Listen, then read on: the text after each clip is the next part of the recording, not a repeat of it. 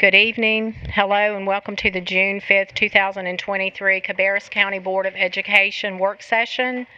I'd like to recognize our Teacher of the Year, Miss Angie McLean, our board members Sam Treadaway, Keisha Sandage, Tim Furr, our Superintendent Dr. John Kopicki, our Vice Chair Rob Walter, our board members Laura Lindsay, Pam Escobar, our Attorney Gil Middlebrooks, our CCS leadership team, and the public to this meeting.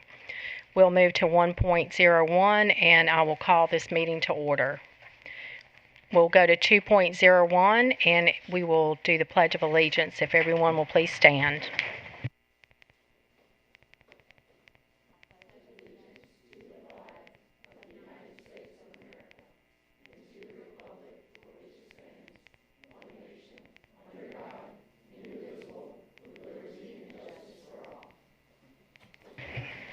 Thank you.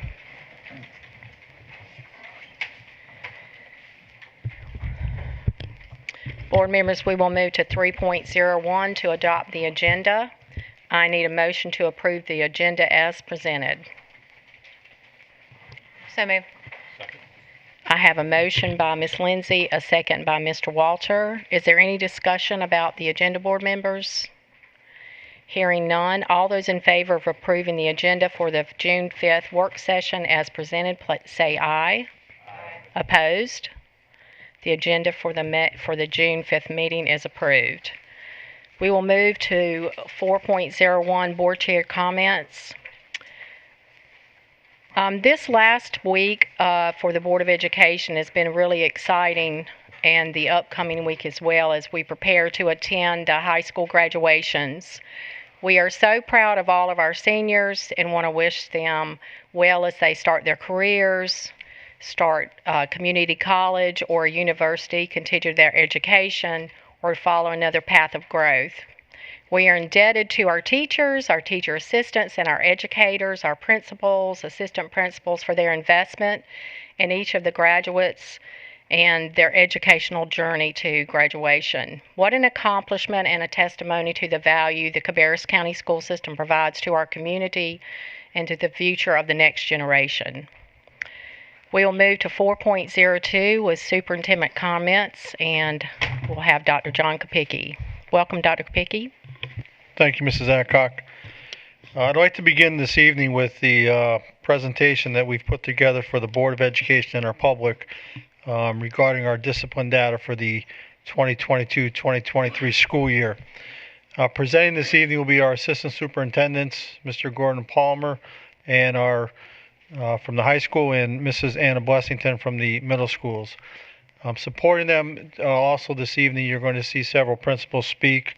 In the audience this evening, we have Dennis Hobbs from Robinson High School, Chris Myers from Northwest High School, Dr. Albach from Concord High School, Chassie Zabel from Northwest Middle School, Dr. Blatney from C.C. Griffin Middle School, and Tanya Williams from Concord Middle School. So they'll also be involved in this presentation as well. So I would ask to allow our folks to present this evening, and then if you have any questions at the end of the presentation, please take notes and you can ask anything that you would like to ask on this data. Thank you.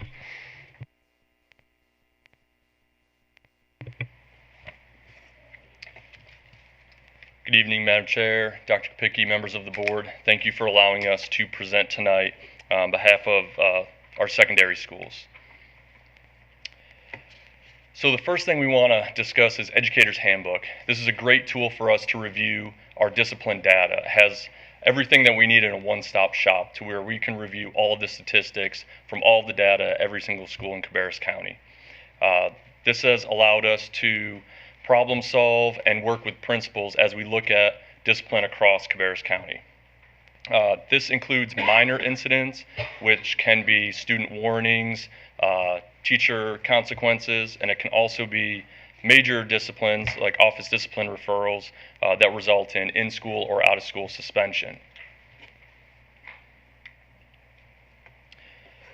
Using this system, we have multiple data days throughout the year, and they are held with elementary, middle, and high, where we review the data and then we dig in to see what exactly is happening in our schools. What are some of the top offenses, and what are some offenses that we may be concerned with? In addition to that, with this system, we're able to look at where events are occurring, what time of day, what day of the week. So when we do a root cause analysis, if we see a problem that may be, for example, on Thursdays at 11 o'clock in the cafeteria, we have a high volume of incidents in a school. We could see maybe that's a supervision issue, and we can address that and solve the problem proactively.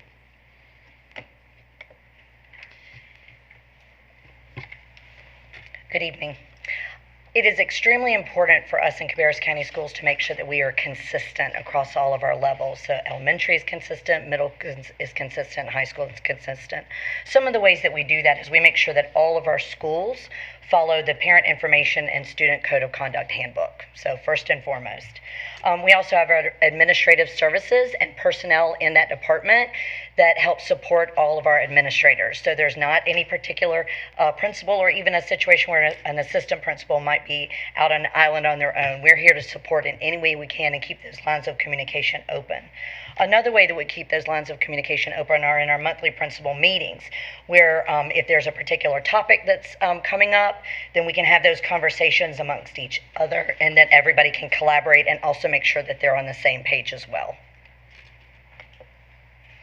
One of the things we also follow here, of course, is our multi-tiered system of supports, otherwise known as MTSS. And as you can see here, it is the triangle shape. I know that you've seen this before, where you've got the core is at the bottom, supplement is in the middle, and intensive is at the top. So the core is about 80% of our students. What is working for the vast majority of our kids? You see here that we've got the wellness screeners, positivity project, we've got core behavioral supports, and as we move up, there might be some students that need a little additional support. So approximately 15% is the target percentile that we've got are any kind of small groups, panorama playbook, and other tiers of support. And then finally at the very top, we have that intensive individual support for students who need a whole lot extra with what they're working with, either academically, behaviorally, or social emotionally. I'd like to give you a couple examples. So, for example, one of the things that often is used is called check-in and check-out. And so if, for example, Anna is starting to show some types of behaviors or maybe some anxiety or something, then we assign her, Anna to a staff member in the school building. And every morning I get checked in with, saying, how's your day going? How are you feeling? What's going on with you right now? And kind of get all that out and get you sort of level set for the day. The child may have a check-in sheet with their teachers to kind of get an idea of what's going on. And at the end of the day, I get checked out with again. How'd it go? Let me see your sheet. How are you feeling? Is there anything else that's going on? And of course, that also creates that trusted staff member in the building that we want for every child in our schools. Another one is Check and Connect. That's a little bit more intensive. That's where we've got mentors in the staff, on staff that are trained specifically to act as mentors and offer more structured time with the child in the school. We also may even have, for example, counselors offering social skill groups. So we've got various tools in our toolbox that we utilize on a regular basis, whatever the need is of the child and the kind of intensive supports there are there. When it comes, though, to middle school, I think it's really, really important for y'all to get a good understanding of life with middle schoolers and maybe remember what it was like to be a middle schooler. This is from the National Middle School Association, and it speaks to the fact that kids in middle school go through a whole lot of social, emotional, developmental, academic experiences. This is a time with rapid change in their bodies and their lives. They're trying to figure out who they are. They're trying to figure out how they fit in with their peer group. They start pulling a little bit more away from the adults in their life, and they're very consumed with what people think of me, how am I perceived. But if you notice the part that I've highlighted here, this is also really important to know for middle schoolers. It is a time when young adolescents are most likely to experiment with at-risk behaviors. So we do see that at middle school, kids tend to they're experiential learning. They are going to make a poor choice. And then as adults, all of us are educators in the sense that we have conversations with the children about this is not a good choice. This is, how could you have done that differently? Could you have said that differently or reacted in a different way? So it's all about experiential learning at the middle school level. All right, so let's dig into some of this data a little bit, all right? As Palmer had said, we have got minor incidences and major incidences. Minor incidences are those that are handled by the teacher and predominantly are classroom situations, but the teacher is handling those things, all right? The types of things that we're seeing are the top 3 in middle school for minor behaviors are disruptive behavior, insubordination, and inappropriate behavior. That's all the top 3 minors that we have. Top 3 office discipline referrals. This is where a child would be seeing an administrator, an assistant principal, or a principal. You see that some of these are quite similar: insubordination, disruptive behavior, and aggressive behavior. I should let you know that the data that we have pulled was pulled last week. It is forever changing day to day, but this was pulled last week, and this is percentiles that are across all of middle schools, okay? All right, wanted to let you also take a look at some areas that are always areas of concern. So we're taking a look at, again, those top 3 repeated behaviors for their discipline referrals of insubordination, disruptive behavior, and aggressive behavior. And you see that it drops down to fighting to 4%.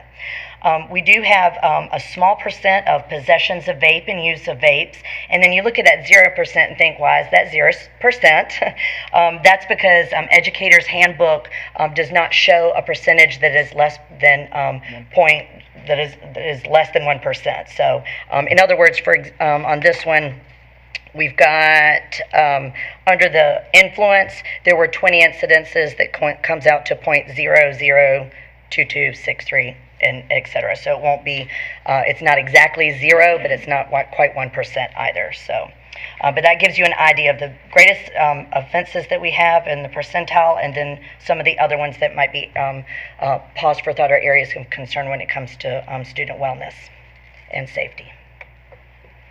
All right, broken down by grade level, fairly consistent here as well, with 6th grade, 7th grade, and 8th grade, right around the 30 to 37%. So fairly even across the board when we're looking at our various grade levels at the middle school level.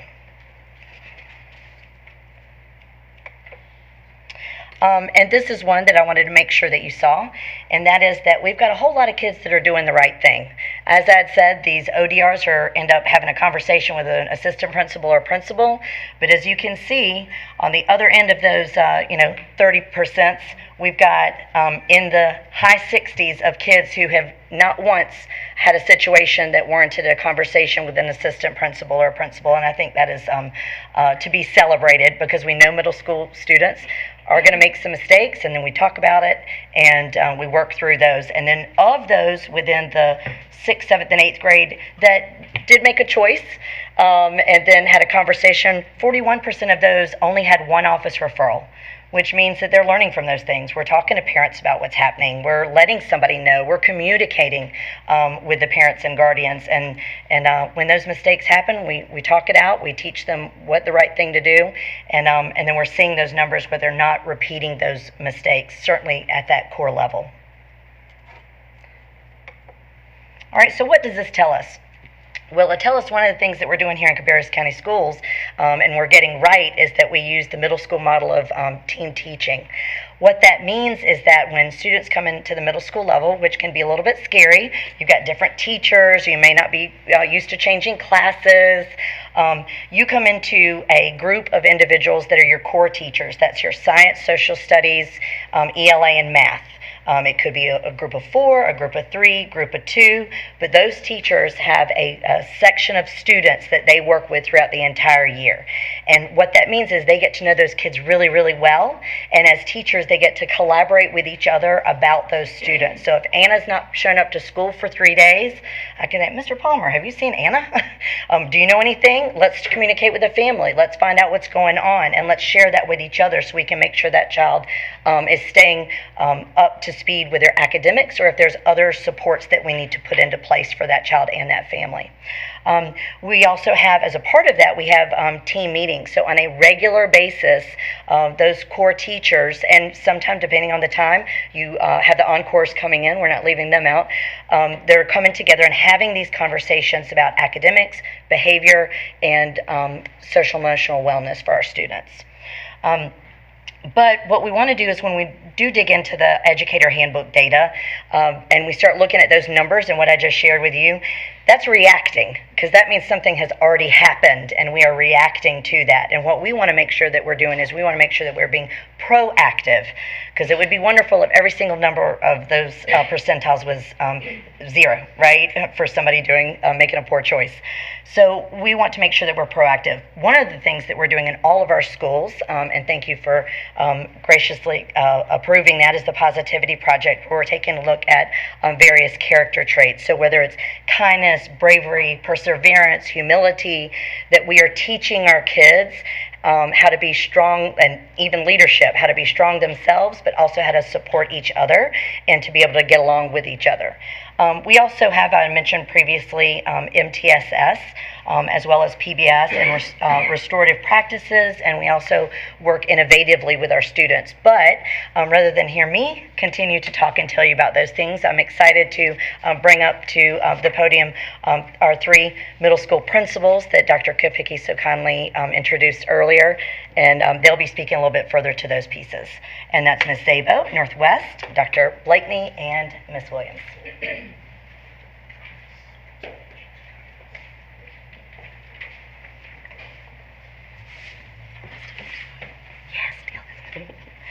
Good evening, Madam Chair, members of the board, and Dr. Kopicki. My name is Chastity Zabo. I'm the principal at Northwest Cabarrus Middle School, and I'm really excited to be here to share with you the MTSS structures and PBIS structures that we have in place at Northwest Cabarrus Middle to support our students. Our goal is always to ensure that our students have access to the support they need to succeed from the very beginning. We spend the first 2 weeks of school teaching and modeling our school expectations. So we actually set up a schedule where we take the students into the cafeteria. We demonstrate what their behavior should be in the cafeteria. We'll practice class changes. We will take them into the gym. So that way, no matter what setting they're in, they know exactly what those expectations are from the very beginning. We continue to be proactive in our approaches by holding team meetings quarterly with the students to review school expectations. And that allows us to focus on any areas of concern. So if we have a particular behavior that we see is showcasing an educator's handbook, that gives us an opportunity to address that behavior during that time in those meetings. Each week, our MTSS coach, our grade level counselor, and our grade level administrator meet with each core team to review what the progress is. So we look at the data within those meetings to determine where students may need additional support, so we can create action plans for them. So not only are we looking at the academic data, but we're also looking at the behavior data, attendance, and any other things that may be behind the scenes. So twice a year we do something called the BUS, which is a behavior universal screener, and to see what behaviors the students have, whether they're internalizing or externalizing, so that way we can create plans for the students as well. Then we have a Tier 2 team that meets monthly to review and discuss our individual student data to ensure we have the right supports in place. We want to make sure that there is no student that is missed. So if there's a student that may not have come up in conversation in a core team meeting, we have data decision rules in place so that way we do not miss any students that may be falling in the cracks. As the year progresses, our grade level counselor and our grade level administrator meets individually with the students who may be struggling behaviorally. That way we can review their individual data, because the students need to know how they're performing and where there may be concerns. They may not realize that their issues are only at the beginning of the day or end of the day or a certain class. So we go through all of that data with the student to create a support plan and an action plan for that student. Once we get into second semester, we do partner up with Northwest Cabarrus High School to begin building in early supports for the students, especially our 8th graders as they're getting ready to transition to high school. We have the Northwest Cabarrus High School graduation coach, Principal Myers, and a few of our seniors who come down to our campus and actually have been down on our campus multiple times this school year to talk with our students about what they need in order to be successful in high school, because we want to make sure that they are aware of what to expect before they get there. The graduation coach also meets with our core team teachers and our MTSS coach to discuss students who need additional support at the start. So that way, all of the work that we've done at the middle school level, we do not want that to be undone as the students go to high school. So that way, the supports they're getting in middle school will be the same types of supports that they would get at the high school level when they move on. This year, our students have made us extremely proud. Ms. Blessington talked about the data at the district level, but at Northwest Cabarrus Middle School, we've actually had 68% of our students that have not had a single office referral this school year. And then we've had 82% that have had one or less. So 14% of our students only had one office referral and did not have another incident the rest of the school year. And we really think that that's a part of the processing of the behaviors that we go through with the students, having conversations and supports we put in place with the counselor as well. Thank you for your time. Good evening, Madam Chair, board members, and Superintendent Kopicki. Many of the things that were just shared with you from Northwest Cabarrus Middle are also implemented at CC Griffin. In addition, some of the other things that we're doing as well to make sure that we're proactive in our approach to managing discipline and focusing on teaching positive behaviors. Every day, the school day begins with an extended homeroom block, and there are themes for each day. After a review of the data, we did decide that we would devote 2 of those days to making sure that we were focusing on teaching behaviors, and we are utilizing the Positivity Project on those days. We decided to give 2 of those days so that twice a week we knew that students were receiving lessons on teaching those positive behaviors, but also to build community within the homeroom. Was one of the goals of that, and we have had very positive feedback from beginning the day there. It also provides a time for teachers to give check-ins for students, to reach out to counselors and admin if we see signs of that students or already have something going on. We're able to grab students and check in before the instructional day begins. Something else that we did is that we did focus on rebooting PBIS at CC Griffin. We really wanted to make sure we were very intentional, and what we did is we did the usual things. We did the assembly at the beginning of the year, the mid-year, but we've also been very intentional throughout the year with making sure that if we saw a rise in specific behaviors, a certain team, a certain grade level, that we pull them back in to reestablish the expectations. We've also utilized the school news with students to address those. We partnered with student counsel to also have incentives and challenges for students to get them to focus on reducing any negative behaviors and again focusing on the positives. We also added the Griffin store this year, so students were very excited to do things and want to know, do I get a Griffin ticket for that when they've done things this year. But seeing the students come in and shop for the Griffin tickets has been exciting to see the students who were coming in who decided that they wanted to be able to take advantage of that opportunity as well. So that was another thing that we did, again, to focus on positives and not so much with the punitive side of the behaviors. Additionally, through Skills Plus, because what we noted was as a lot of you've heard tonight a couple of times, is that there's a small core of students who have repeated behaviors that take up a lot of our time.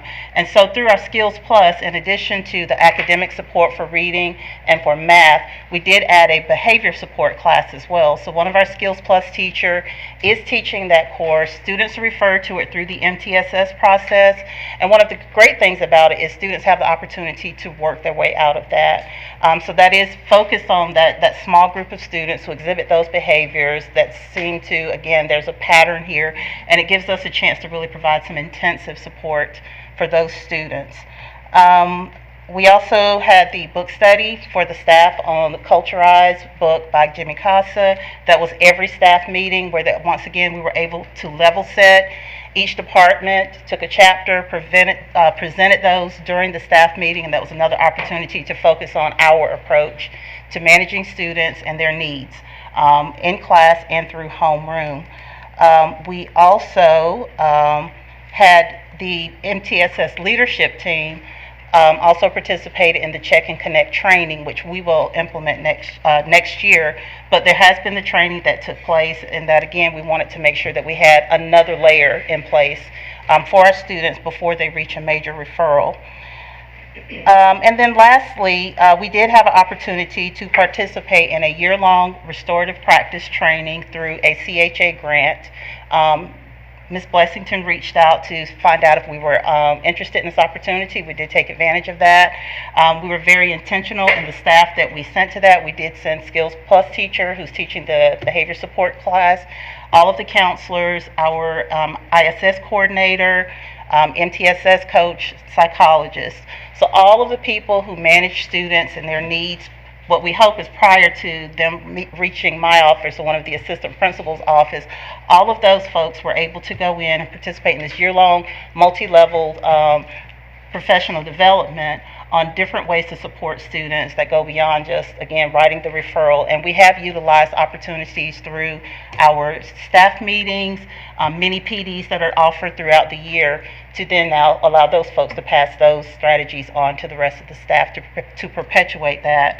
And we've supported that by this year. We revised the discipline matrix for teachers in the classroom to really make sure that we clarified for teachers what are teacher-managed incidents versus things that should come up to admin to be managed through a referral. And it's been a year-long process, again, really refining and making sure that staff was aware of what should be managed in the classroom versus what should go in Ed Handbook. Thank you for your time. Good evening. So I'm the wrap-up girl for middle school. So yes, we do the same things at Concord Middle with MTSS process, looking like we do for academics. Behavior is just as important. We do a lot of partnerships and mentoring with our students that need that extra support, a lot of which is with Concord High School. Some of their basketball team comes with a coach to mentor some of our young men who need a little extra help and encouragement, and I think that goes a long way. But the bottom line really is we're looking at relationships and building relationships with students. Every morning I stand in the foyer so I can see students coming in as I greet them from car and bus. You can tell right away who needs a little extra time or may need to go sit and just take a moment, and that's important. It's important to know your kids, and I think that's one thing we're really trying to focus on very strongly at Concord Middle is knowing your kids so you know when they need that moment before something does escalate, so you can see that ahead of time, and that's something that I feel that we do very well. Another thing that we have at our school is I call her the mayor of the 28025, Miss Caldwell. Miss Caldwell is amazing. She is our ISS coordinator, but she's more than that. She really is the heart of the school. She knows family, she knows grandmothers, she knows aunts, uncles, cousins, but when the student may make a poor choice and they do have to go to ISS, she has been trained. We did send her to training for restorative practices beyond suspension. She's also had the reconnect, the de-escalation type strategies, and she is a natural. If you ever get a chance to meet Ms. Caldwell, please do, because she truly does impact students widely throughout our school, but she is key to helping reteach some of the strategies in that small setting. When someone makes a mistake that ends up with ISS, she really does do that, and she follows up with kids. So that she's not just a punitive person, right? So she sees that as a teaching point, which is what you really want. The other thing that many of the people have said before is PBIS. We do have at our school, it's not the Griffin tickets, but we do have the golden ticket, and they get something from the Mind Card. Get it? So the Mind Card is something that we started this year, and we did the tickets. We started that this year as well. Looking for the positives. I mean, we need to do that. It's so easy to see someone doing something wrong, but just as I always say, if a student is reading a word incorrectly, we teach them a strategy so they can learn the word. Well, we do the same thing when it comes to behaviors. We need to, redirect and teach them the right way. Well, with PBIS, we are setting those standards. We're teaching the standards as they said, and we do school-wide meetings with all of our admin for each grade level. We've done them in the beginning of the year, middle of the year, and I have been known to get on the news to have just a little, let's regroup now. We're getting close to spring break if we need to, because we all, adults and children alike, we just need a check back in, right? So those work very well for our students, and of course the talkies go like that on the Mind Card. Sorry, Stephanie.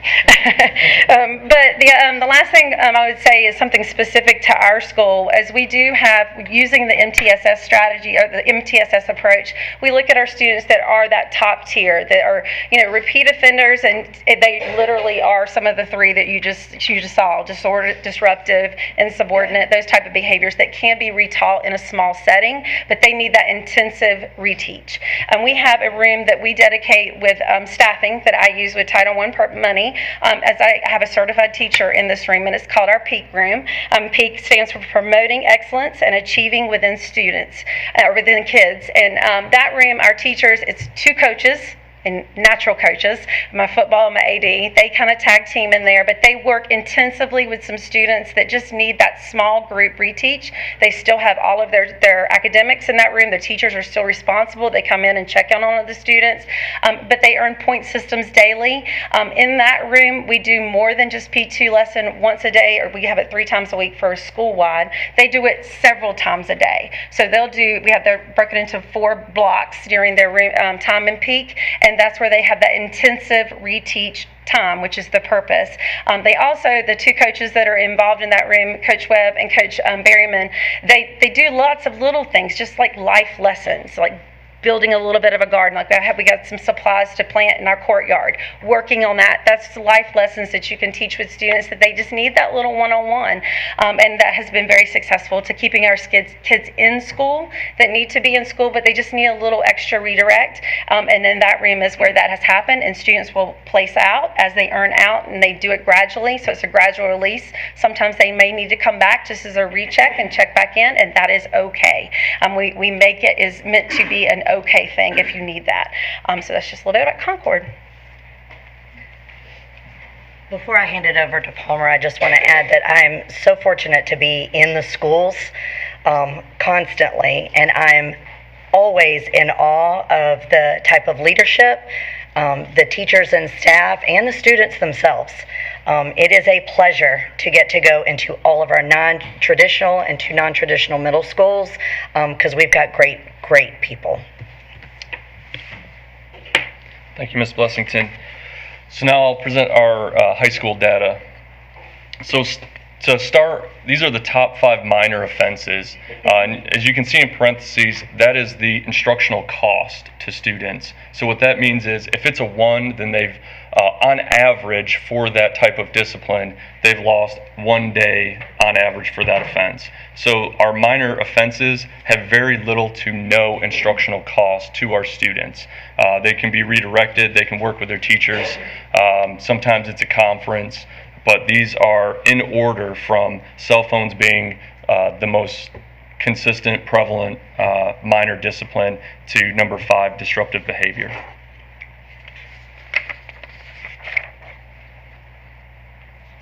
When you look at what percentage of our total discipline, and this is across the county, so cell phones are 19% of the total discipline when you look countywide. Insubordination is 15%, and so forth, with disruptive behavior being 8%. As you can see, it's fairly consistent across the board with no major discrepancies of 20% or more in one category.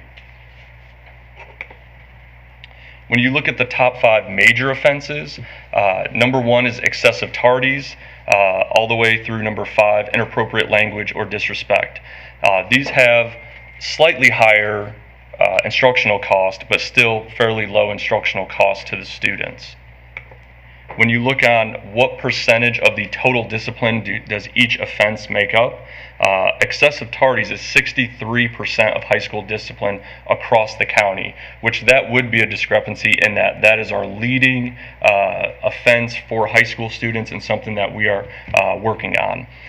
But after that, cutting class, insubordination, disruptive behavior, inappropriate behavior are fairly consistent with no major discrepancies.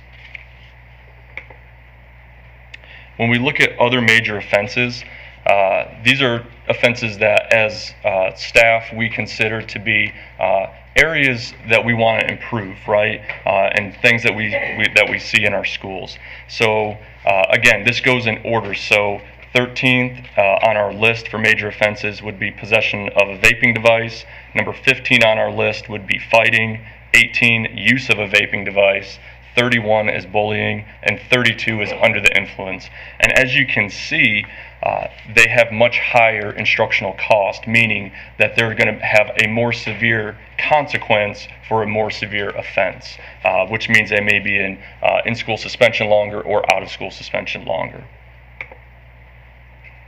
When you look at what is the percentage of total discipline that each offense makes up, possession of a vaping device is only 2% countywide of all of the discipline that we handle in high school for high school students.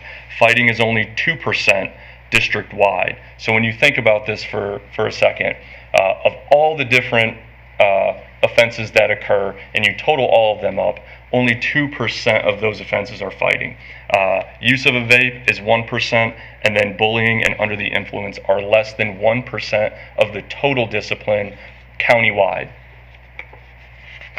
When you look at this, this just shows, again, the top 5 major offenses, and then also the 5 offenses that we're looking at as a potential concern. When we look at students committing these offenses, and again, this is countywide, so when you look at possession of vape, and you look at all the high school students that we have in Cabarrus County, only 2% of our high school students have been committed the offense of possession of a vape. Fighting, only 2% of our students, high school students in total, have been in a fight.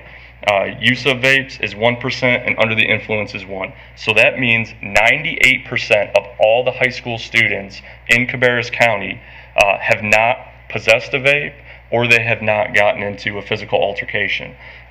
Use of a vape and under the influence, 99% of all high school students have not had that offense.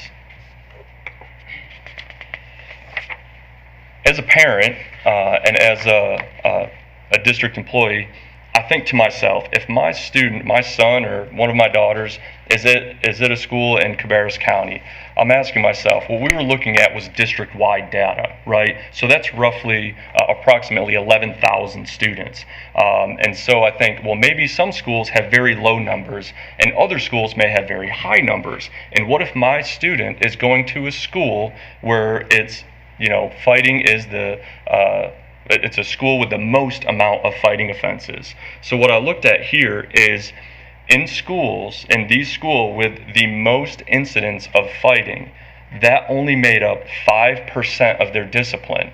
So again, the school with the most amount of fights that took place this year in Cabarrus County, at that school, it was only 5% of their total discipline, right? The school with the most amount of under the influence, it was only 1% of their total discipline. The school with the most use of vapes, it was only 4% of their discipline. And the school with the most possession of vapes, it was only 5% of their total discipline for the school year. When I look at that in terms of students, so, okay, again, still not looking countywide, but looking at a school with the most amount of incidents in each category. The school that had the most incidents of fights, only 6% of students at that school were involved in a physical altercation, where 94% of that school was not.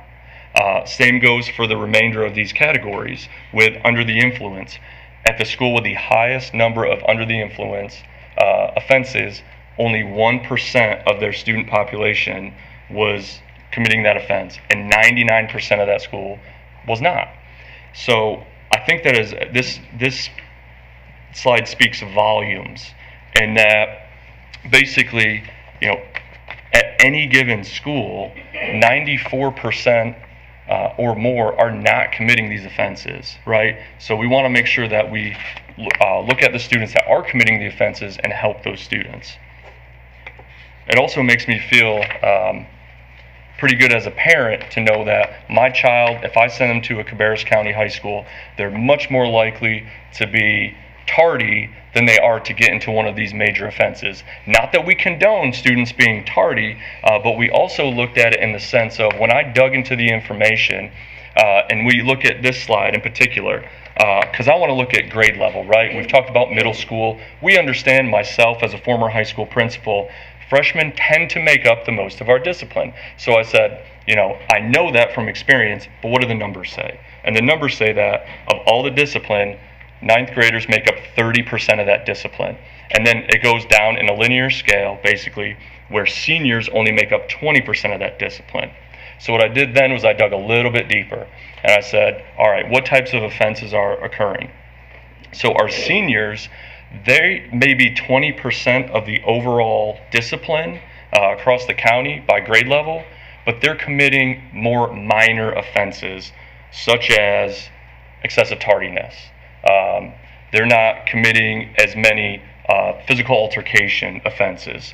And kind of just in general terms, you think about that, and it makes sense. When you're in 9th or 10th grade, you're typically not going to be as tardy as an upperclassman because you're either riding the bus or your parents are taking you to school, typically, right? And when you get older, you get a permit, you get a license, you start driving to school. Sometimes, unfortunately, we do see an increase in tardiness. But this is just some information as far as grade level that our freshmen are making up a larger percentage of the discipline. Beyond that, I wanted to see, okay, of these areas that could be a potential concern, possession of vape, use of vape, fighting, and under the influence, by grade level, what are they making up by grade level? And as you can see here, this really stands out that for fighting across the county, freshmen make up 51% of the students that get in a physical altercation. So we want to target that student population and work with them to make better decisions and work on conflict management and conflict resolution. So as we look at all this information, we also looked at timelines, right? So how has this gone from the beginning of the school year to the end of the school year? And I put it in a mark here for March because when we were looking at vapes and we were talking to principals and we go through our data days and we're trying to problem solve these offenses, we decided to increase the consequences for vapes because we know that there's major safety concerns and there's issues where we really want to make sure our students are safe. So even though it was 3% of our total discipline, it's almost like when I had a fight in my school, if I had a fight, it was one fight too many. So we're always wanting to combat that. So we looked at this, we increased, at the beginning of March, we discussed it, we looked at all of the data, and then towards the end of March, we put in a policy where we increased, and not a board policy, but within the board policy, it allowed us the flexibility to increase a consequence. And that's what we did. Now we saw from then forward, possessions of vapes decreased, use of vapes increased. So we're still going to continue this and analyze this. It's a little bit early in the pilot, but we are going to continue to monitor this as we go throughout our Summer Leadership Academy. So Gordon, just real quick to clarify, no policy changes were made to this. It was the policy that gives us some latitude to play with the consequences a little bit. So that's kind of what we did. We kind of increased the consequences according to the policy that was already in place to pilot that and see if that would have any impact on it. That's still something that's under discussion. We're kind of reviewing that now at the end of the year, and we'll talk about that over the summer with Gordon and all the high school principals and middle school principals to continue to address the vaping issue. So it was just one way. There was a trade-off there. We just wanted to see if it would have any impact. One of the things that we noticed was that, I think Gordon will speak to this a little bit too, of those students that we identified are caught vaping, the recurrence was almost nil that they would vape again. So we were able to educate them again. And I believe either Gordon or John LeGrand is going to talk about one of the policies, not policies, one of the programs that we put in place that was not having the effect that we wanted to have, but through John LeGrand's leadership and working with the principals and Gordon, we believe we've changed that particular program to address some of the ways that we can help kids stop vaping. And they're going to speak to that in a moment. He can speak to that as well. But I want to be very clear to the board, we did not change policy. That's a board's job. And we'd bring that to the board if we wanted to change policy. What we did is we changed the consequences that allowed us that latitude within the policy to see if it would have any impact on this particular disciplinary issue. Gordon?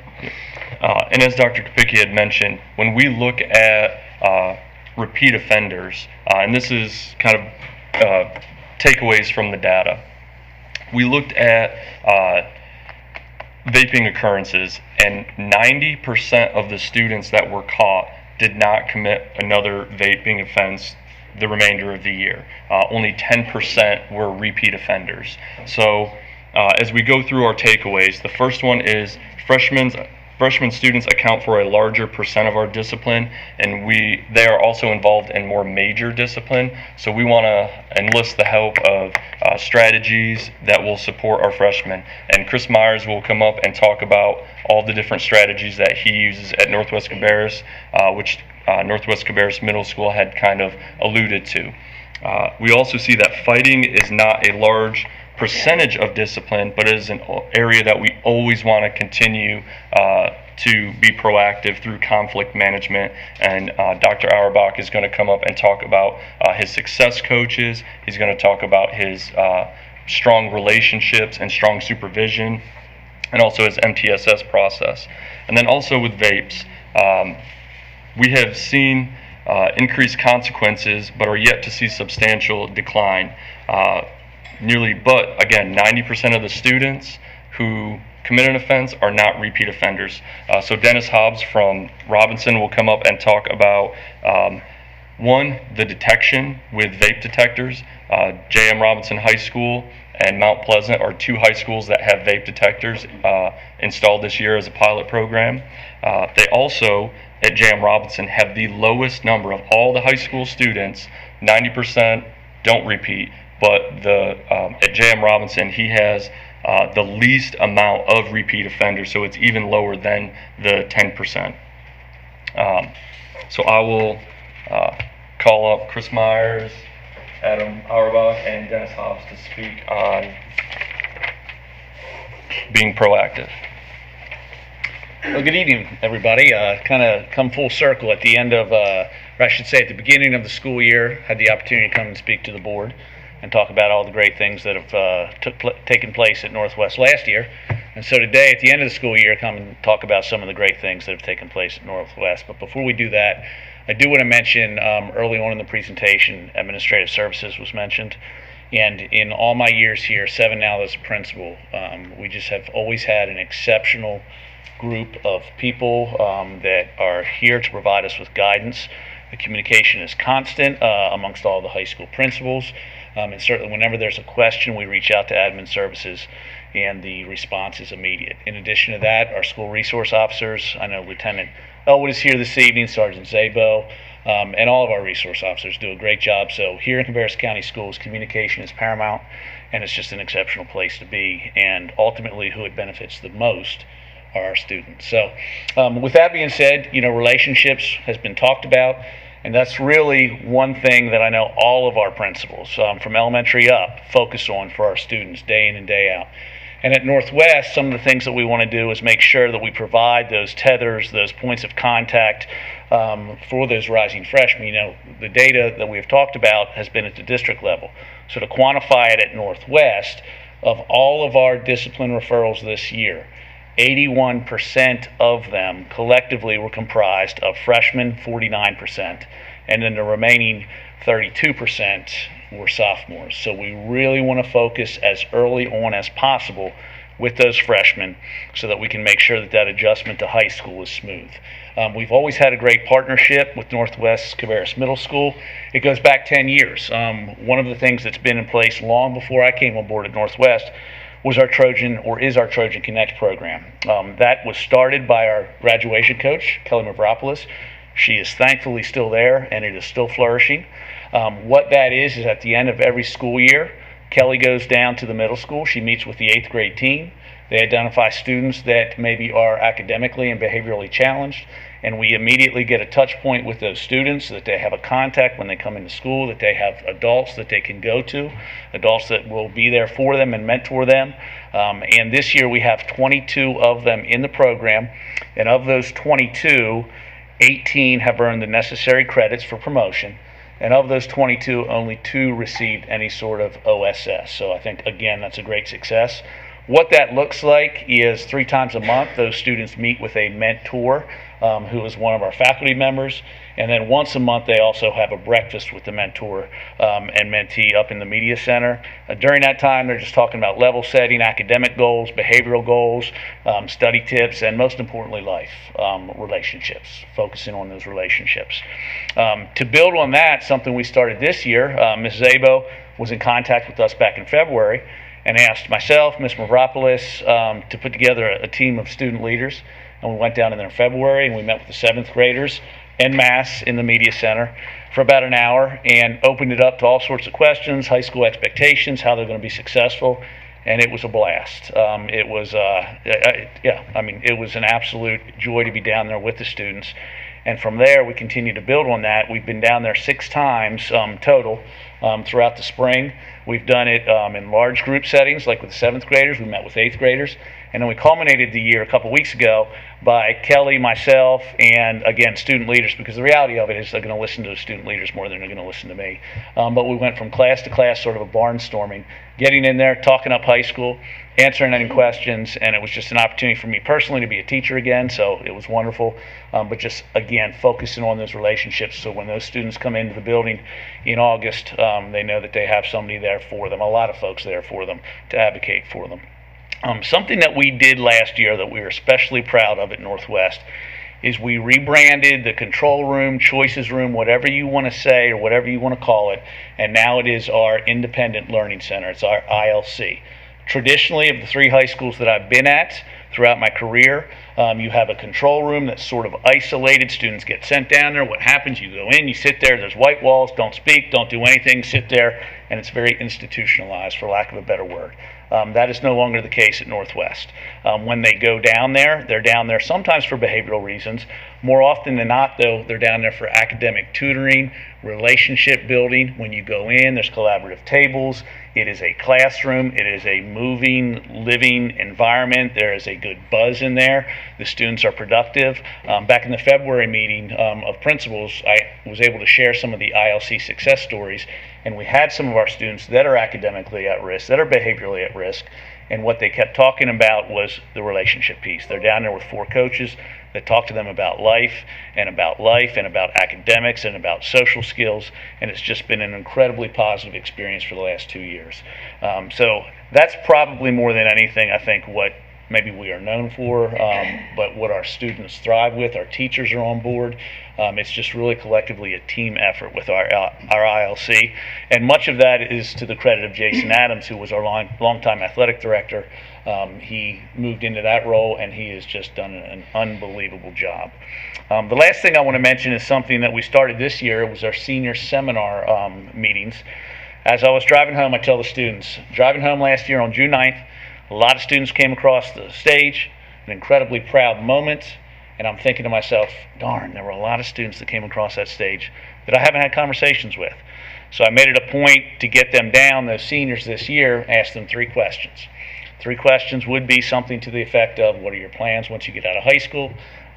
Who is a trusted adult here? A place where you could go, where you knew it was safe, where you had a sense of belonging. And invariably, the 250 students that we're going to have walking across that stage at 12:30 on Friday, they all spoke about that one word that so many other folks have spoken about tonight, is the relationships. And what we want to do from that now is next year with our freshmen, I would love to be able to meet with all the freshmen like I have the seniors. Probably won't be able to. However, with that being said, we're going to divide that up with our assistant principals by alphabet. And so from the beginning of the school year, they're all going to be meeting with all their freshmen and having that immediate touch point with them, building that relationship and letting them know, and their parents know, that they and we are advocates for them and their success at Northwest. So thank you all for your time.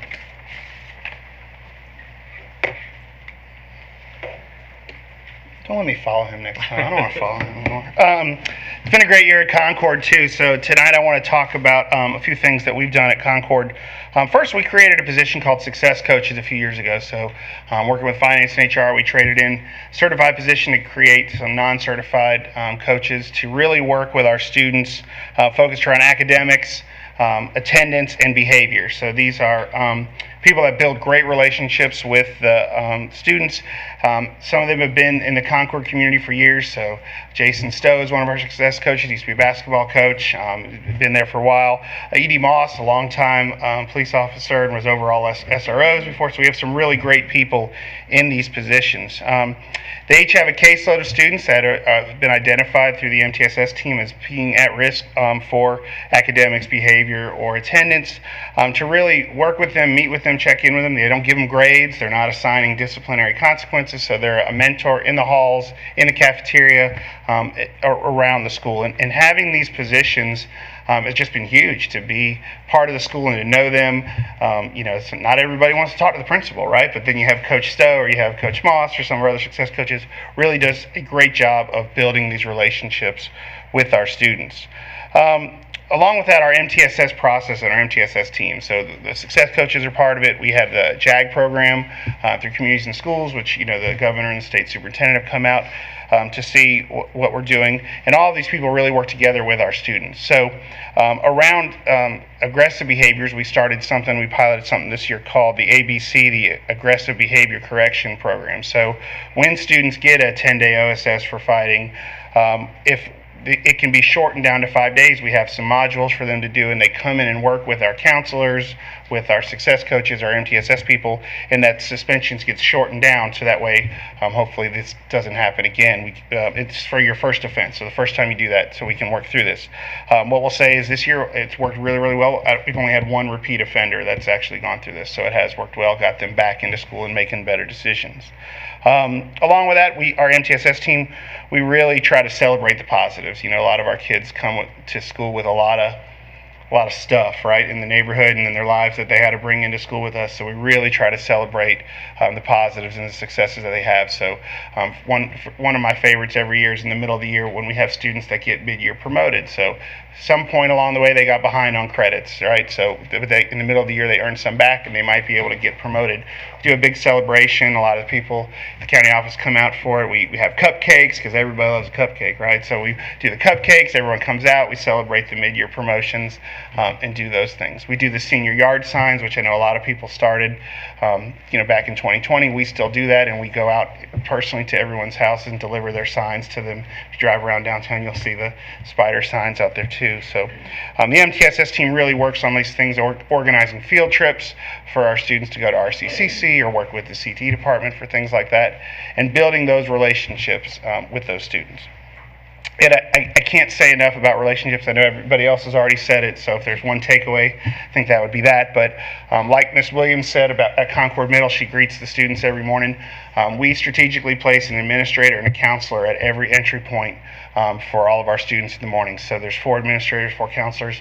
We're all tied together. So one of us is in the commons area, one of us is out front on the car rider line, one is out in the bus lot, and one is upstairs. So we're all there so we can see them to see if Johnny's walking in and something seems a little off. An administrator and a counselor is right there before we have these problems. During class changes or lunches, the staff presence at Concord is everywhere. In that way, students know that they feel safe. They see us in the halls. They know where to expect us there. I think also that the strong relationships that we have works well for our teachers too. We've had very low teacher attendance issues this year. We don't have Monday, Friday flu at Concord High, so our teachers are at work all the time. We've had very low staff turnover. We've only had 2 teachers all year resign during the school year, and that one was for an assistant principal job and one to stay home with a baby. So the relationships that our staff have with the kids, our kids have with the staff, makes everybody want to come to work. We know our students' names, and a lot of times they'll come to us prior to situations and come to us and say, hey, doctor, you might want to go down here, or you might want to talk to so-and-so. And because we have these relationships with these kids, it helps avoid some of the problems that, honestly, a lot of this stuff doesn't start in school, but it comes into school here. And some of our kids, school is the safest place for them, and that's unfortunately where some of these fights and some of these things happen, is because they know it's safer because they only got to hold their own for 5 seconds at school. And that we're going to be there to break this up, and they feel safe at Concord High School. So, thank you. The closer. All right, hard to follow those two. But good evening, Dr. Kubicki, members of the board. Just want to talk to you a little about our vape detectors. Just excited to share with you this year about the sensors, the Halo smart sensors that we have at school. So one of the things that it does a little more than just vapes. So last year, during some of our school improvement team meetings, we were talking about things, and one of the things was vapes and how can we get a control of our vapes within our school. So our SRO at the time, he had a system that he heard about and shared it with us, and we were going to share it with the county this year. So we did our data deep dive and looked into it, and then so when we looked at it, so this does a couple things. One, it detects vapes, but not just vapes, it'll also tell you if it's THC.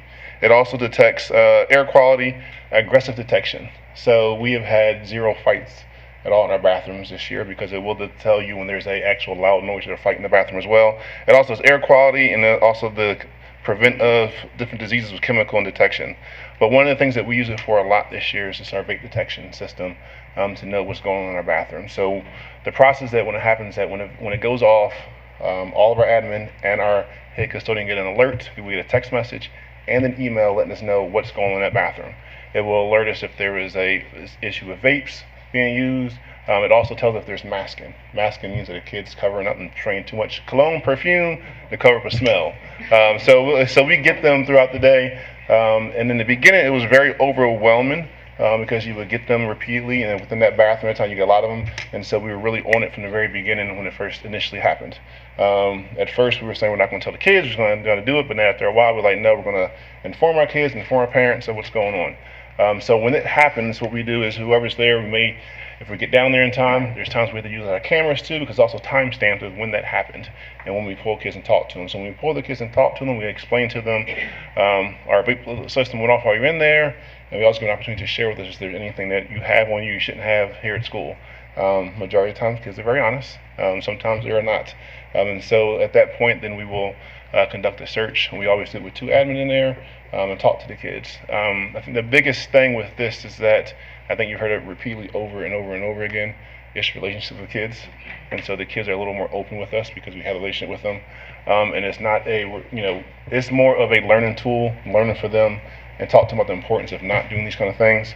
So we do that. We search them. We look at things. We also will depend on the situation. We may utilize our nurse as well to check their vitals, just to make sure everything's good with them if they did or didn't use it. Because with the vape, sometimes you can't tell what's in the vapes. So we do want to check their vitals as well. And with that, we contact our parents about it. We assign a consequence. We do a lot of coaching and mentoring with it. And then we also do a lot of check-ins when the kids come back. We're constantly checking with the kids and making sure they're doing okay, they're doing good, and we really explain to them kind of the importance of not doing this and things of that nature. Also within our county too, we have vape modules. So depending on the offense that happens, so we have different offenses. You have just possession, you have use, you have under the influence, and so depending on what happens will depend if they have to complete a vape module. So that's done a lot of things with our kids here in Cabarrus County, as they're able to kind of learn the dangers of vaping and what it can possibly do to you. And so they do have to complete those vape modules. If they're suspended from school before they can return to school, if they're in school, there's times where we may work with our ISS coordinator to kind of work with them and complete those with them. But there's more to just, I would say there's more than just than that system by itself. And so with that system, there's 1 or 2 schools that have it this year. Probably is J.N. Robinson and Mount Pleasant. And so we really kind of utilize it. And with that, though, there's a lot more than just using the system to really monitor what's going on. A lot of it is staff visibility. So during our transitions in the hallways, when kids change classes, every teacher has a different station. We even station admin as well and teachers outside the bathrooms just to make sure. Now we do have 3 out of our 5 bathrooms, not all 5 of them, and so of course the kids kind of can pick up which ones don't have them, and so we do put a little more visibility, a little more staff at those bathrooms as well.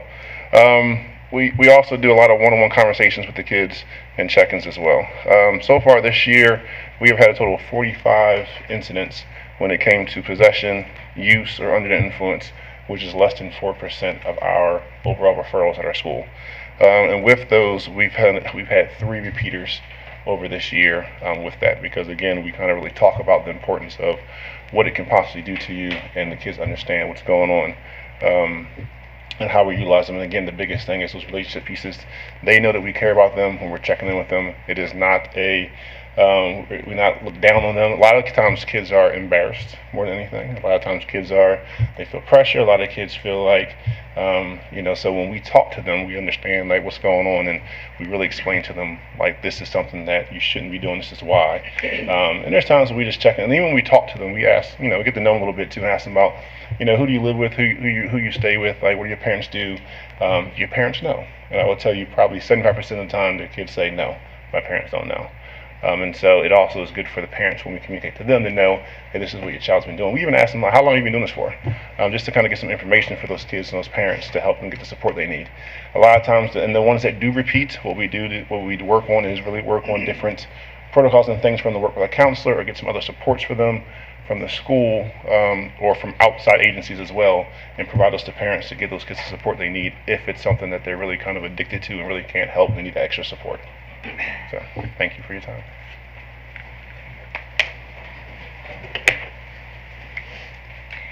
So I want to share with you that we do have a district discipline committee. In full transparency, it came about originally in response to being on DPI's warning list for disproportionality with EC students. Through great work, the CCS came off the DPI warning list. That was through professional learning for administrators around the best practices for EC students, making sure there was proper protocols to ensure admin were reviewing behavior intervention plans. And although it's wonderful to have been removed from that warning list, let's be clear that the work will always continue. That's not enough. Right?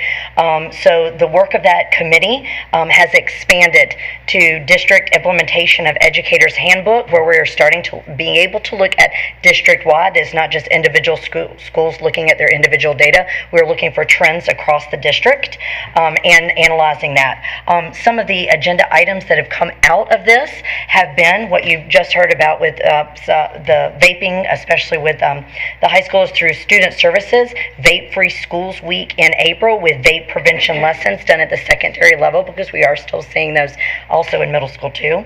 Restorative Practices PD for ISS coordinators in May, and then we know that cell phones are an issue in schools. So we're out of the work of the committee. There was also making sure that we've got all of our schools have clearly communicated cell phone policies, so there's no ambiguity on what the rules are with our students that have cell phones. Part of the strategic plan includes professional development for teachers, also around student wellness. I think a big part of today is making sure that we're taking care of kids in all aspects. You know, behaviors come from a place. So making sure that we are offering that professional development for our teachers and throughout our district to make sure that we're looking at the whole child. So continuing in the future, we will continue this work through summer leadership. We have a summer leadership academy that runs Monday through Thursday, where we work on planning for next school year. So in basic terms, we have data days throughout the semester, throughout the year that we work with our schools, and then in the summer we continue that work. We've also built a new process for a CNA, which is a comprehensive needs assessment that we've shared with all the principals, and that will build their school improvement plan. So through that process, a school will look at all aspects of their needs for their school, and discipline being one of those. So we will continue this in our summer leadership program. And with that, So before we do move on, a couple things.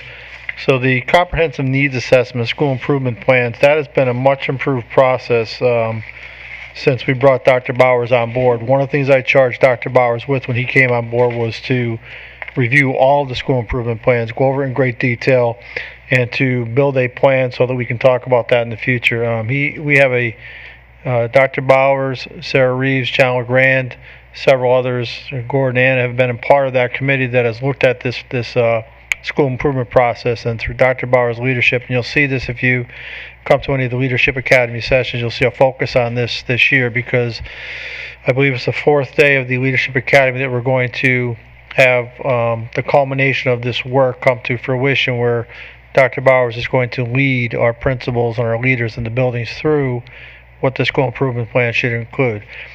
In a synopsis, some of that through this needs assessment is going to match and mirror some of the portrait of a graduate work, our strategic plan work, the NC STARS program. There's a lot of things that are connected through that, and there's a crosswalk that's been developed by that team through Dr. Bauer's leadership that's going to really focus on utilizing the school improvement plan process.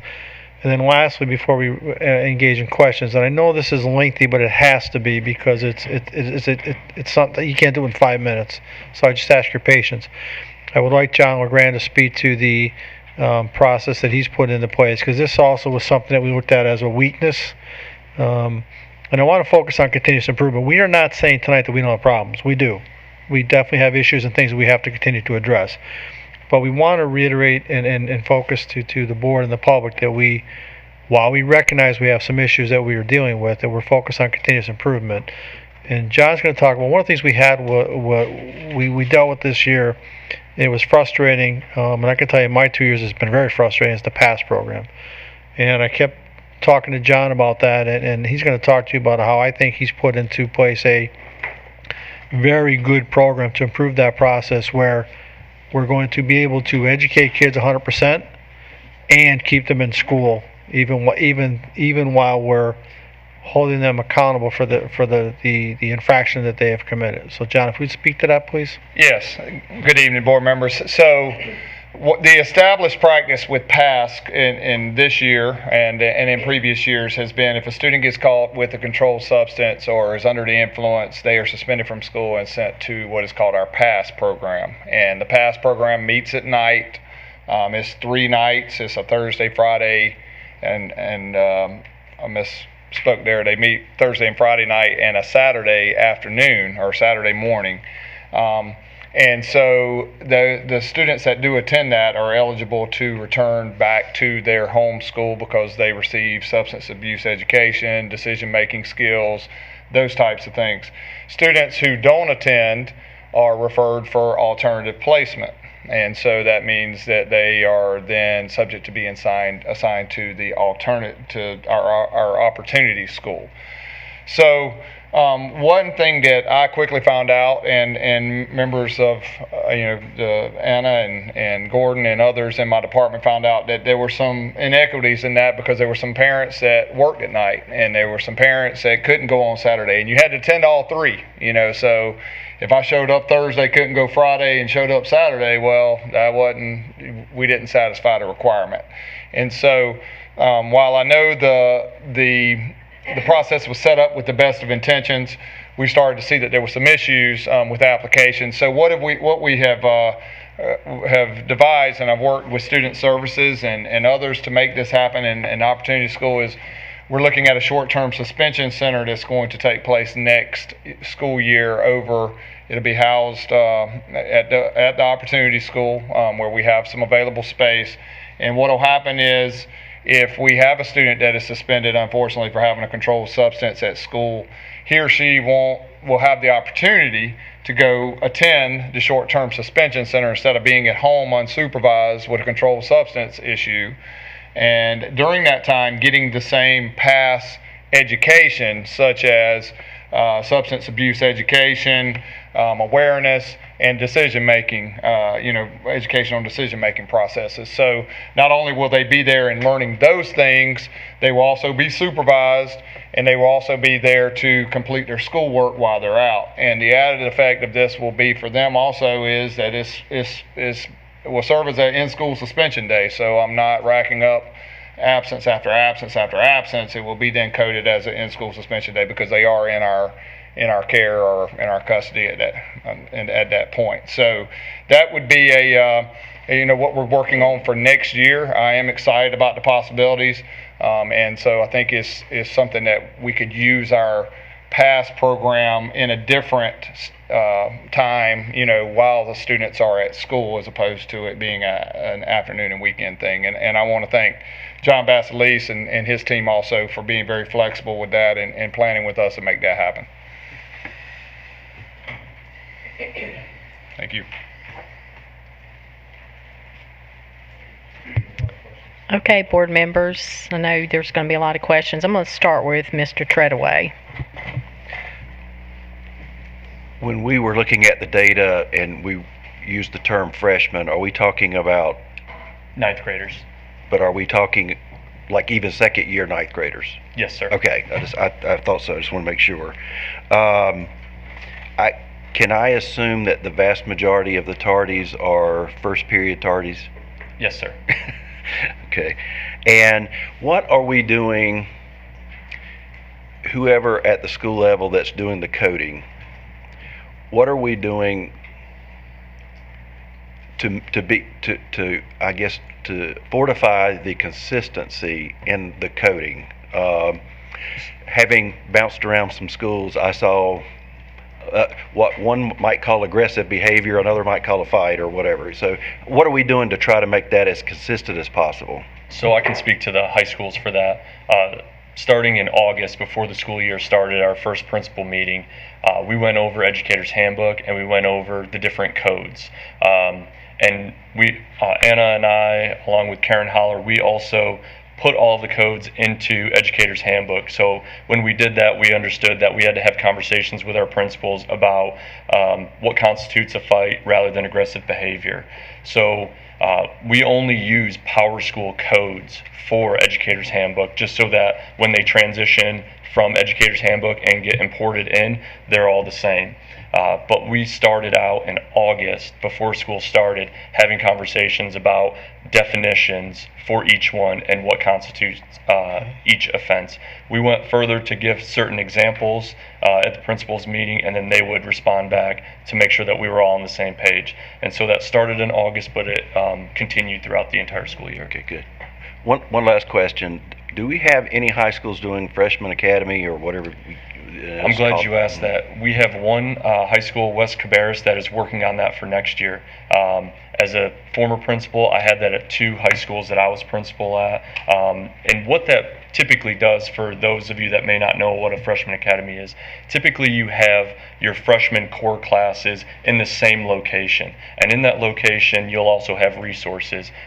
Me in particular, I had my counselor for 9th graders and my AP administrator over 9th grade. So they were housed right there on that hall, where if a teacher or student needed immediate assistance, they could have it really close by.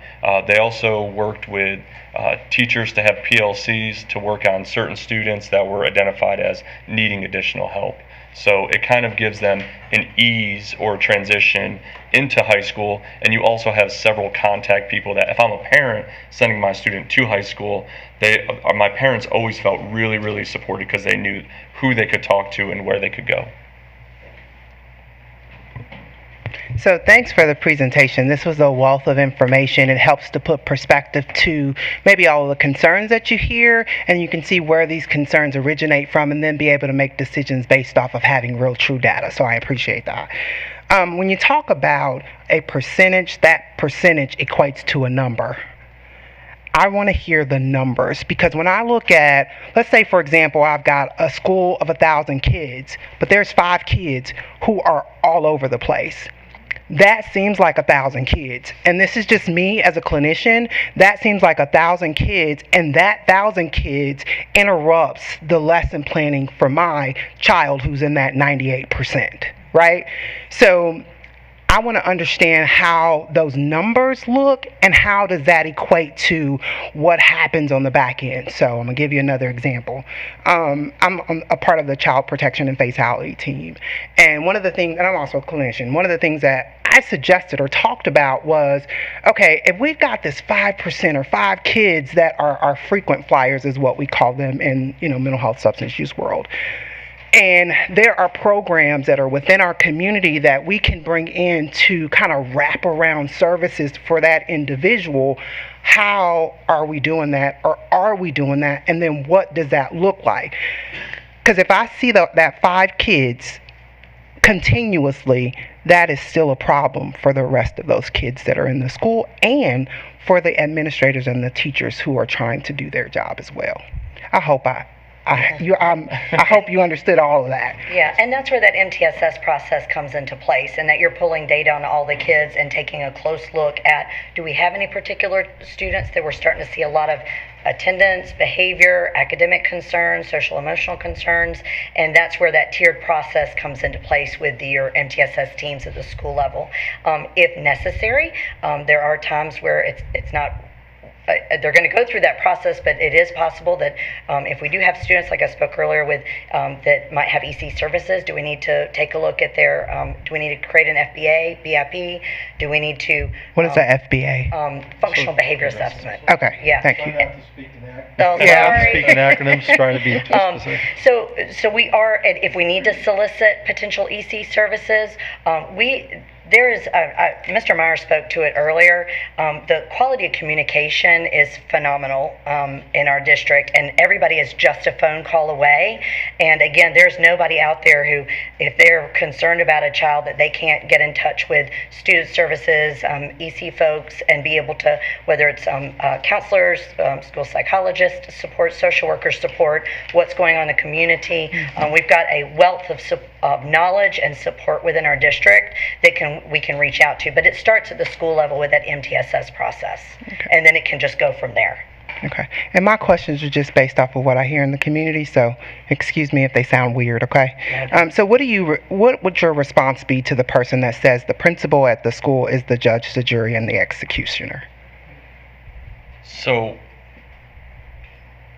my response to that would be, typically in a high school,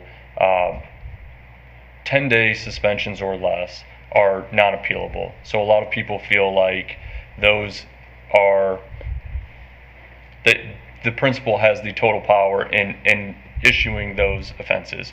But what I would also say to that is that we have consistency across our district, and that starts with in August when we were setting up what constitutes each offense, but also with each offense we want to be consistent across the district so that this is not a decision that is made in a silo, right? This is decisions that are made consistently across the district at each level. So even though it may seem like the principal is judge, jury, and executioner, it's really a collaborative process where we want to be consistent. If a student does one offense, then they get the same consequence.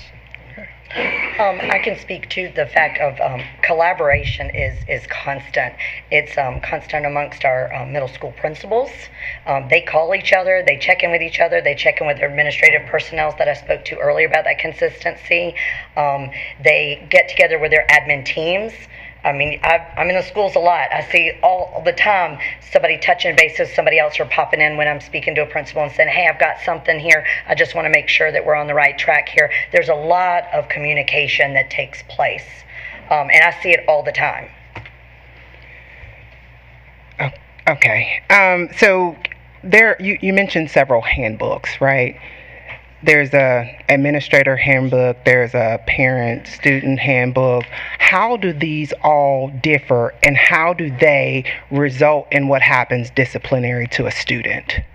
I hope that made sense. Y'all looking at me like I got two heads. So we've got the county handbook that all of us are required to follow. All of us are. And we follow that. And then you may have at the school level a school-specific handbook. It can specify certain things, but it'll never be looser than what the county is.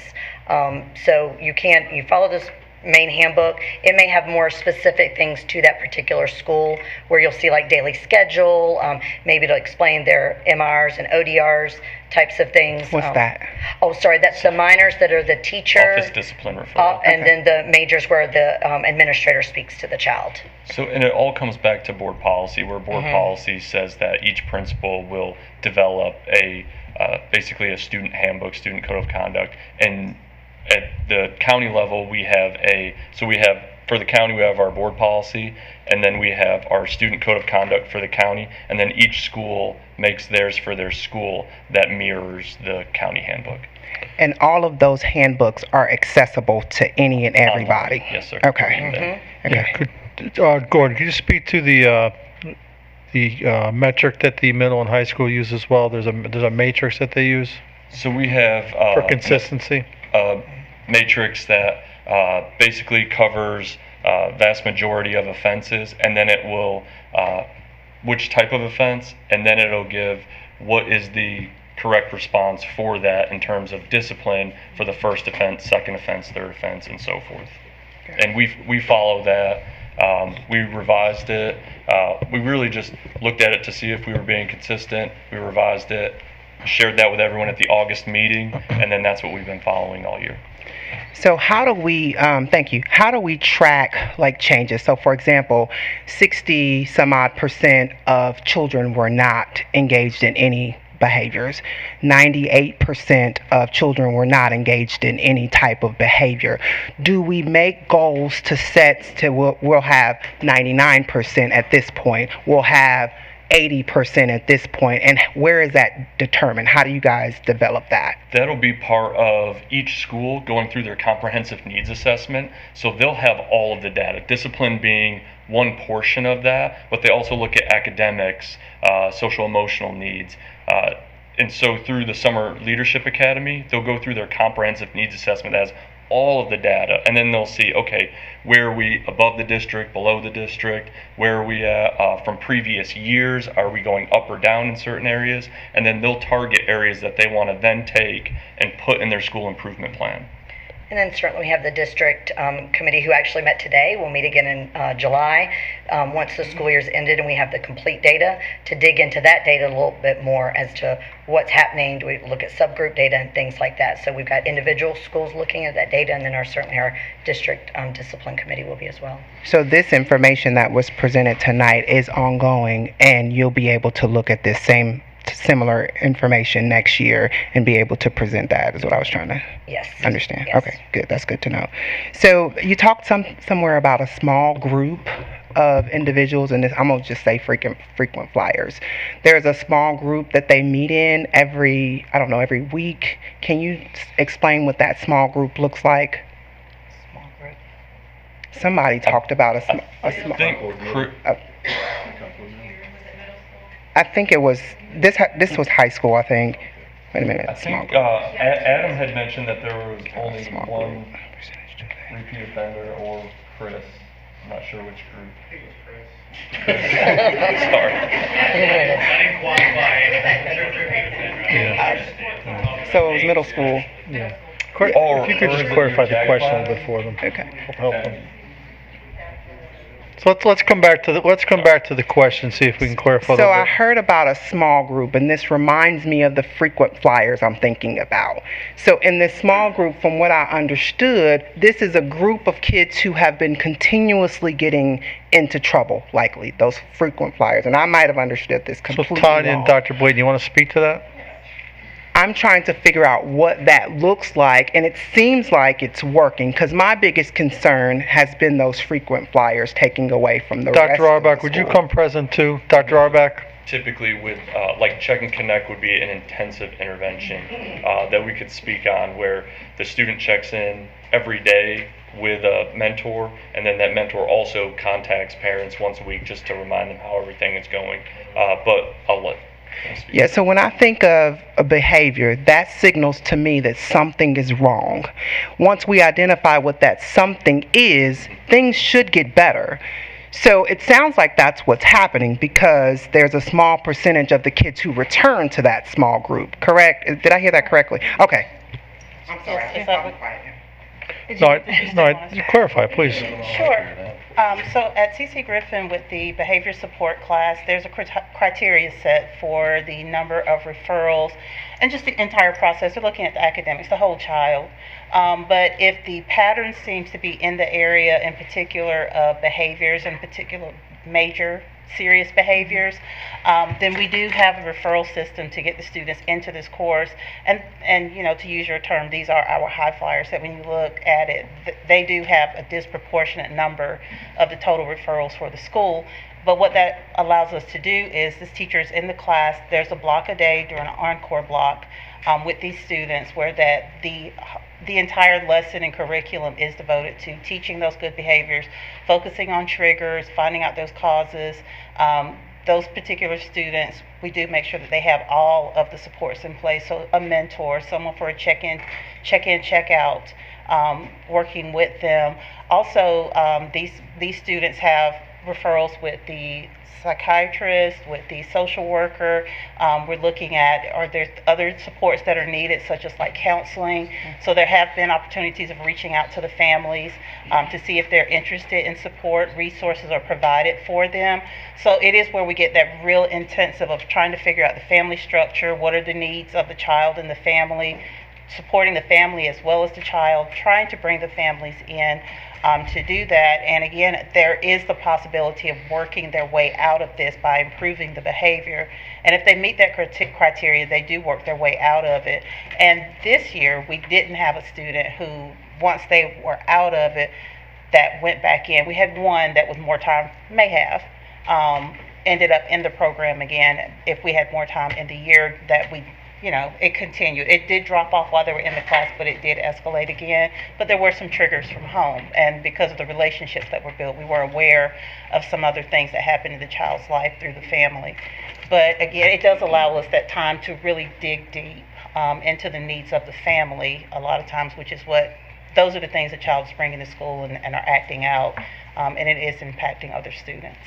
And I would say the peak room or the peak program for our school is a little different in that ours is all day. So they're in that room all day. So they did get in there through that MTSS process. So tier 2 is more of what she's talking about, what we look at. So we have, that's what you're getting with your team, and we pulling in our counselors in our tier 2 meetings. So you're looking at students, you're trying to get them before they get to the top.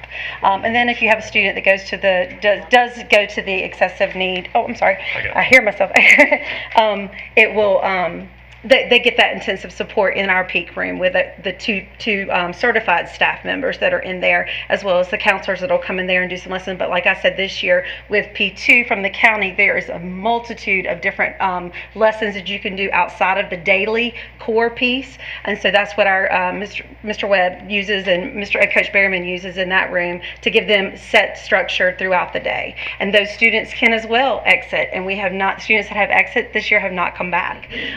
Some need that structure, and then we try to push them out as they earn their criteria, which is a point system for us. Each part of their day is broken into a point system for each student. It's very individualized, and we're going to make some tweaks and changes next year to even make it more individualized for the students. And as they push out into a core class. So, as they earn their first class back, it may be reading, it may be math, whichever one they need the most support, we get them in that classroom first. And then they do that daily check-in to the point they're totally exiting our peak classroom, but they go check in with Coach Webb daily to say how you're doing, or Coach Berryman, he's in the foyer with me in the mornings, to see students as they come in as well. We also have students that exit that'll still, like the next year, so we're coming to an end of a year, we're reevaluating, looking at how students have done through the program that are in there right now. And typically what we did last year, I can only speak to 1 year, is that we pushed all of our students back into the regular classroom for a fresh start, fresh year, but we still had them, Coach Webb went to them, to their classrooms. It was like, here, you need me? I'll just do a little walk and talk. How's it going? So very preventative, but they are such relationship driven. But at the same time, you're teaching them the skills. You're getting all those pieces in there. But that is very much on a tiered system. Sometimes a little wonky on the tier, but yes, it's really very individualized for the students and what they need. And I just want to add one more thing is that we did identify that disproportionately males as opposed to our female students. Big difference there. And so we did have 2 teachers, was led by Ms. Mejia at CC Griffin, did identify some male figures. So we had 3 gentlemen that were coming in monthly and that were doing, we call it a men's group. But basically it was a mentorship where that they were meeting in the mornings during homeroom block and were coming in, bringing breakfast, but really building relationships and talking about goals, future desires, sharing their stories with these gentlemen. And we were a little curious as to how they would how receptive the students would be, but they were very receptive. It was a beautiful thing to walk by and see students who usually kind of a little tough in the halls to really just sit down and open up and ask these guys, how can I get where you are, how can I do what you're doing, and to hear the conversations that took place. But this was another way of just really trying to connect males who were not always consistently making good decisions with other males, to give them something to which they could aspire. So if I can just add to that, I'd like the board to continually think of this triangle, because the triangle gives you perspective of what we're talking about. What Ms. Williams and what Dr. Blayton are talking about and what you're hearing about is probably a tier 2 intervention. If you look at the triangle, what we're saying is that green bottom, those core behavior supports, you're hoping that all of your kids are there, but the reality is they're not. So if you build on that triangle, about 80%, 85% of your kids are there. They go through the core, they go through the day without much intervention or much assistance. They just kind of function throughout the school day without any intervention. Then you got about 5 to 15% of your kids on that yellow area, that caution area, that need some tier supports. And some of those are the small group things that we're talking about. And I commend Ms. Williams and Ms. Bladen, because I know about the PEAK program that they're doing and some of the new innovative styles for next year you have in place. And, kudos to you, Dr. Bladen, for even taking the extra step to look at the disproportionality and doing the work on that. I know it's a passion of yours. I appreciate you taking a look at that. So they're the things we're talking about. So you always got to be keeping in mind that multi-tiered system. And then obviously you have some kids that need even more support, which is about 5% of your kids, that individual support that we have to do a lot of one-on-one stuff. So that's the stuff. So the triangle kind of you can keep that in mind, the perspective that helps. On the outskirts of that triangle is a square. Those words aren't there just to be there. They talk about our culture and some of the things we focus on this year, championing all students. And I think Dr. Bladen and Ms. Williams just gave a good indication of what we're talking about. Some kids need more. That's the equity piece. But we still expect excellence from all of our kids, and we are the merchants of hope to carry the banner for all of our kids. So those words, there's intentionality behind those words. But if you can keep that triangle in the back of your mind, that'll give you some idea of some of the things that we're doing at each tier. So like a tier 1, a tier 2, a tier 3, and so forth. And when they reference that, they're referencing the triangle in our multi-tier support system. And I asked Dr. Auerbach, too, to speak, because I know that one of his interventions this year is that when we took some data, we looked at some at-risk students, and I believe there were 62 to 68 students at Concord High School that he identified that were at risk based on some of the data stuff that we returned back. And we talked a lot about relationships, and he built in a system where he assigned an adult to all of those kids. You want to talk to that a little bit? Sure. So we used the data from our Panorama survey and identified 62 kids, worked with our MTSS team and our counselors, our system team, these 62 students self-reported they didn't really have a strong connection with one staff member there. So we did it's called 2 by 10, but we did it over 7 days, 2 by 7. So 2 minutes for every day, one-on-one time for our staff member to get to meet the student, get to talk to them, not about grades, not about stuff, just to build that connection. So, and one of the great things about the staff, I sent out to the staff, said, hey, if we have 62 kids were identified that we want to really try and target over this next 7 days. If one staff member is going to do it, that'd be 62 kids. It's impossible. I had 62 staff members almost volunteer right away to do this. So the staff really bought in, jumped in with that, and really made a difference. And most of these kids were new to Concord, moved into the area, or weren't old Concord, didn't grow up here, didn't know everybody, but through looking at the data and using the tools that we have, could identify them and really made a big difference with those kids. So. Appreciate that. And again, I appreciate all the administrators that are here this evening and doing their presentations. To be clear, this is happening across the district in all of our schools with all of our principals. I could have chosen any other group of principals to come up and talk, so I appreciate that, but I want to be sure that we all understand that all of our principals are doing innovative things in terms of system of supports. But when we talk small groups, there's a lot of good things going on. It's a great question, but I just want to highlight some of that work to give you a little more perspective as to how we're doing those small group things. And again, if you just think of the triangle, that kind of gives you perspective. Ms. Sandage? So please don't take my questions as I am targeting anybody. This is literally what comes to my email, comes to a phone call, or comes to me at the grocery store. And I really and truly just want people to be able to get to what they need, because when they don't have problems, none of us do either. And our communities are better as a result. The second to last question I have is this.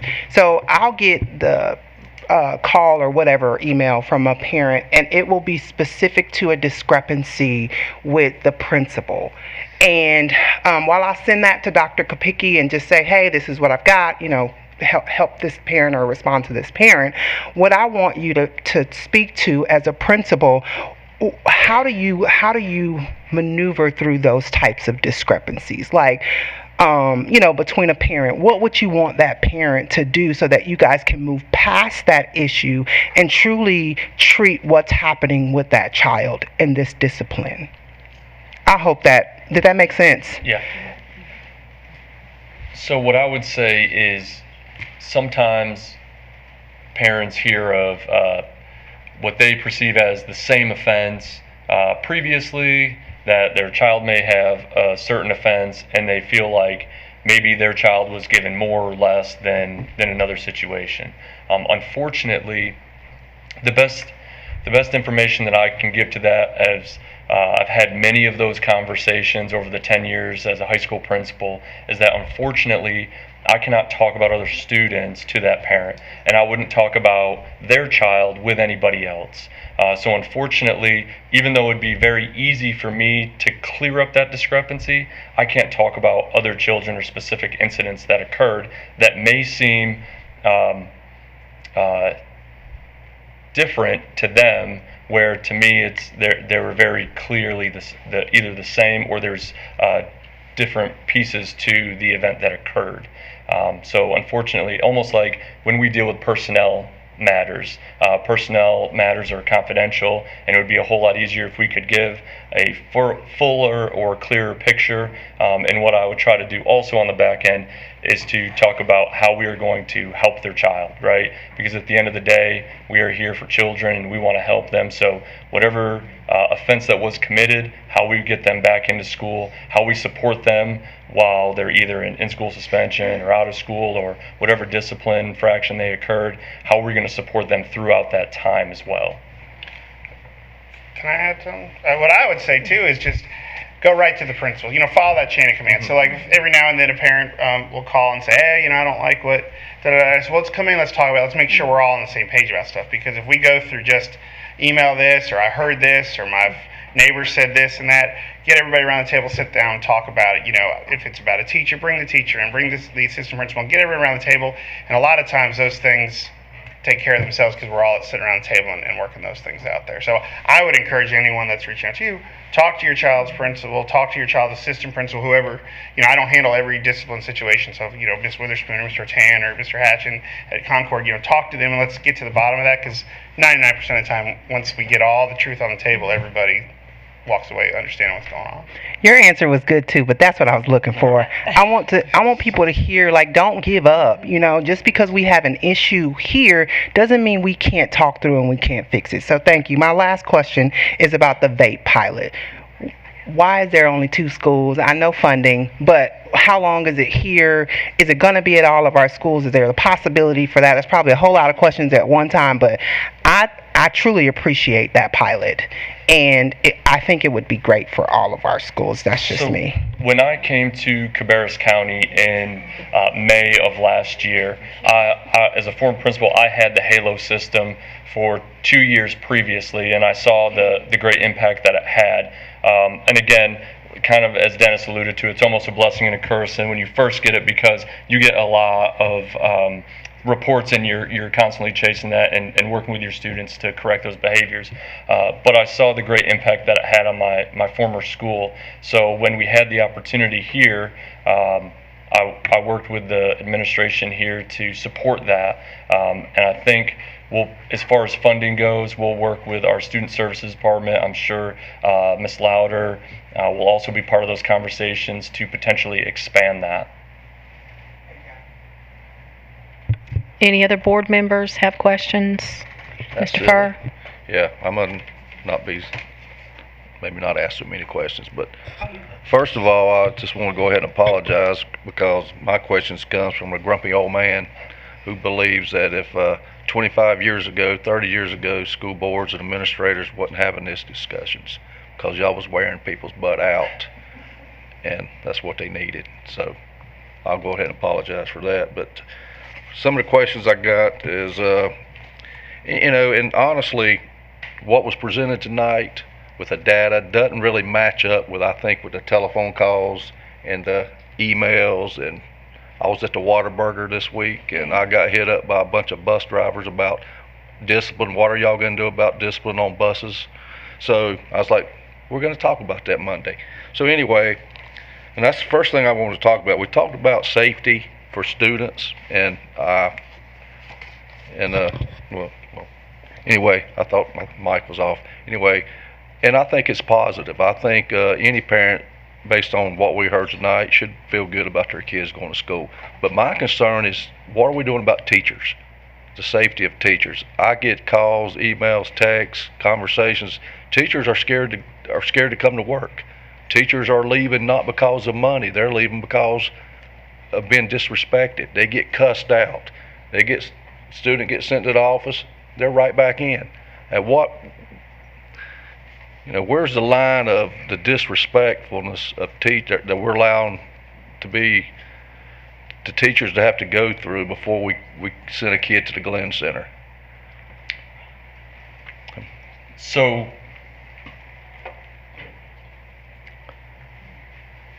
I guess the way that I want to answer that is I encourage our principals to handle discipline. Whether we have restorative practices or we have different opportunities to support students, at the end of the day, we're not telling our administrators to turn a blind eye to anything. So at the end of the day, we rely on our administrators to go through the process to instill the discipline in their schools that we see. And from my vantage point, walking through the schools on a nearly daily basis, I don't see chaos. I don't see what you would, when you receive an email or I receive an email of a parent that may be upset, and I've been in these schools, I don't see the chaos that comes through in an email. I see orderly schools. I see students that are in classrooms working on their education. So I think that I would want to address each of those individually. And I'm not saying that's not true. I'm just saying that I know, and I think every person up here knows that teachers are getting, I mean, they're getting treated unfairly. And if anything comes out of this, I want the teachers to understand that we're not okay with it. And no one in this room should be okay with it. And whatever it takes to make sure that none of this stuff continues to happen. Mm-hmm. And is any of that data, did it also include what happens on buses? Was that all included we can look up locations in educator handbook. We didn't specify locations in tonight's presentation, but we can certainly follow up with you with location information, because educator handbook does provide us with that. Well, that's all I got. Thank you. Mr. Walton. If I could, I'm sorry to interrupt. If I could speak to that. If a student, we have specifically in our, if there is directed disrespect or directed profanity towards staff member, there are more severe consequences that we follow as a district. So if something that may be disrespect, that is, they didn't pay attention in classes as long as they wanted to, but what you're talking about, we have more severe consequences for that as well. And I'll just add that I wouldn't want to make any type of assumption, but it sort of goes back to your question too, is have they shared with their principal that this is how they're feeling or what they're worried about too? So I would just make sure those lines of communication are always open. And another piece to that too is we have the teacher working condition survey, and that speaks volumes. That is something that I went over at the beginning of the year with all of my principals. So principals who scored highly and principals schools who basically went over every school and how they scored. So that is the opportunity. Also, there's teacher surveys, there's staff surveys that they're filling out this past month. But also the state does a teacher working condition survey, and that's something that I always prided myself in as a principal, to make sure that my staff felt supported. So that is something that we look at for teacher support.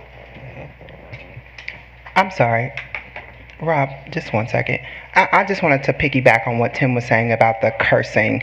I do think that children are cursing like that's their form of language these days, and I do understand where he's coming from about it just being accepted sometimes. And I don't know that that's purposeful, but it's, we can't be suspending kids for this and we can't be suspending kids for that. But I want to echo what he said to teachers.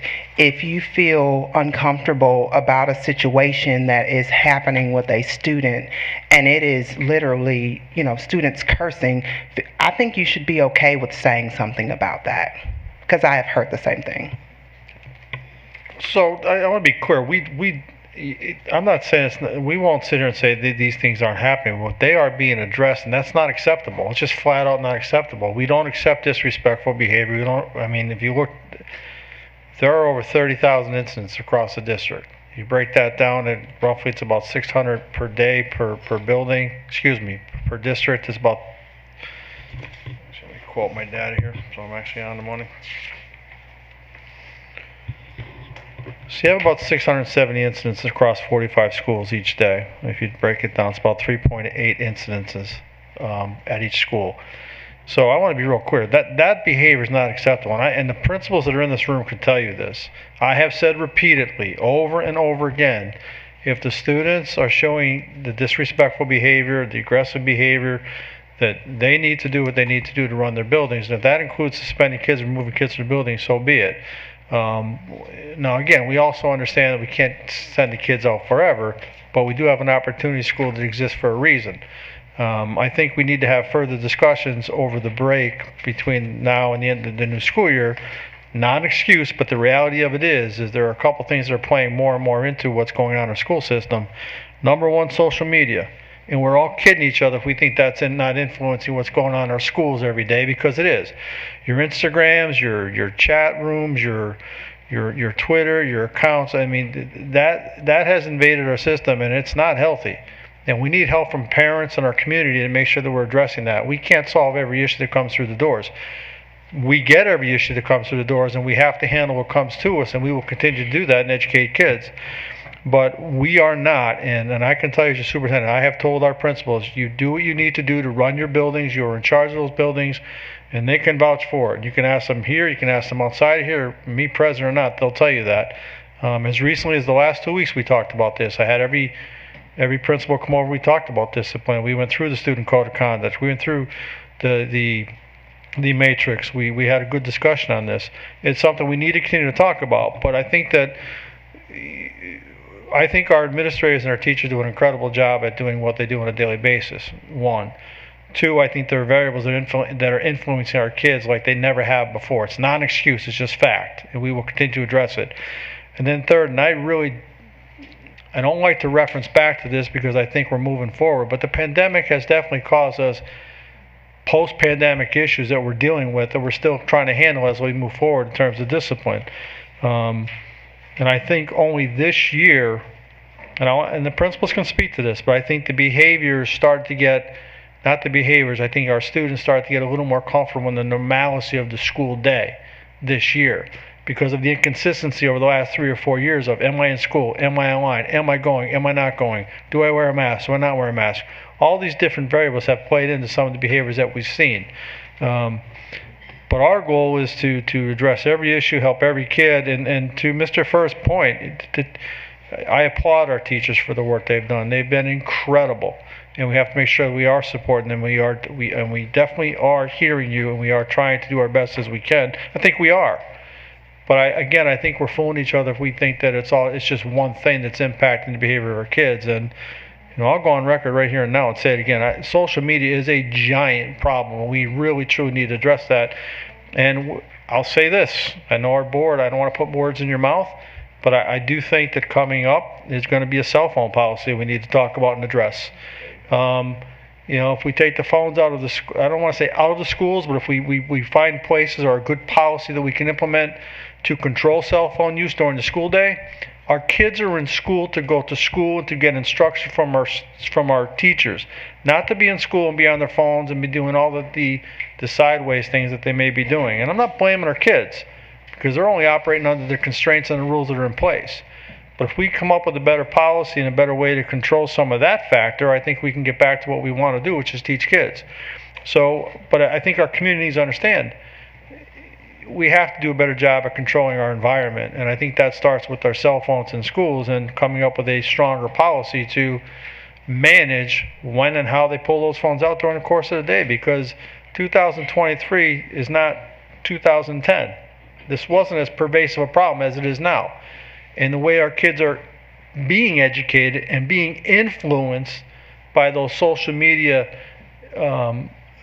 obstructions and things that are the obstacles that are in place for them, it's a distraction. And we're kidding ourselves. We think that that's not causing some of our discipline problems, because it 100% is causing some of our problems.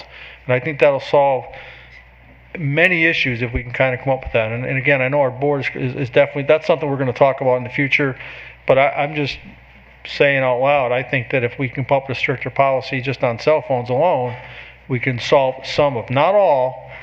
I don't think you're ever going to solve all the problems. If you put 1,800 young students into a school you're going to obviously deal with some issues, but I think we can put some better restraints and policies in place that can help our kids, not hurt them, help them to focus on why they're there, which is to go to school and have our teachers instruct. All our teachers want to do is teach.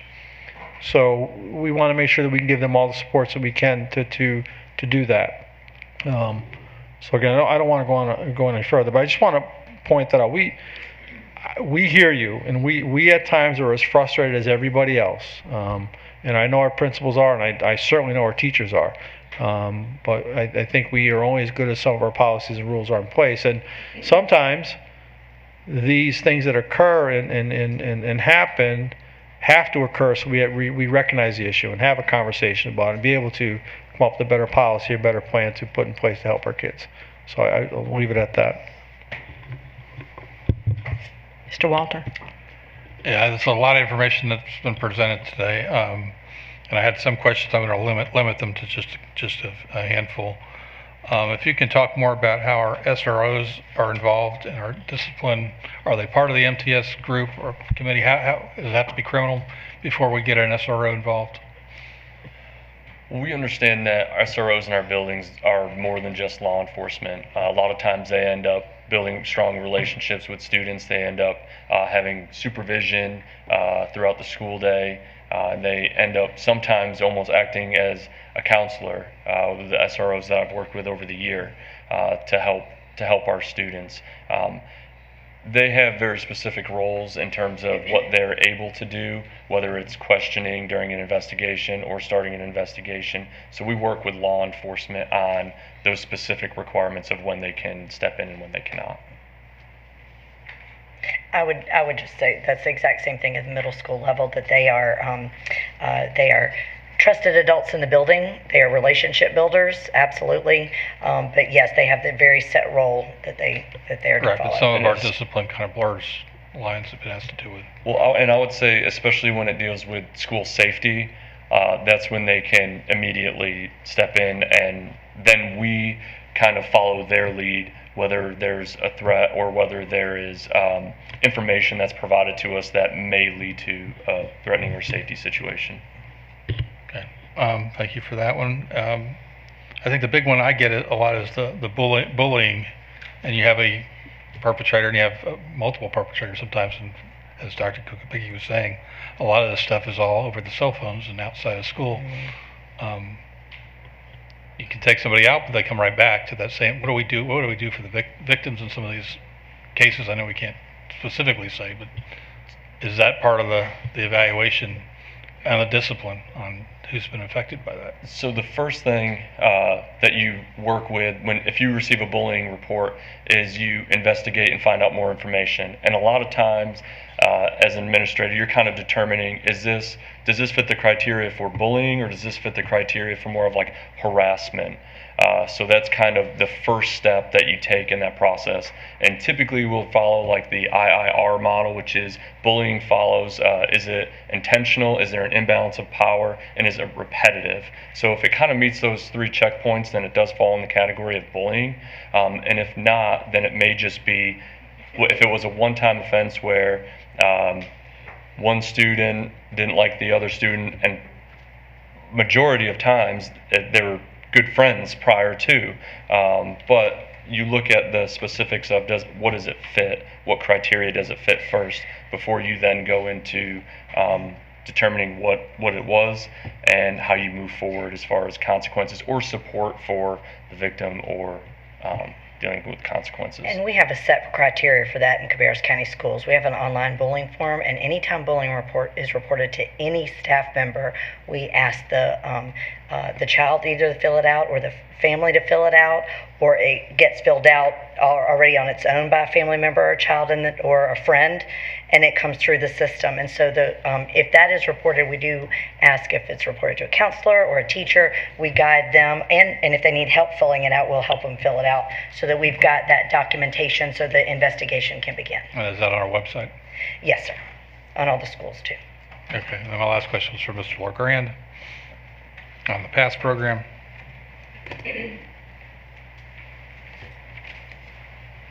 I think a big portion of that PASS program was there was like a guest speaker that would come out and talk to that entire group. of parents and students. And another part of that program was really connecting the parents and the students and really forcing them to talk about these issues. As I think what somebody said, 75% of the incidents the parents don't even know. So this forces parents and students that have had an issue together to talk about those things. How are we going to continue to do that if we're just bringing a kid in? I mean, how do you bring a big speaker in if you don't have a large group of people either? So that's something we've talked a lot about. We're going to have a therapist that would normally be at the PASS, therapist / counselor that would normally be at the PASS sessions would be employed and will come by during the day instead of being employed and coming by during the evening sessions. So these PASS sessions are typically run by someone who has been trained in the PASS program and the lessons that it teaches. And those things will be conveyed during the day through our CCS employees. Most of these are CCS employees that speak at the PASS in the afternoon or in the afternoon and evening as well. In some cases, there have been other people that have been brought in as well, but this will be just our CCS employees that will be doing that. As far as the parent piece, that's also something we talked a lot about, and we're looking at having a parent afternoon where parents will be coming by and we'll be involving them in the conversation with the staff there at the PASS. I'm trying to think of Alternative Suspension Center, as well as their child, to talk about what they have learned and to go over the items that they have been taught so that it can be reinforced at home. I just think it's critical that we continue to have that parent-student. Yeah, we didn't want to discount that, that's for sure. Ms. Lindsay?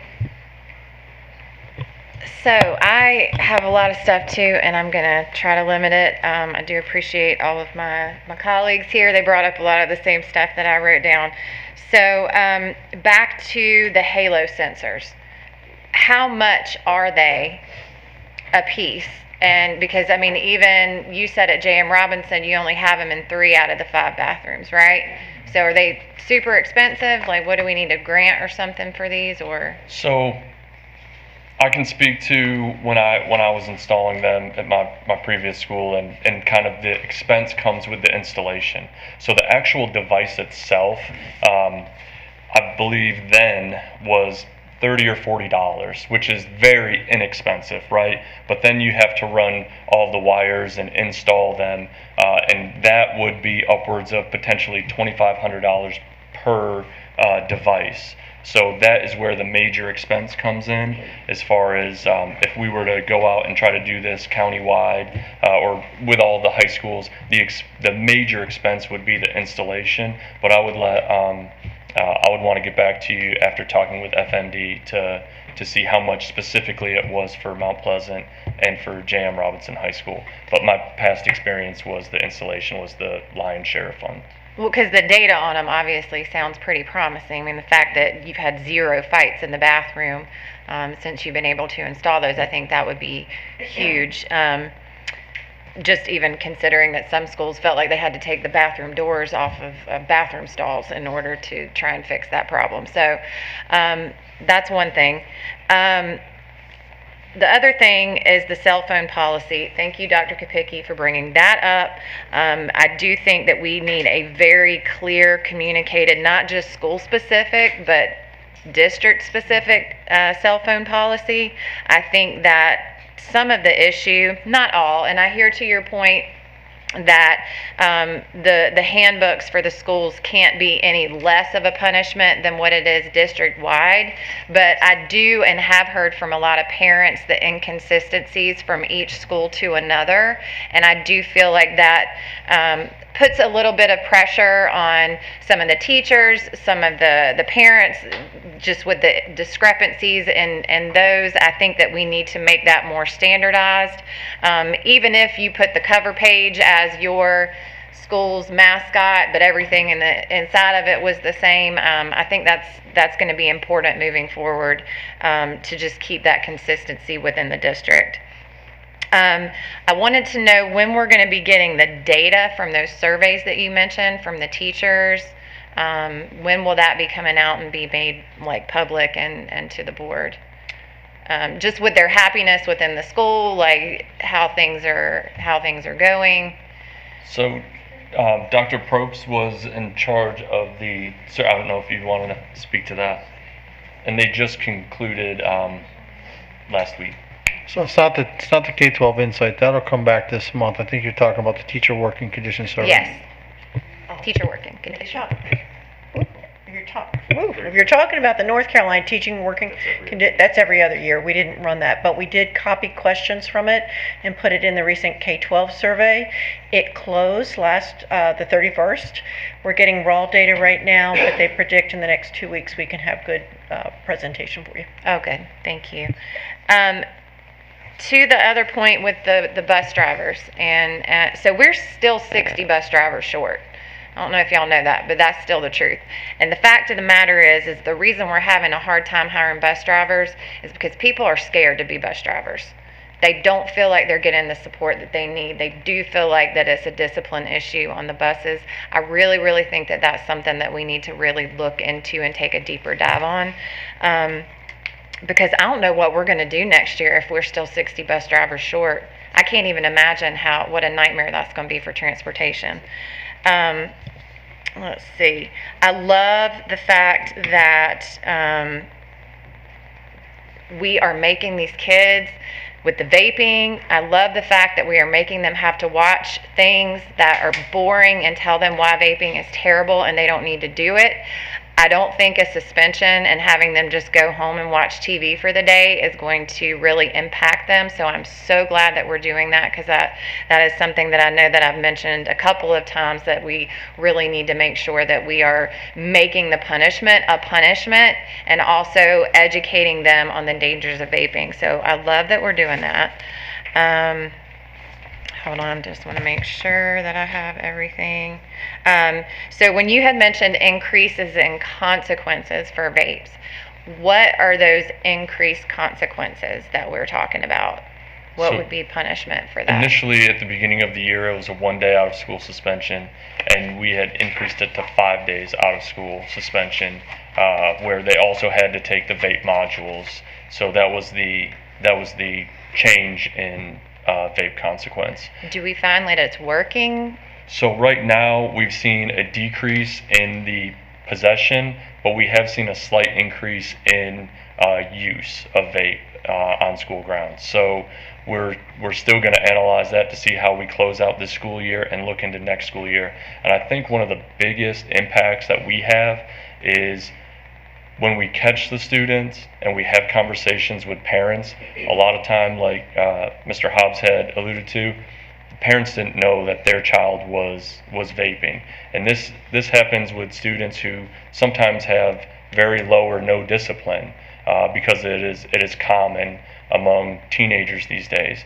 Last year, unfortunately, I walked into a bathroom and caught a student who I would have never expected, and his parent was actually a teacher of mine, where you would not expect a student who has a parent as a teacher in the school building, but as soon as we had that conversation and the parent found out, it was corrected immediately.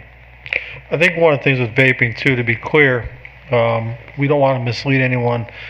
While the data may show a lower number of incidents, we are very well aware that we're not catching all of the kids with the vaping. The vapings are so small and so easily concealed. Yeah, concealed, that it's hard to nail every kid. I shouldn't say it that way. It's hard to catch every student that is vaping. But so what my point is, we know there is more vaping going on than we actually have reported in the education's handbook, and that vaping is a problem in our school system. And that leads to the CBD, THC conversation that we continue to have with our administrators. And then part of that is, and again, Dr. Auerbach, Chris Myers, and Dennis Hobbs could speak to this, as well as could Gordon. There's definitely more vaping going on than we're catching, one. And then two, when we catch the students, we don't have the capability to test what is in the actual vape. And then there are benchmarks as to how much THC is in there. We've actually had our district attorney, Ashley Shanley, came in and spoke with our principals about this, and she was great and very supportive. So she was another resource we brought in to talk about the vaping as well, and she kind of gave us a good insight onto some of the issues that they're seeing across the county as to what they can charge and what they cannot charge. And I believe I'm addressing that right, and if I'm wrong, anyone of the principals can speak to that. But that's another issue as well. But again, the point I'm really trying to make is that we know there's more vaping going on that's actually being caught and reported. It is a problem, and we want to make sure that we continue to talk about that because we want our parents to understand it's a problem, to be having conversation with their kids as well. But we all need to be kind of on top of this. And the last point that I'm going to make is about the teachers. I do get a lot of calls from teachers in the district that do not feel supported by their administration, that have kids, and you guys have mentioned as well, that have kids in the classroom that are frequently disrespectful. They have notified their administration, they've notified their principals, and there is not anything being done. I hear what you're saying, I do, but I also hear what they're saying, and there's a discrepancy somewhere. So all I'm saying is, let's figure out what it is. We've got a whole summer to do that, and that maybe next year these teachers are going to feel like they are supported, and when they go to their administration and say, this kid has cussed me out every day, has stopped my class every day, has stopped all other 29 children in my classroom from being able to learn, we've got to do something to get this kid out of this classroom. Or on the bus to that point too. And Ms. Escobar. Thank you. I just want to go back. First, I want to say thank you to all the admins that are here. I really appreciate, I think it's helpful for me to understand what's happening at the school level when you explain it. So thank you. So going to that, the alphabet soup question, what is OSS? So you said in the Trojan Connection program, there were 22 in the program and only 2 OSS. What is OSS? Oh, okay. So that's great to know. I think it's important to recognize the climate that we're in. I have a 5th grader and I have a 9th grader, and when I was chaperoning the 9th grade trip, I was talking to teachers and they were explaining to me that you basically have 7th graders trapped in 9th graders' bodies because they lacked all this social interaction, like social norms, like what is acceptable in society, like froze. So I'm impressed that the numbers are where they're at. They could be better. And I will also, and I appreciate data because I think it's going to help us track. So I'm really hoping that these 9th graders will be 10th graders in 10th grade bodies and not 8th graders. You know what I'm saying? Like I'm hoping that we're going to see like a big jump. So I'm praying for that. But the other thing is to look at is rumors. So parents and kids find out about fighting, and one fight has a ripple effect that makes it feel like it's an epidemic in certain schools. Certain schools have reputations that I have heard from parents. Now, granted, it's reputations I'm hearing on one side of the county. It might be different, you know, who you talk to, who you see at the grocery store. You're going to hear different things. So I would like to echo Keisha's comment about understanding numbers, not just percentages. I think parents should feel good about understanding that the biggest concern I'm taking away is tardiness, but that doesn't alleviate my kid's concern. So my 5th grader has heard rumors about middle school life and fights. So, you know, when you're coming from this safety of elementary school, it's important that you understand that just because you heard about one bad thing doesn't mean that that's every day a regular occurrence. You know, so I think there's a lot that we could do to communicate what we're learning, not just tonight, but sharing that with people as well. But also not to be dismissive. You know, if my kid's in a fight, yeah, I'm going to be all up in your face because that's a big issue. My kid's not learning and their peers aren't learning, and that's what school's supposed to be about. So I think we just need to figure out this rumor issue because it affects hiring. And again, bus drivers, I mean, it's a recipe for disaster. If you're taking triple runs, multiple runs, and these kids know, anyway, it's a lot. So anyway, I appreciate my colleagues, the conversations.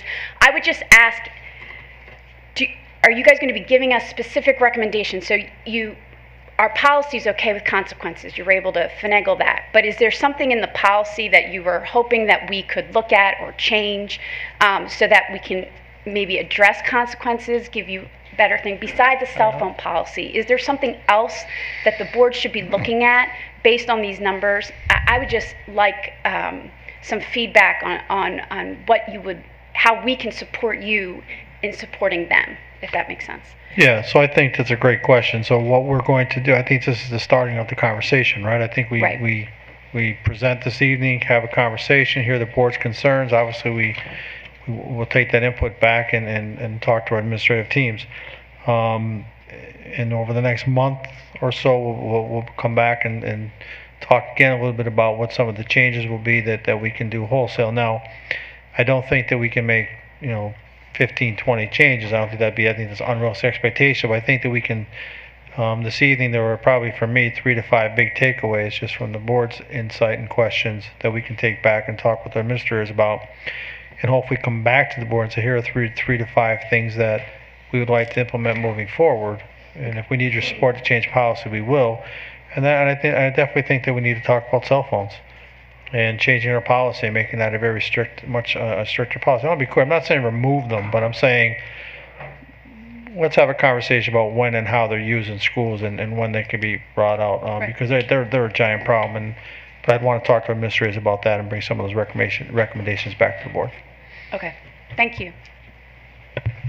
Okay, thank you very much. We appreciate everything that you guys are doing, your presentations, and the time that you gave us tonight. We appreciate that. Thank you very much.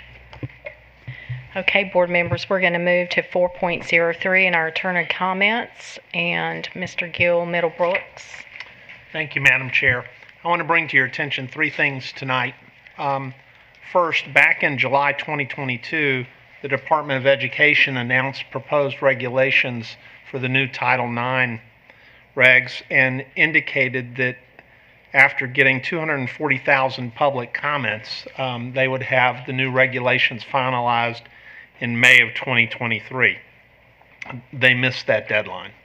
They're now projecting that those regs will come out in October of 2023. When that happens, there will be a need for systematic retraining across the district in every area, and we'll be working with you to be preparing for that. The second of the 3 things I'd like to talk about this evening has to do with pending calendar legislation. You've structured your calendars to meet educational needs such that your high schoolers are taking their exams before the winter break because research shows that they do better when that happens. There are several bills now pending in the Senate, on the Senate side, ranging from full flexibility for all school districts across the state to limited local bills with flexibility, and to one bill that would have an enforcement mechanism that would essentially allow anybody to sue anytime there was a calendar start that was earlier than late August. From what I can tell at this point, none of those Senate bills, with the possible exception of a local bill for several counties having flexibility, is likely to move anywhere. So right now that seems to be a fairly quiet topic. The final matter I'd like to talk about does get a lot of press still, which is the Choose Your School, Choose Your Future voucher bill. And for several years, there have been opportunity scholarships for lower income students to use public money to go to private schools in the state. But now there is a House and Senate bill that match that would remove the income restrictions on a sliding scale and would allow any student, regardless of family income, to apply for a private school voucher. That bill is currently in the Senate Appropriations Committee. It passed the House in mid-May. There still remains a lot of talk about it. In many states where that kind of legislation has been passed, the legislation included what's known as stabilization funding, because when you remove a student and the ADM dollars, the average daily membership dollars from the state for that student, you lose the student, you lose the funds, but you don't lose your fixed cost. You still have a building that's the same size before the students left to go to the private school. And so many states say if we're going to do that, we have to protect the local school districts by putting in funding to help with those fixed cost issues. Neither the current House bill or Senate bill have that kind of provision in there. And so this is one of the bills that I think will likely continue to garner a lot of publicity and a lot of attention. It's got widespread support in the Republican Party, and I expect the Senate Appropriations Bill to move it forward because it is a funding bill later this month or next month. And that's all I've got. Okay, board members, is there any questions that you want to ask Mr. Middlebrooks about that? So, is there a specific dollar amount tied to Cabarrus County Schools when these two bills pass? So I can address the amount of money that it has cost us thus far for the 22-23 school year. To project out, we projected based on the state allotment ADM, roughly between now and I believe it was 26-27, about roughly $2.9 million we project it will cost. I want to be careful on that because that's an estimate because we don't really truly know. Until that, if it were to go into play, then we'd have a better idea. But this year alone, we've had 322 students attend, I believe, 7 or 8 different non-public schools, and the Opportunity Scholarship money that's followed that has been $2,142,746, or on average $6,099 per student. Based on, depending on what bill you look at, if it's a Senate bill or the House bill, depending on where you fall, to Mr. Middlebrooks' point, the House Bill 823 has a tiered system kind of in place. It can vary anywhere from a low of $3,060 based on 45% of the average state per pupil allocation going to the average daily membership, tiering up all the way to $6,800. So depending on where you fall on the federal free or reduced price lunch program is kind of what the standard, what the state uses, and then your income levels, depending on what your reimbursement would be as to what that opportunity scholarship looks like. The Senate bill was Senate Bill 406, and really what they're looking at is more the appropriation of the amount of money that they're going to give.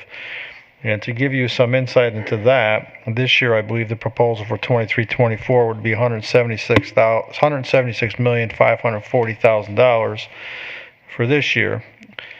Graduating up to 24-25, $191,540,000. Graduating up to 25-26, $415,540,000. So what that means is this: over a 3-year period, that would be $783,620,000 of allocated money to go to the Opportunity Scholarship Program. To give you some perspective on that, if you look at that, according to the North Carolina Public Schools statistical profile in the public school full-time personnel, right now we have 92,681 teachers in the state of North Carolina, give or take. If that money, if that $780 million plus over the next 3 years was attributed to salaries for teachers, that would be an $8,455 raise for teachers over the next 3 years. Considering that, according to the NEA data, what's the NEA? The National Education Association, according to their current data, the state of North Carolina ranks 46th out of 50 states an average starting teacher salary. It's just right now the average teaching salary is $37,676, give or take. That's starting salary. The average teacher salary in the state of North Carolina ranks 36th in the nation, which is $54,863. So I just point some of those data points out that while I believe parents have the right to choose where they send their schools, I don't believe it's good use of North Carolina taxpayer money to be funding the Opportunity Scholarship Program, because the differentiation, if you're getting $3,000 or $6,800 on the state allotment, it's not paying for the entire scholarship. So I ask you, how are families that are getting these scholarships based on the amount of income that they're making on a poverty level, how are they offsetting the rest of the cost? It's not, I don't think it's an equitable bill that we're looking at here in terms of true cost. And we look at the average starting salaries of teachers, which we should be paying more. I think we all agree to that. But yet we're going to take $780 million plus potentially to fund a scholarship program instead of putting the money, I think, where we really need to, which is in the classroom. We continue to talk about retention and recruitment. Here's a chance to do that, to put more funding towards teacher salaries with our money. And when you look at the ranks in the state, if you're 36th on the average teacher salary and 46th in teacher salary, I mean, the data speaks for itself. These are facts, and that's the simple fact of it. The other thing, if you look at it, if you want to take the money and say, okay, $783 million, what does that mean for 115 school systems in the state of North Carolina? We all know sitting here that we have over $300 million in deferred maintenance costs in the system here in Cabarrus County. Well, if we took that money, we split that over 115 districts, it's about $6.8 million per district, which would be, and what does that mean for us? That means 2 roofs are done without taxpayer money. That means possibly an HVAC system that we could do. That means paving. That means some of our athletic facilities. That would take care of our tennis courts. That would take care of our turfing our field this year.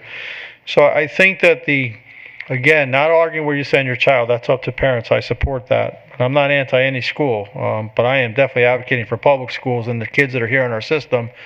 This money could be put to better use, in my opinion, to support some of the needs amongst the 92,000 plus public educators in the state of North Carolina and the 115 school systems that are here. So that's the actual factual data. Now, again, these bills haven't passed yet, but as Mr. Middlebrooks has stated, it's his opinion and others that these bills have momentum. Again, and to me, it's not about where you send your child to school. That's your choice as a parent. It's about funding public education appropriately and equitably so that we can support our kids and our teachers. And when I start adding up this money, I look at the amount of money. It's astonishing that we sit here and we talk about teacher salaries, and we're going to hand out multi-million dollars to a bill that really, I don't think, serves the needs of all of our system, our kids and our school system in the state of North Carolina. So that, to me, is a snapshot of what you're dealing with right now in the state and in our own system in our own county. And that does, and we're only talking non-public schools. We're not talking charter schools here. The charter school bills the charter school system is a whole different conversation. That money comes from the local subsidy to the tune of about $2,100 per student per year. And that's roughly between 5.5 and probably next year about $6 million in charter pass-through money that will come through our system from the county that supports that. So these are large sums of money that we potentially are going to miss out on that we could definitely use and support our teachers in our facility and our needs. I just have one more question. So with this allocated funding, does it come back if the child comes back? To my knowledge and understand the bills right now put forth, it does not come back. But again, that could change. I don't want to speak out of turn. The bills haven't passed yet. But my understanding right now is, and Carol Hernan can speak to this, our charter school money does not come back to us if the kid comes back, and nor does our non-public money come back to us if the kid comes back. So no, right now, no. That's right. When if they stayed in the system and they were in our school system, yes. But if they come back mid-year, no. Miss Lindsay. So, Dr. Kopicki, I like you a lot. I do. But I'm also going to have to give you some data about these numbers for this scholarship. So one of your questions was about how is this scholarship going to actually fund those lower income families. 219 students in Cabarrus County currently attend Concord Academy. The tuition there is $7,000. So that scholarship is going to pay the majority of that tuition for those children, because it's $7,000 a year, and they're getting $7,000 in scholarship, $6,400, whatever the case may Sure. be. So not every school is the same price as Cannon School. We have 42 kids that go through the C3 Concord Christian School, 23, that's $8,300 a year. Daniel Academy is $6,500. We have 23 kids that go there now. Hope Academy has 30. That annual scholarship, or the cost of that, is about $7,500. And then Faith Christian Academy, 30 of our kids go there at about $5,000 for the year. So these scholarships are going to children that are in the low income side. They go to free and reduced lunch. Mhm. They are required to do 50% of these applications to kids that meet the criteria of free and reduced lunch. When we talk about a program that serves all of our children, what in my this is just my opinion, you're always going to have issues with potential transportation. Not everybody is going to be able to apply for these opportunity scholarships because of transportation or otherwise. But it's the same reason that we have opportunities in Cabarrus County school system, whether it be a STEM program, IB program, whatever the case is. We're always going to have situations where children, because of transportation or otherwise, are not going to be able to go to that program. But that's why it's called the Opportunity Scholarship. Not everybody that applies is going to be accepted for this scholarship, but what it does is puts that tax money back in the hands of the parents to decide what's in the best interest of their children and where their children are going to get the best education. And I truly believe that in a situation where we have overcrowding in some of our schools right now, in a lot of ways, this takes a burden off of the public school system, because these kids are going to private schools and being able to get educated in a way that's going to be best for their child. We're not always going to be the best decision and the best option for every child and every parent.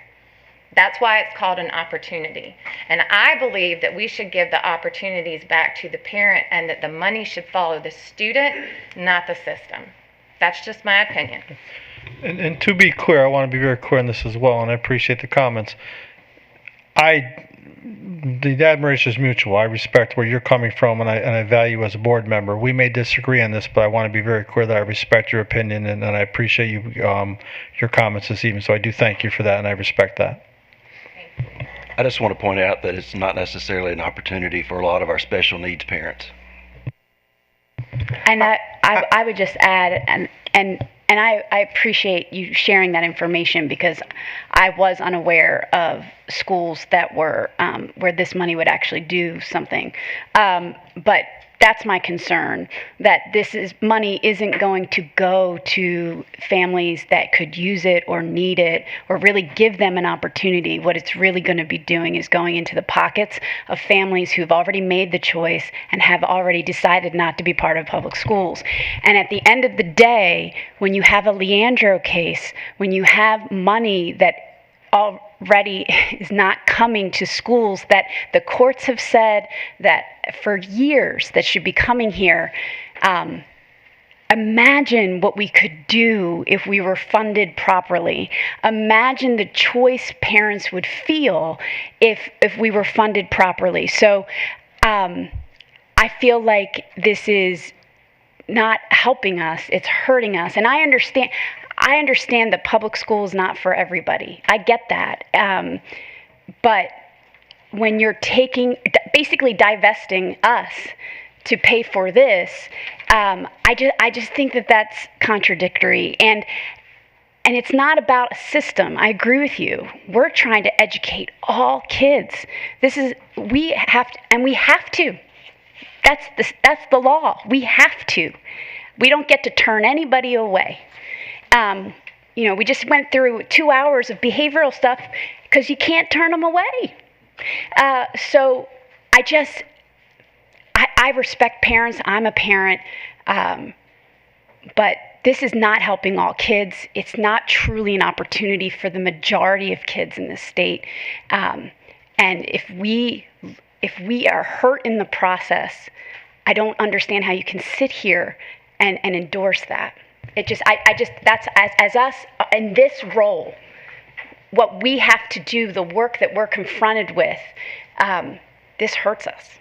So yeah, and this is a public education board. This is a public board of education, and we are here as board members. I know I signed up for it. I hope the rest of y'all signed up to protect public education for our students in this district. And so I would respectfully say that I disagree with these two bills. I disagree with taking away from public education in an effort to support another type of education that is offered and external to public education. I would never take away or want to take away the public education that was afforded to me as a child, and I want every child in this district, every child in this state to have the ability to go to public school because it is fully funded. So let me just also say regarding taking away money from the public school. It's kind of in my thought process with this, it's like when parents say to us, well, if you spend less money on building that school, then you're going to be able to give teachers a raise. No, that's not the case, because all of this money comes from different buckets. This is not specifically taking money away from public school to give a scholarship opportunity to kids to go to wherever they're going to be educated first. We are not taking money away from public school. What we really need to do is to petition to the legislators about these unfunded state mandates that we're required to do. That is what's costing a lot of the money that we could be using for public school in a way that I think would be more beneficial to students than the state pushing down these unfunded mandates from the state level. But this is a completely separate bucket of money that is not designated for the public school system. It's not coming out of our pockets. So we need to find some different funding from other places then to fully fund public education. I'm just going to go on record saying I disagree, and you can't sit on a public school board of education advocating for something that takes away from public education at the end of the day. Is there anybody else? Okay. We're going to move on to 5.01 in our committee reports. And we have Ms. Pam Escobar, who is going to recognize our Board of Education student interns. Yes, and our student interns were both here tonight, but they couldn't stay. Apparently, when it gets dark, it's not safe to drive home.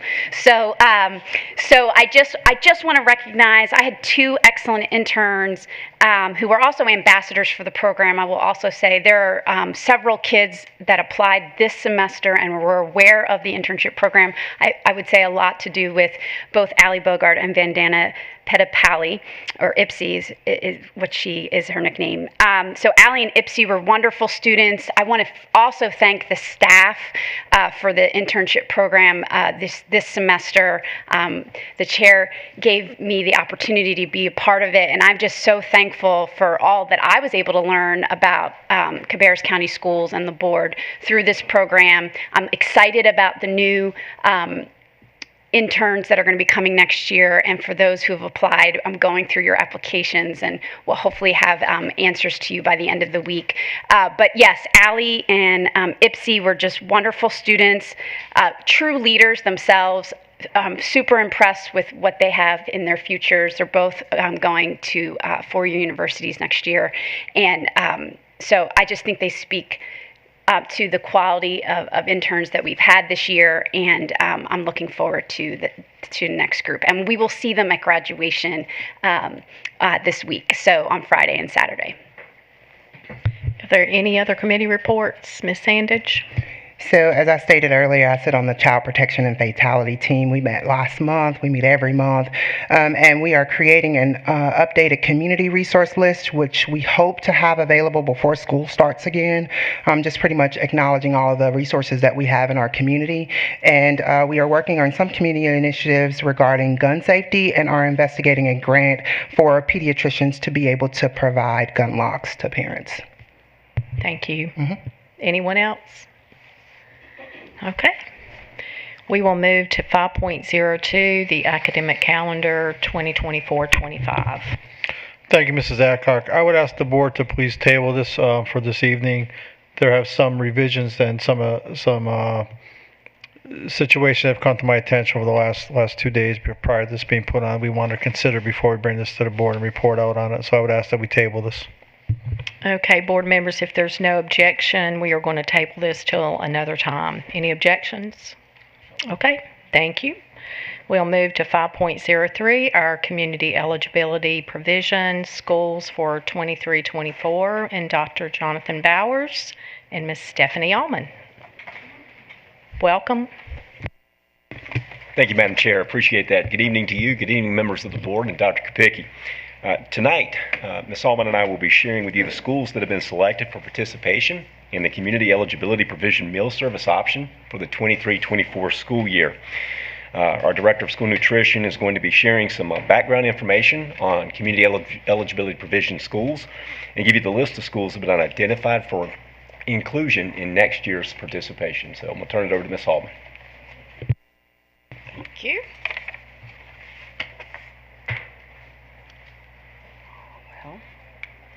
There we go. Good evening. I'm pleased to be able to present this information to you. So, in a nutshell, the community eligibility provision, which you probably know as CEP, is a way for high-need schools to serve more students with less paperwork. All of the students at participating schools can receive all school meals at no charge without having to complete an application for free or reduced meals. CEP is a USDA program. So on April 1st of each year, districts count the number of students in each school who are automatically, or what we call categorically, eligible for free meals without having to complete that application. Those include those who are directly certified as eligible for other meal programs such as FNS or food stamps, and other children in the same household as those, as well as those students who are homeless, migrant, runaway, or part of foster care. These are known as identified students. We do not calculate anyone who is only eligible for free meals because of completing an application. We then calculate the ISP to determine the eligibility to participate in CEP. Please note the free and reduced percentage is not the same as the ISP. That's a common confusion. So once we have the school's ISP, the identified student percentage, we use the USDA multiplier, that 1.6 that you hear about a lot, to determine what percentage of meals will be reimbursed at the free rate, which is the highest rate from USDA. The remaining meals are then reimbursed at the paid rate. The student's individual eligibility is irrelevant under this provision. So an easy way to remember this is the non-CEP schools use the student's individual eligibility, but the CEP schools use the school's eligibility. After we calculate that ISP of all of our schools and determine if they are eligible to participate, we then select those schools with an ISP of 50% or more. That's the direction we went in this year.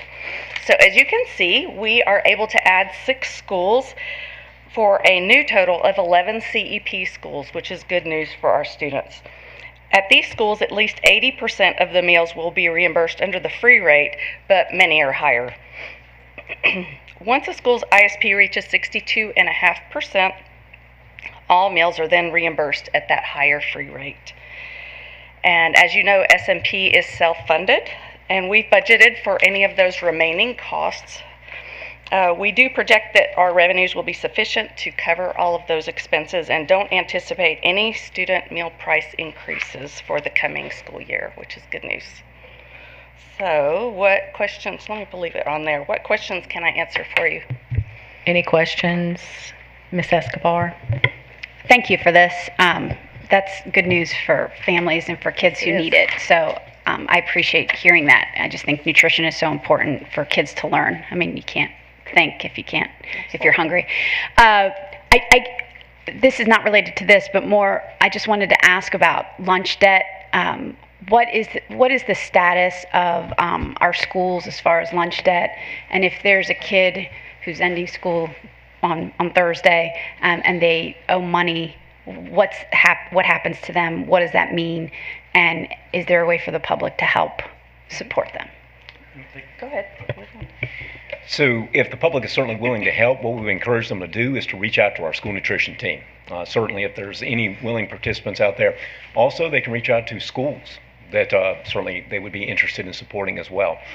Our school nutrition staff are equipped to be able to walk individuals through what might be a means to certainly contribute, anything from a financial standpoint to certainly assist with those debts that you certainly referenced that have been incurred. As far as the total balances, do you have those? It's $118,667.20. $118,667.20. I think we actually have an updated figure, Dr. Kopicki. We just came today, as a matter of fact. Yes, so that's you were right. exactly right. That was as of Tuesday, May 30th. You were correct. You were That is correct. okay. We're down about $6,600 from that, so it's about $112,000, $112,070.50. And then what does that mean for the family that has the debt? What happens, like, are their kids not being able to, my biggest concern, are their kids not being able to walk? Are their kids, like, what is happening to these for graduation or anything like that? Yeah, so what we're doing right now is trying to collect as much of this debt as possible. And one of the things that some of our seniors will not be able to walk if they don't pay their debt, and they're able to pay the debt. Our principals are going through that on a case-by-case issue. If the child has no means to pay or has come under hard times, we find ways to offset that. But for those that can pay and have the ability to pay, we do expect them to make that payment prior to graduation. Unfortunately, what I will say is that we will get payments right up until graduation on this, and it's not unusual. It's what happens every year. So I anticipate that $112,000 debt to drop, hopefully significantly. And then usually what ends up happening is we have a very generous community that offsets a lot of that debt as well and covers a lot of the debt. Whatever is left, the principal of the school has to make amends with Stephanie and the SMP and pay the rest of the debt.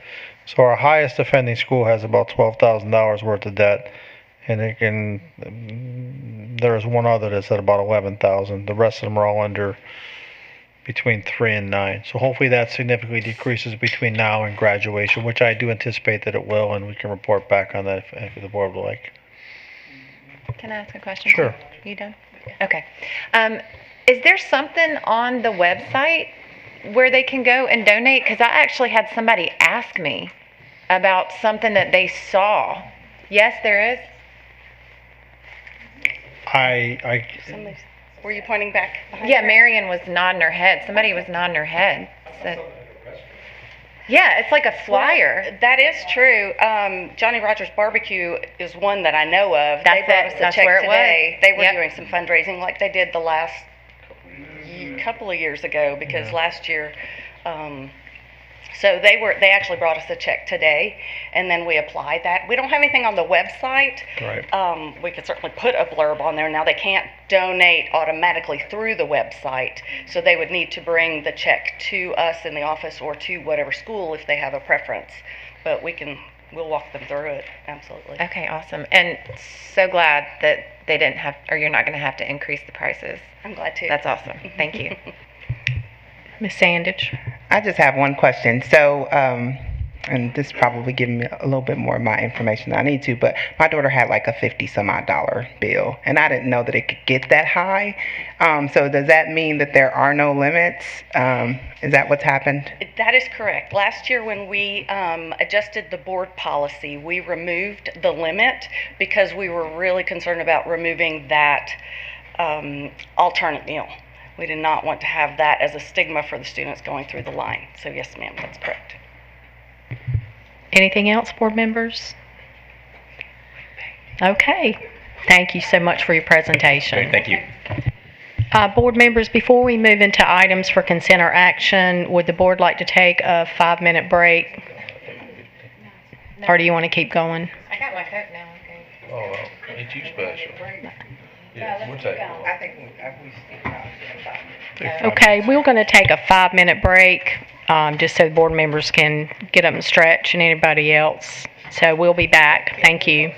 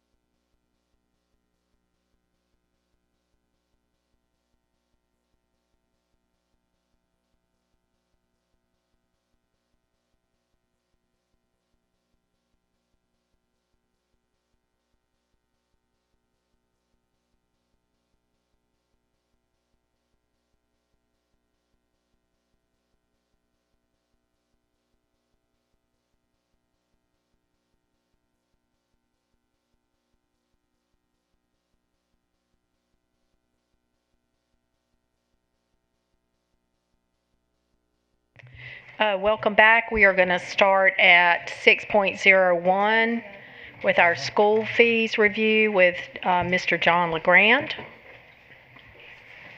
Welcome again, Mr. LeGrand. Thank you. Good evening, everyone, again. So I'm here to present school fees for the 2023-24 school year, and school fees are something that we review every year. It's not something that anybody likes to raise or review, but sometimes it is a requirement for us to continue to provide the service to the students that we have long held a standard to here at Cabarrus County. So I just wanted to go over real quick our process for this. So first of all, we take an annual review of the approved school fees, the same fees that were approved about this time last year here by the Cabarrus County School Board. We look at those, we solicit input, we review them from our district leadership as well as principals and school leaders, and we gathered that feedback, and there were two items that continue to get brought up, and I wanted to present those two items to you tonight. The first one is parking fees. So this is something that our high school principals, of course, were involved in, and something that we took a look at as we conducted a review of surrounding and similar school districts around our area.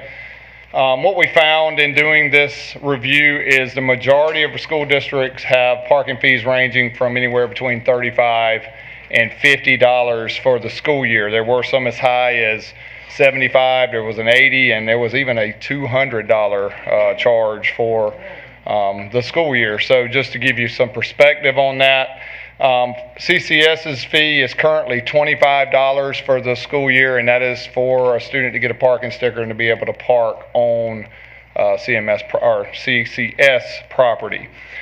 Schools utilize these funds for all kinds of things: professional development, the materials and instructional materials, student celebrations, student events, things that they continue to put on behalf of our students, and just to provide the overall experience for our students and staff throughout the school year.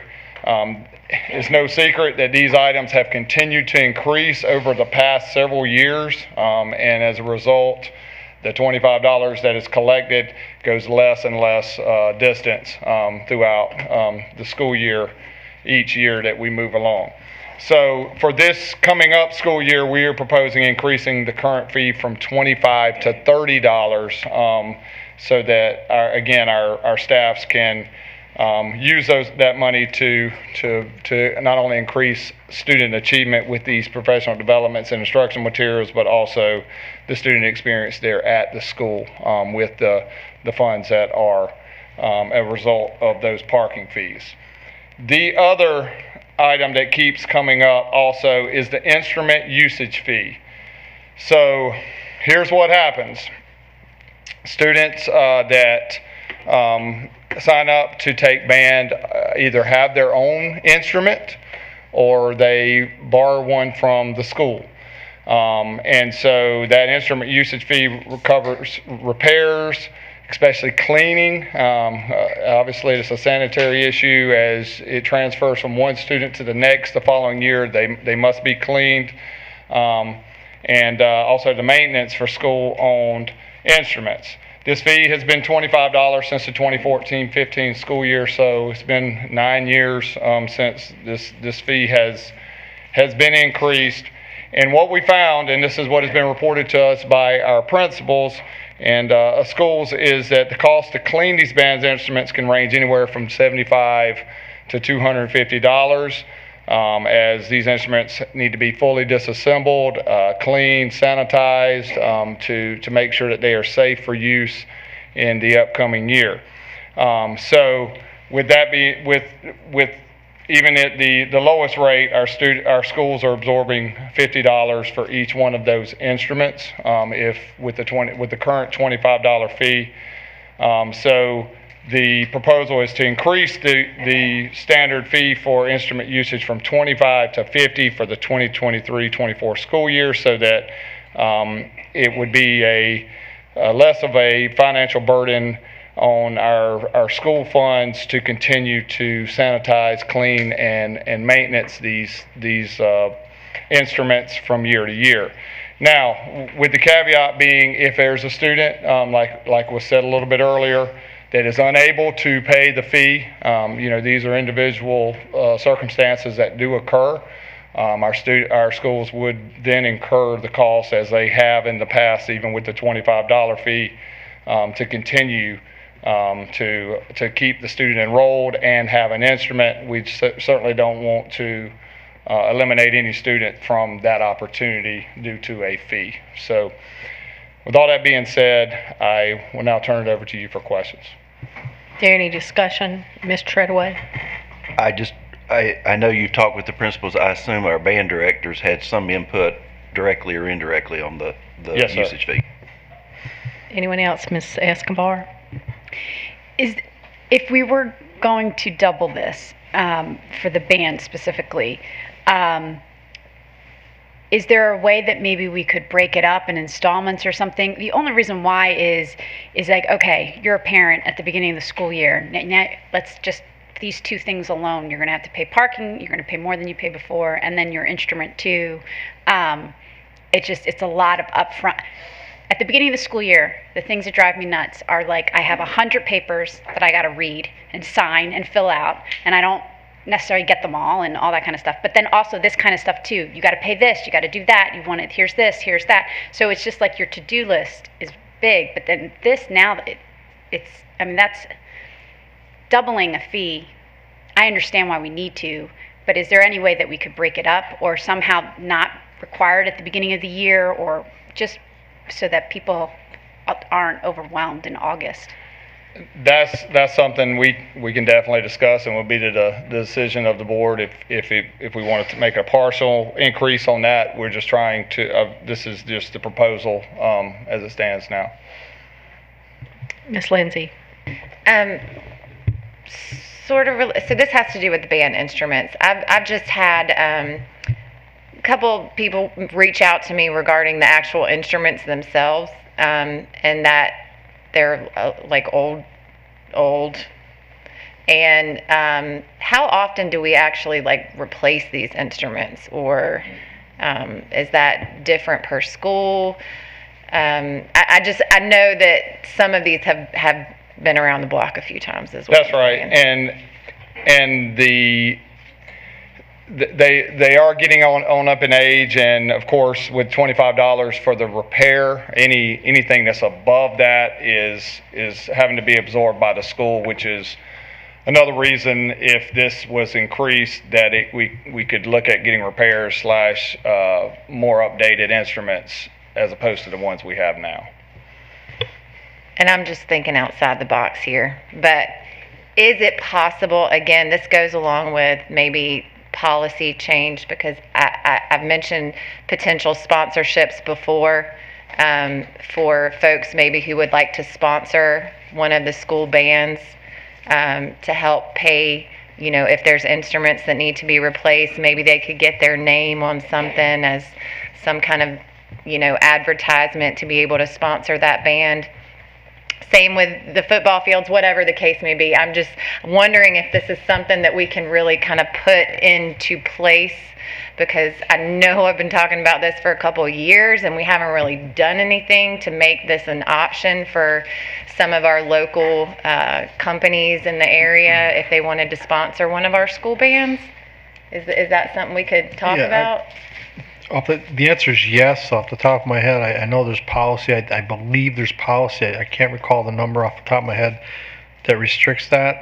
That's something that actually the county and myself have talked a little bit about too as well, if they're interested in that as well. But I do think it's worth a discussion with our board to talk about inviting sponsorships to do exactly what you said. Pay a fee to sponsor, whether it be a basketball scoreboard, a football field, etc., to draw in some funds. We can talk about that, but I think it's a good idea.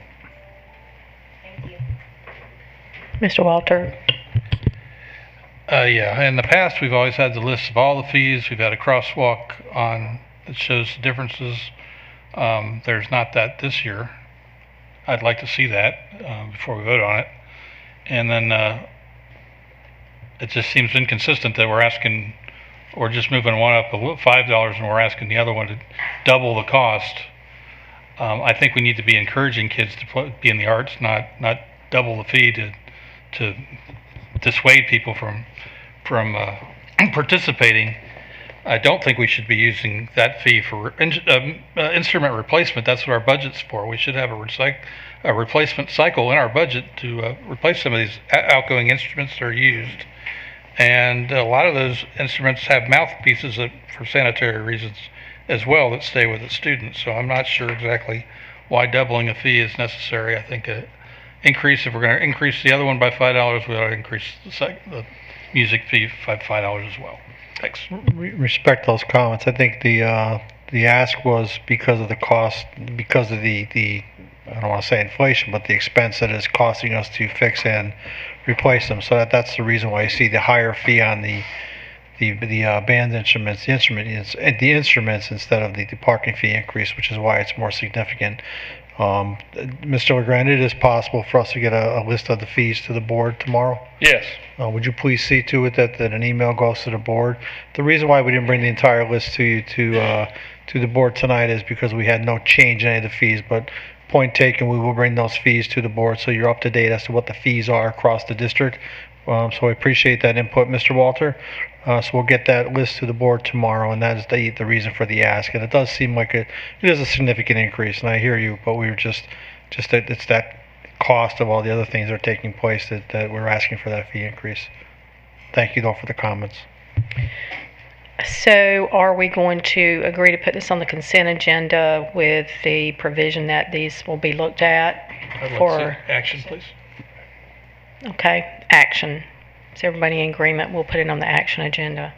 Okay, thank you. Thank you. We'll move to 6.02, Rowan Cabarrus Community College.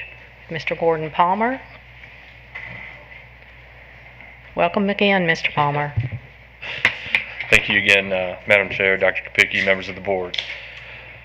So, we have met with Rowan Cabarrus Community College and updated our memorandum of agreement with them for the Cooperative Innovative High Schools, more commonly referred to as our early colleges, and our CCP agreement, which is often referred to as dual enrollment, so our college courses that students can take in any high school, traditional high school.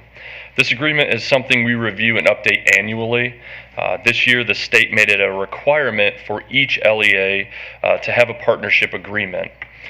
The view from the state is that a strong, high-quality partnership between secondary and post-secondary educational institutions is critical to support mindsets, policies, and practices that expand access to career and post-secondary pathways and ensure student success.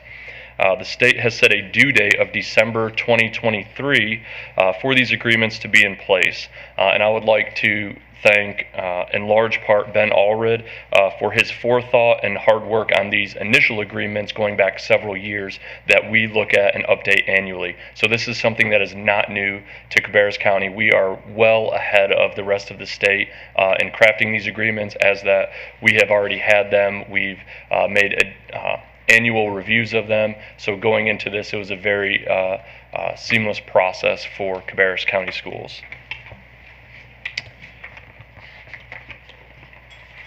In addition to that,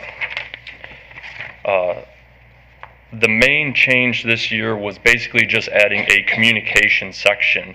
The communication specifically involving progress monitoring was important for us. When we worked with Rowan Cabarrus Community College, we asked for progress monitoring of 2 times per semester.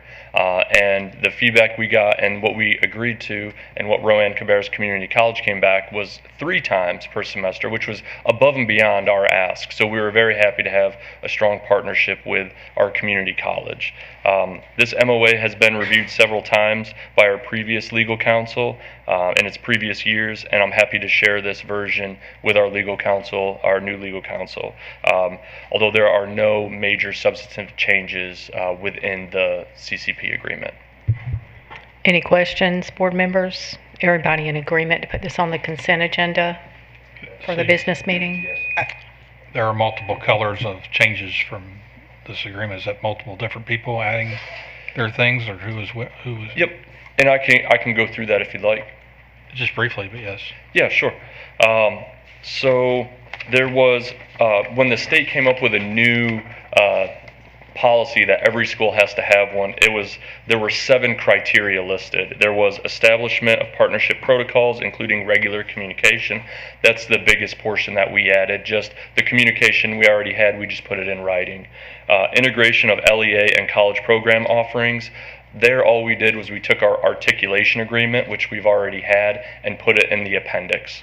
Plan of communication to students' families to broaden access. We just basically spoke of all of the different things we do to outreach parents from the school and district level. Student academic support systems, including advising and sharing student progress. That's where I spoke of, we asked for 2 times a semester. They came back with 3. Responsibilities of the school district and college personnel. That's where it lists specific job titles and what our roles are in this agreement.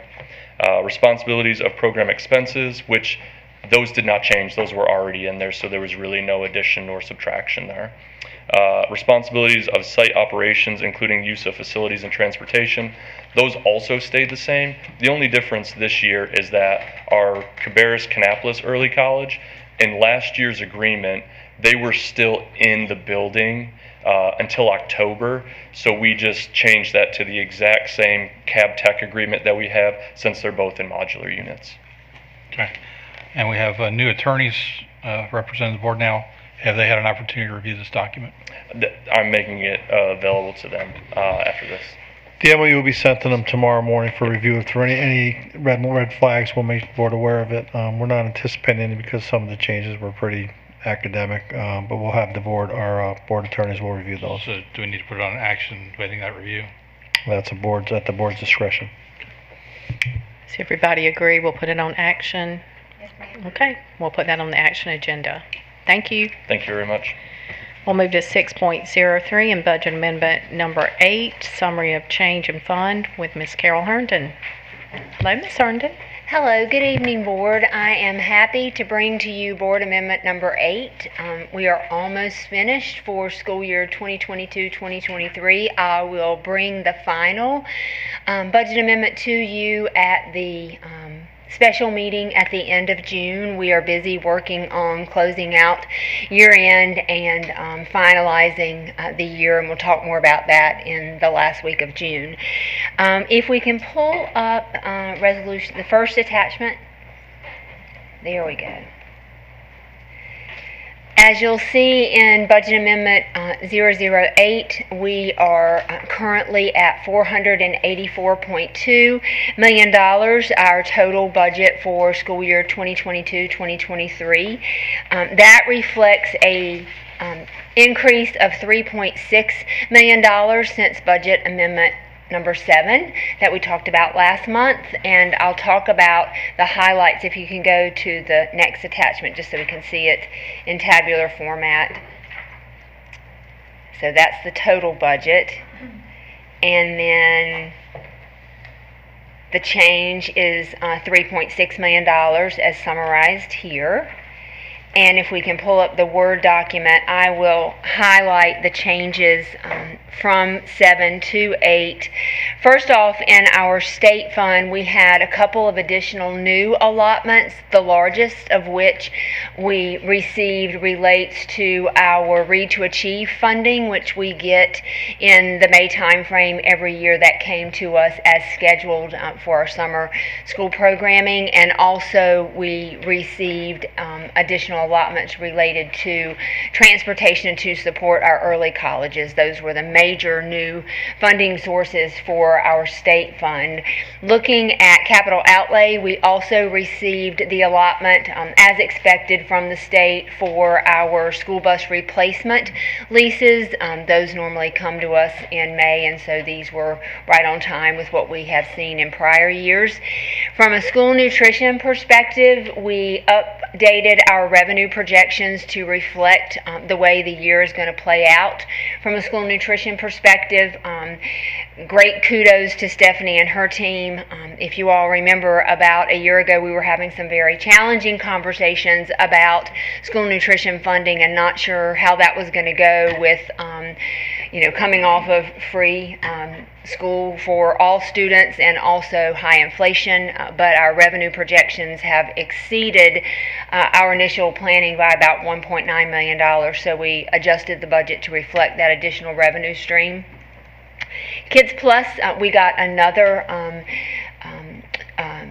revenue grant as it related to the stabilization grant that we've talked about all year long. So that's been a very meaningful revenue stream, consistent revenue stream for our before and after school programming. And then finally, from a special revenue fund perspective, we have recorded our tuition for our VEX robotics camps this summer, which will be used to support our VEX robotic activities, and also the last piece of our Mary Frances Wall stabilization grant. So a lot of activity, all of which was expected during this month.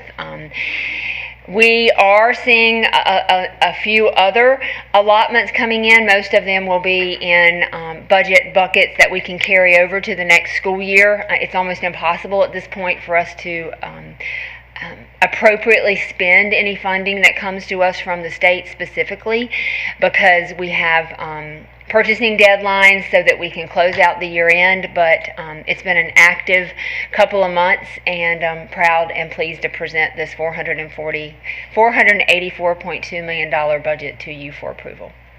Board members, any discussion about this? Okay, is everybody in agreement to put this on the consent agenda? Okay, thank you very much. We will move to 6.04 with our continuing budget resolution with Ms. Herndon again. Yes, thank you. I am bringing forth also to you our continuing budget resolution for 2023-2024. This is an annual presentation to the board and results from the fact that we don't yet have a state budget, although we remain incredibly hopeful that we will have it by the end of June 2023, which would be a remarkable opportunity for our district to put together our detailed budget well in advance of the start of the school year. We are also awaiting the final appropriation from our county, which I'll say more about that in just a moment. So this resolution allows us to continue to operate our school district until we are at a point where we can bring an official budget resolution to the board for approval. As I've indicated previously, our plan is to do that in August, early September at the latest.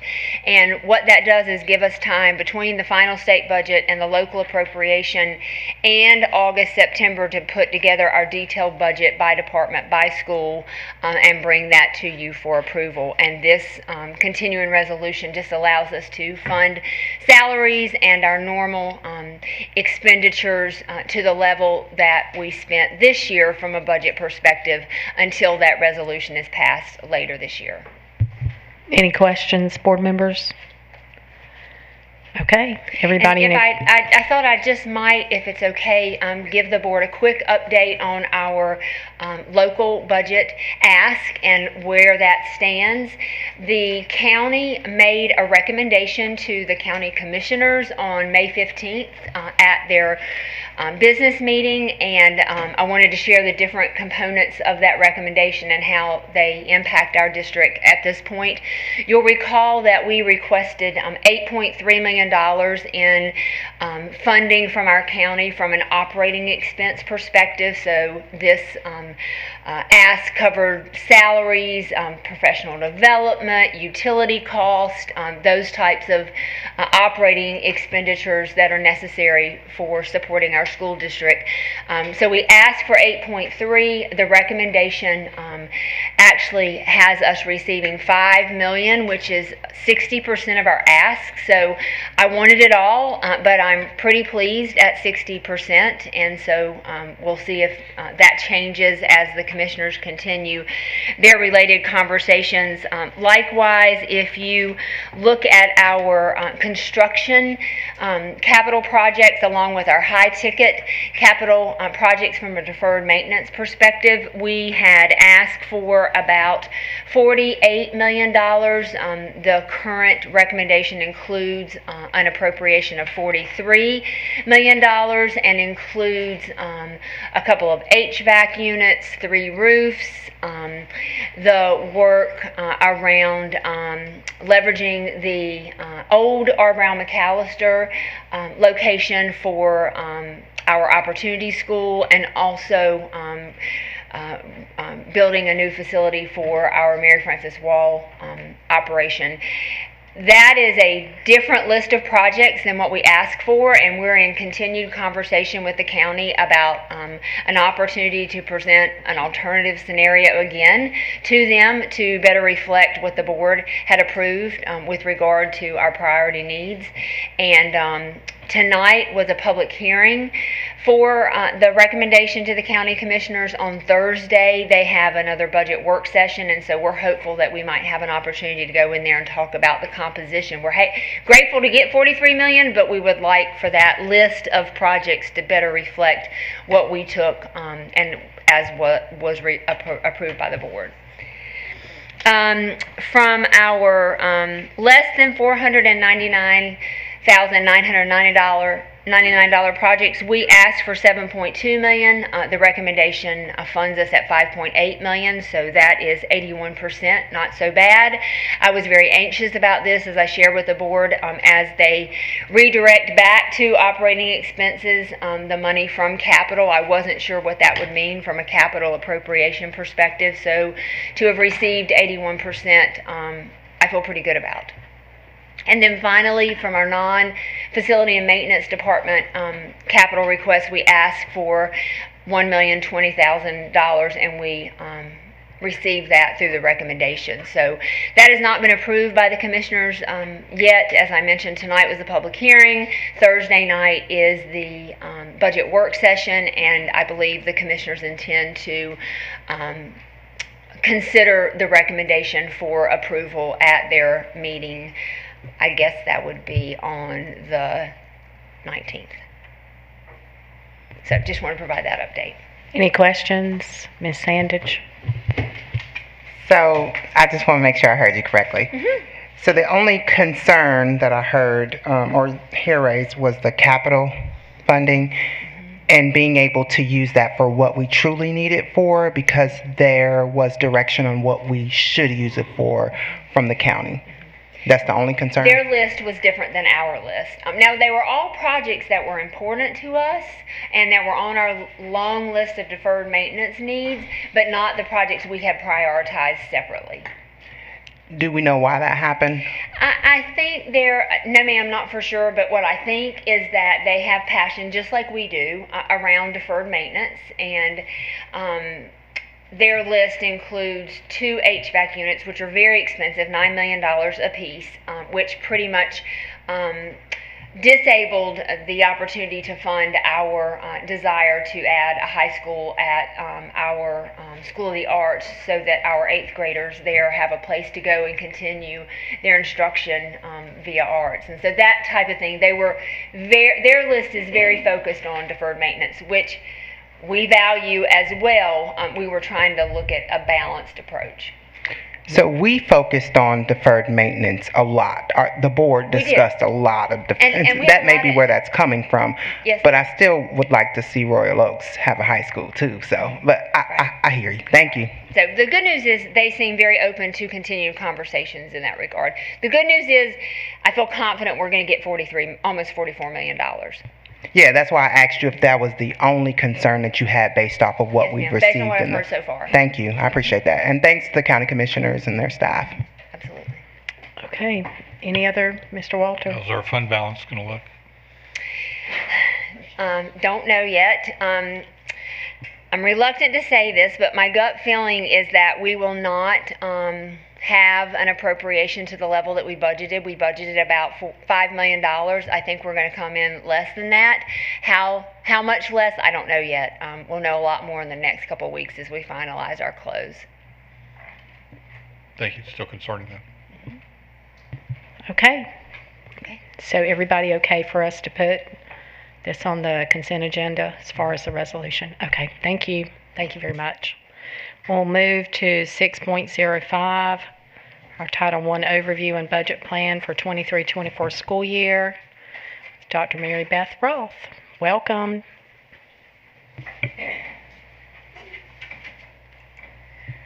Good evening, school board. We are here to present our Title I plan for 23-24. I have with me Amy Cummings. She is our Title I and dual language immersion coordinator for the district. So she's going to be joining me this evening to share our plans for next year and what our budget is for Title I and which schools will be included. Thank you. So we would like to start by celebrating some of the things that are going on in our Title I program in Cabarrus County Schools. So to start with, we were able to send 22 teachers from Title I schools this year to the North Carolina Reading Association Conference in Winston-Salem. It was a wonderful event, and some of the teachers that went have never even been able to attend a conference before. Also, we're very proud of our own Tanya Williams being the 2023 Wells Fargo Southwest Principal of the Year, and so she is, of course, the principal of our only Title I middle school. Also, we worked with the folks from NC State's Plants for Human Health and had an SEL, or Social Emotional Learning in the Garden professional learning opportunity, and I think we had 16 teachers that were able to come to that. The training was, of course, free of charge from NC State, but we were able to cover substitutes for that half-day in-service for those teachers that, or those staff that required a substitute. So first we'll talk about the Title I overview in the sense of what is the goal. So the goal of Title I is to increase student achievement with special attention to students and families most vulnerable in meeting standards of proficiency or in not meeting standards of proficiency. So to give you some background on federal Title I funds and how they are used, across the United States, 26 million children are served each year.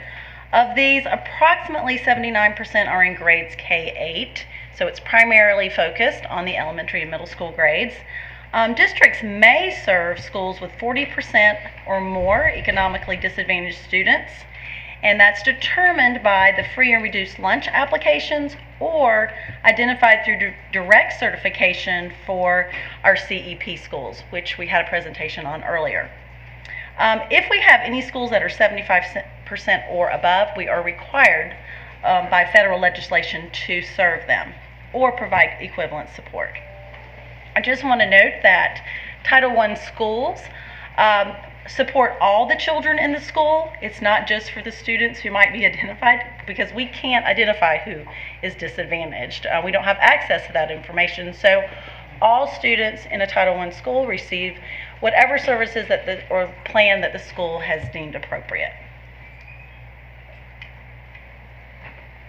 So how do we determine who is served in identifying our Title I schools? Each year, and last year we did not do this process because we were under the pandemic and we were using 1920 data because every school received free and reduced lunch. So this year, in order to determine our thresholds for Title I schools, we had meetings with that included Title I and non-Title I principals to get their input.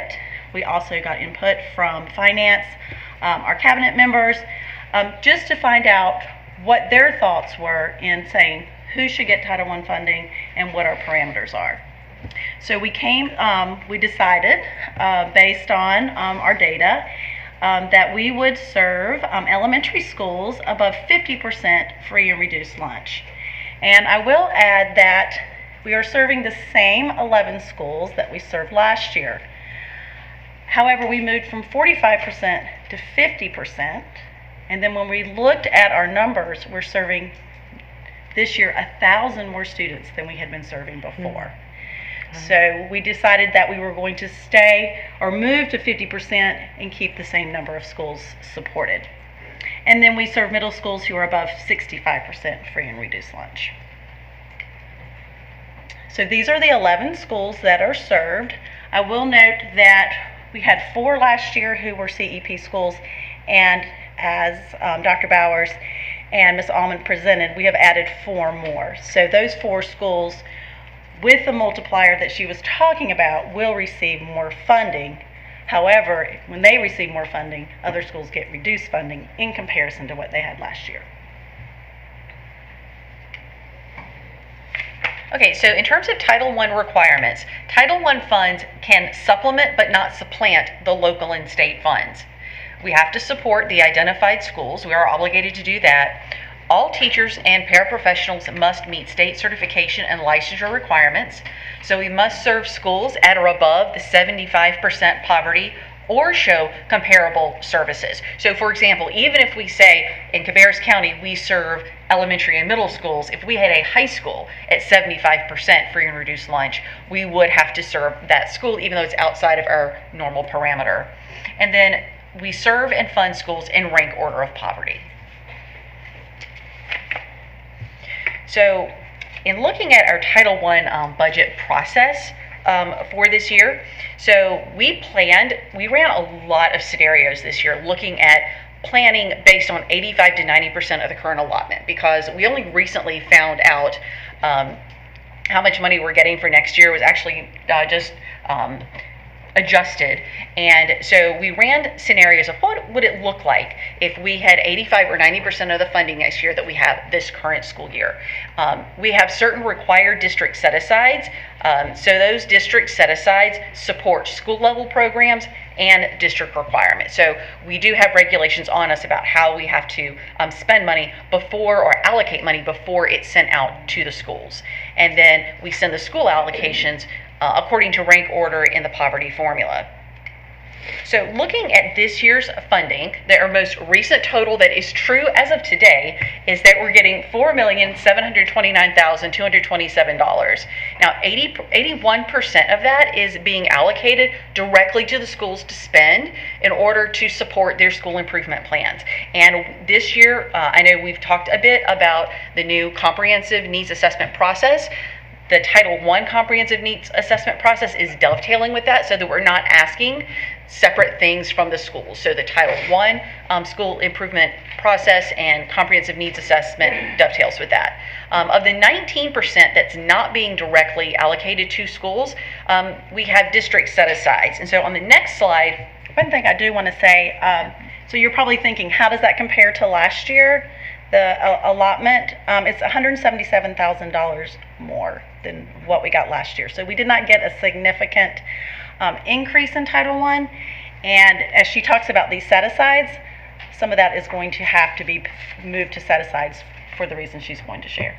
Right. So of the 19% that's not going directly to the schools, actually, some of it is. So if we look at the 8% there, that is district administrative costs. Some of that are indirect costs that we don't have control over that we have to set aside. Then there are administrative costs involved with that, such as salaries of district personnel.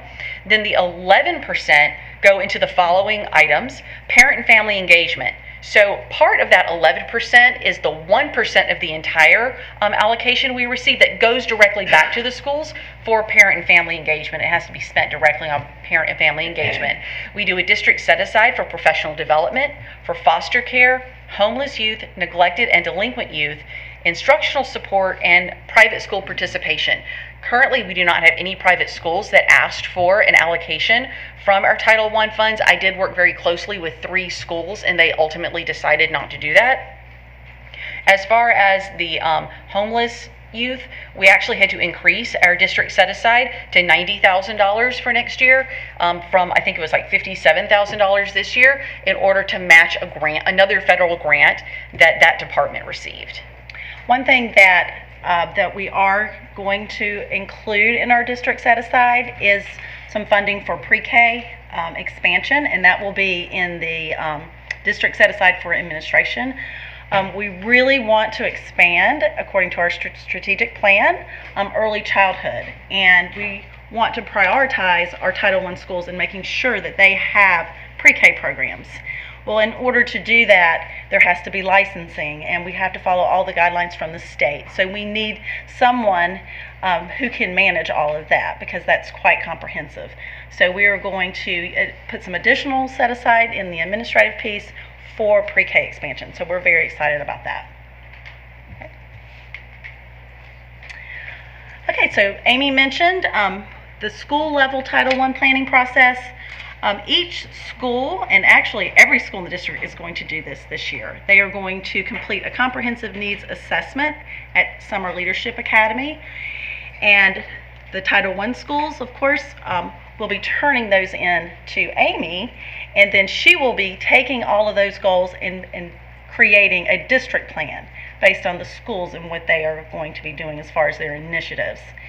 So their funds have to be aligned to their school improvement plans, and then of course we monitor that throughout the year to make sure that the funds that are spent are what they say they have put into their plan. And these are some things that schools typically will use the funding for. Teachers and support staff, some will add a teacher or two if they have the funding to lower class size. This often happens in grades 4 and 5 where there is no class size limit. They will add tutors.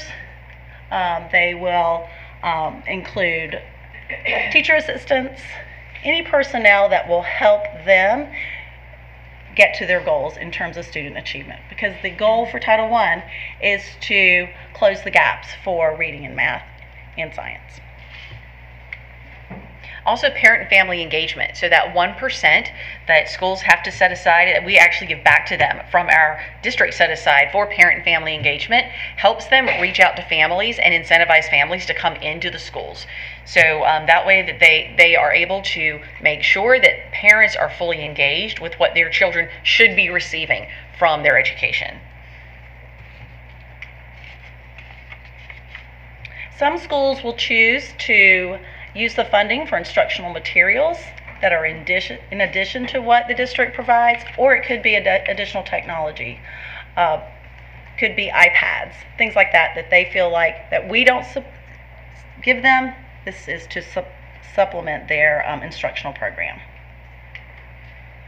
Also, research-based instructional materials provide students with high-quality learning experiences. So I see what the schools are buying with these funds, and it's amazing to see like the math manipulatives they're buying, the extra things that they're buying for also their tutors. So most of the schools employ at least one tutor to work with students, and so they buy extra supplies and materials for those tutors to use as well.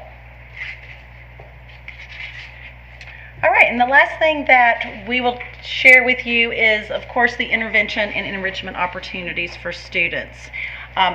Intervention, small group, providing materials for additional instruction, that's Tier 2 in reading and math, and of course, enrichment opportunities for students. And for example, I know that Royal Oaks will sometimes bring in some performances that are aligned to their instructional program that they wouldn't typically get or have the opportunity to attend. So there's also the opportunity for enrichment opportunities. And finally, teachers provide personalized learning experiences. So it's so important to have those extra positions in the building to reduce the class size and give kids the opportunity to work very closely with teachers or tutors one-on-one. All right. So that is the information shared. What questions do you have? Board members, any questions? Okay, no questions. Yeah, I got a couple. Okay, Mr. Walter. In the past, we've got a spreadsheet that had the data, the numbers per. Whoops. In the past, we've had this spreadsheet or the information that actually has the budget with the numbers per the school. Can we get that as well? I'd like to see that before we vote. We can certainly give that to you. We haven't given it to the schools yet because we just received the allotment. There was an error at the state level, so we received that information last week, and it was just updated on Friday in our budget CCIP, where we look to see that. So we have not sent out. But you'd get that to us before the next meeting, right? We can certainly get it to you by next meeting. And also the school improvement plans. I'd kind of like to compare that. We don't have the school improvement plans. That they will be doing those at Leadership Academy. Okay, but last year's anyway, that's something we can get. So I believe you received those back in September.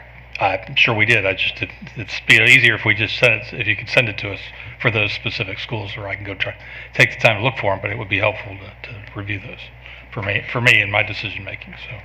Sure. We will make that happen. Thanks. I'd like to see that in action, please. Okay, so we'll put that on action instead of consent.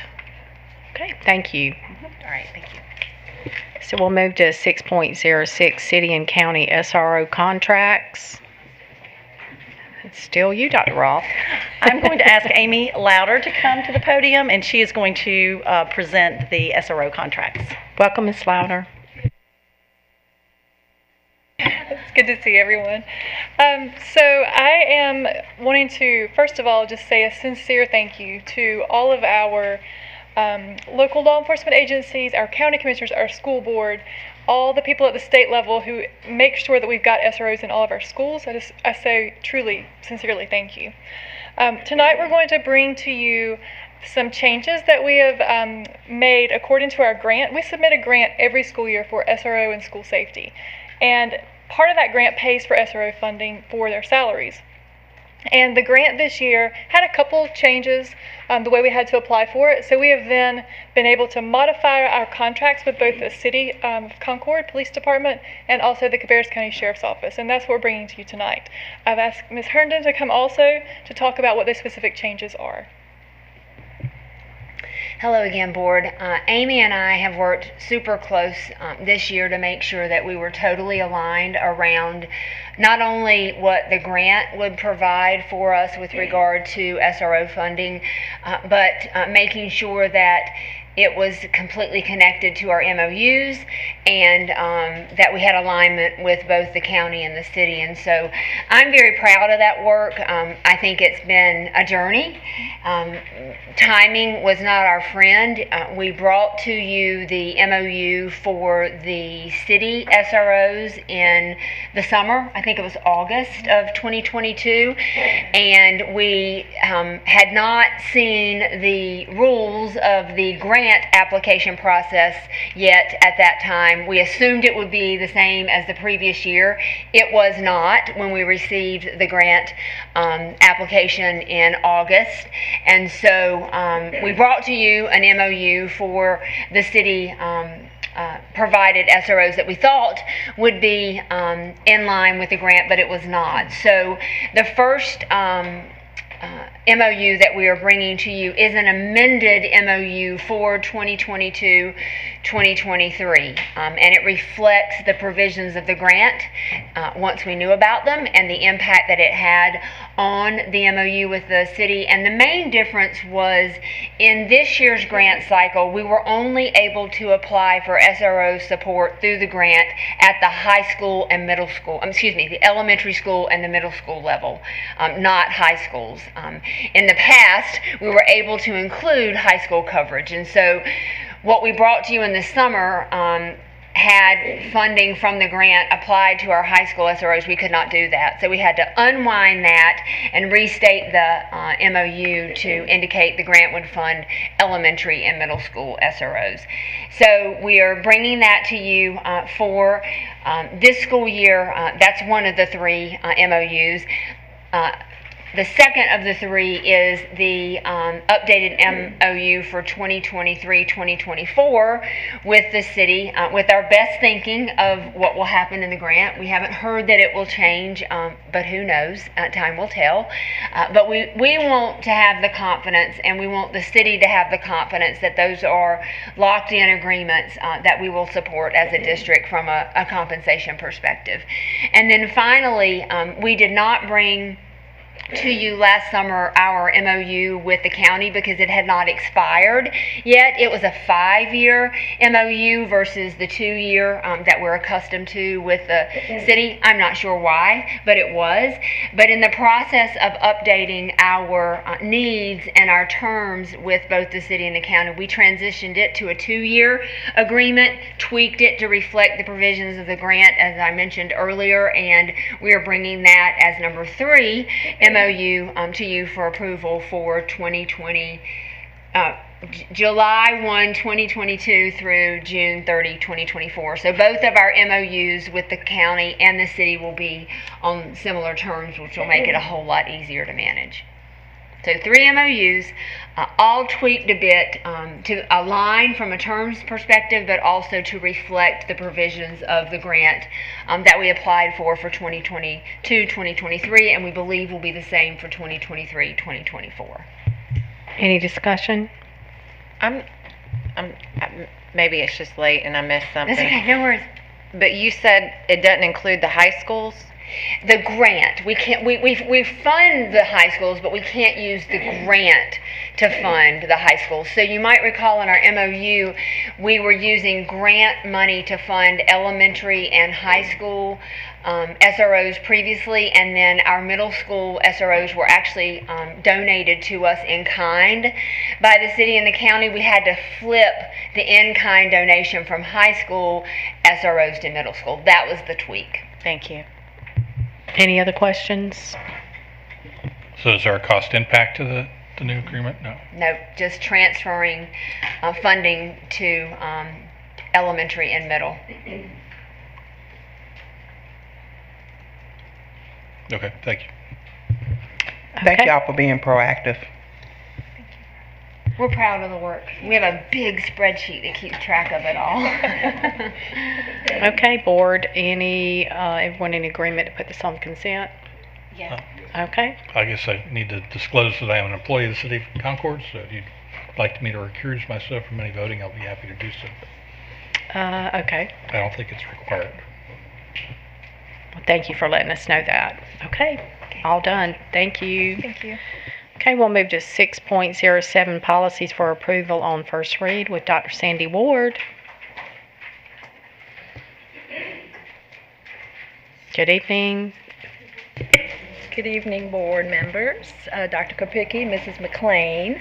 It's been a while since I've seen you guys. I did my first debut back in March, and I haven't been back since. Well, I am back with our spring PLS updates. And so as a point of level setting, right, when you have a new person in a new job, you just want to make sure that everything is really clear.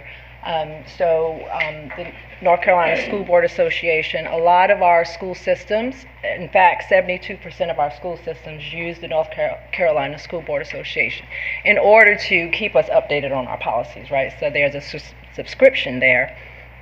And so this spring, we have a total of just 20.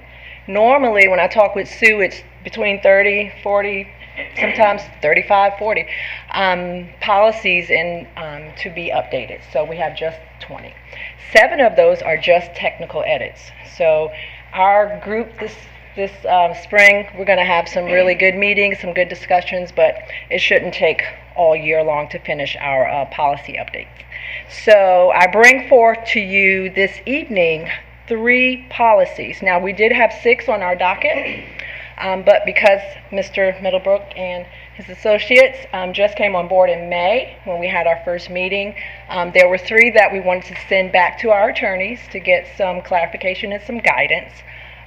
So the 3 we are bringing forward are 2 of them are just technical edits, and 1 of them is about professional development. And so, do you have any questions before I read through some of the recommended changes? Any questions, board members? Go ahead. Okay. So policy 1610-7800 talks about professional and staff development. And here we're just adding a reference to the new statute with professional development a requirement, and that is strongly recommended. And so before you and your notes, and I think even on the screen, you'll be able to see the notes that are there. I would like to read that note to you because the general statute talks to us about beginning this year, this school year 23-24, it requires local boards to provide or cause to be provided professional development to carry out the state's intent and provisions regarding integrating education on the Holocaust and genocide in the middle and high school curriculum, right? And the development of a Holocaust studies elective that may be offered in middle and high schools. And so we brought that one forth because it is coming into effect this year. So in speaking with some of our policy committees, which includes principals and APs and teachers from the middle and high school, we do have some of those electives already in place. But this really calls for the school board, the DPI, to create these materials and for them to get it out to us so that we can then get it out to our students. And so we want to make sure that we are giving accurate and appropriate information and that this information is treated with care, because we all know that this topic is of great care. Any questions on 1610 7800? Okay. The next one is 7340, employee dress and appearance. This one is updating the legal references, and it's just a recommended update. This was last revised July 2021, and it also adds a footnote. I just wanted to share with you all that employee dress and appearance, that information is found on our HR's website. For our employees through our employee handbook. It is also found on all school staff handbook links, so that this provision is available to all staff so that they can review employee dress and appearance. Any questions? Okay. And 7650, employee travel and other expense reimbursements. This one added a hyperlink. Right? So as you read through, you can go through and see at the bottom that a hyperlink was updated. And that was required. So that is something that we have to do. And then there was a footnote that was information only. Any questions or comments there? Any questions? Okay. So I would note that for next month, we will go through the three that we brought back for guidance. And then we will probably complete all of the technical edits at one time so that we can get those out of the way and really focus on the policies that have a lot of meat to them. Does that make sense? Okay, we will, in agreement to move that to consent. Okay, thank you very much, Dr. Ward. We'll move to 6.08, approval of emergency/bus road improvement with Dr. Jonathan Bowers and Chuck Taylor.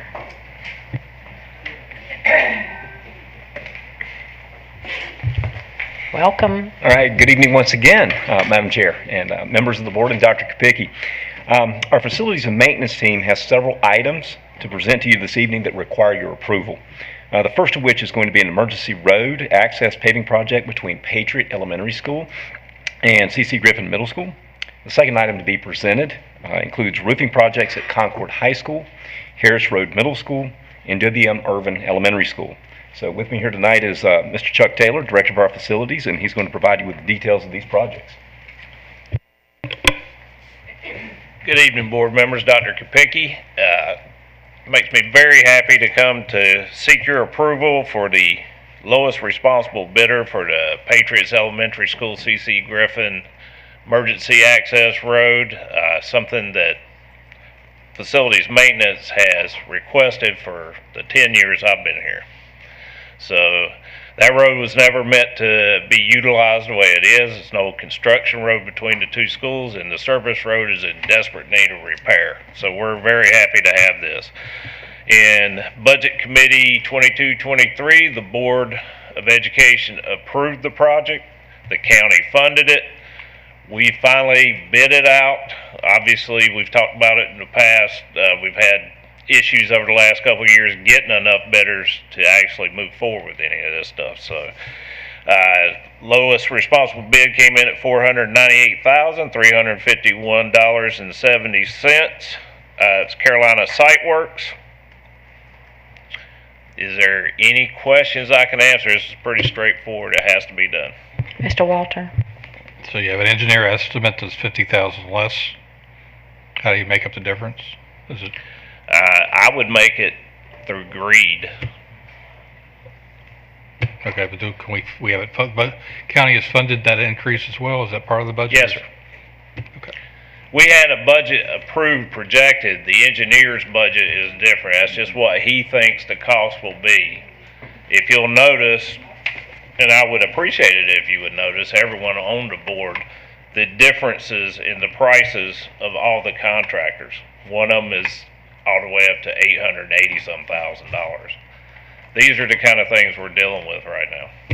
It is finally starting to normalize a little bit, and we'll talk a little bit about that in the roof bids. So the budget for the project is how much? $498,351.70. Okay, so you're saying that that's the county's going to fund it, or we're going to find the money? No, sir. They funded that. Okay. We have that amount. Okay. Miss Sandage. But these are bids, so, all right. So the bid came out as the budget amount. That's nice. Okay, yeah, I'm sorry. Maybe I'm misunderstanding. $498,351.70 is what the lowest responsible bid was. There were extra monies that we requested from the county that were left over to other projects to make that difference. Okay, that's what I was We haven't spent any extra money on this project. Okay, thank you. Sorry.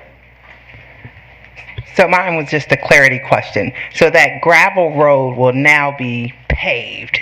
Did I hear that correctly? Not only will it be paved, we're going to correct a lot of drainage issues back there, and it will be a 20-foot wide gravel paved road that, with the future of that area growing the way it is, it should help us handle all that traffic coming in and out. We're doing it once, we're going to do it right, and we're going to be done with it.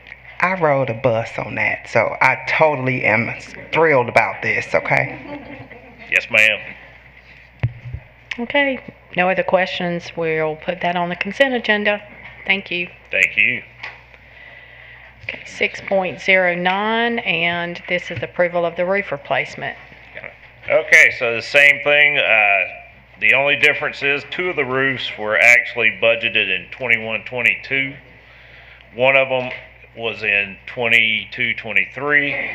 The total for all three roofs is $3,799,530.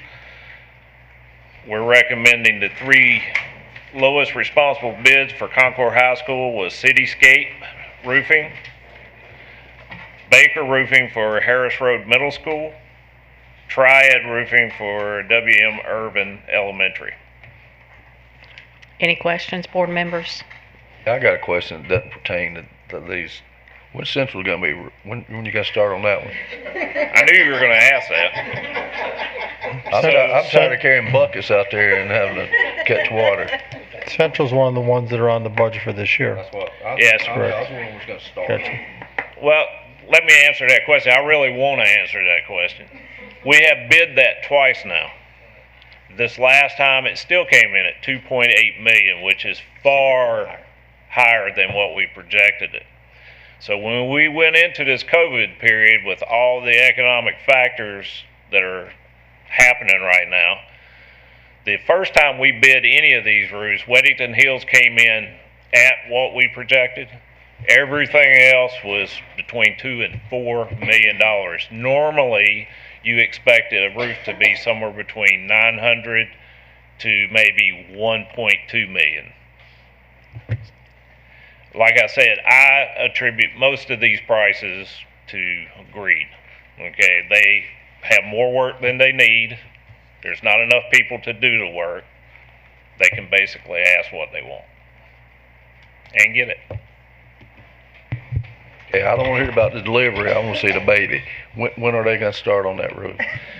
As soon as I get them down to where we can afford it. Okay. Everybody in agreement to put this on consent? Yes. Okay. Thank you, guys. Thank you. Thank you, Mr. Furr. We'll move to 6.10, construction manager at risk recommendation for, is that Northwest high Cabarrus, school? Okay. High school. Good evening, Madam Chair, members of the board, Dr. Kopicki. So the Department of Construction received statements of qualification from 7 different construction manager at risk firms that were interested in being a part of that project. A committee that was established of department staff and school leadership reviewed those statements. We utilized a rubric and scored those submissions from each firm.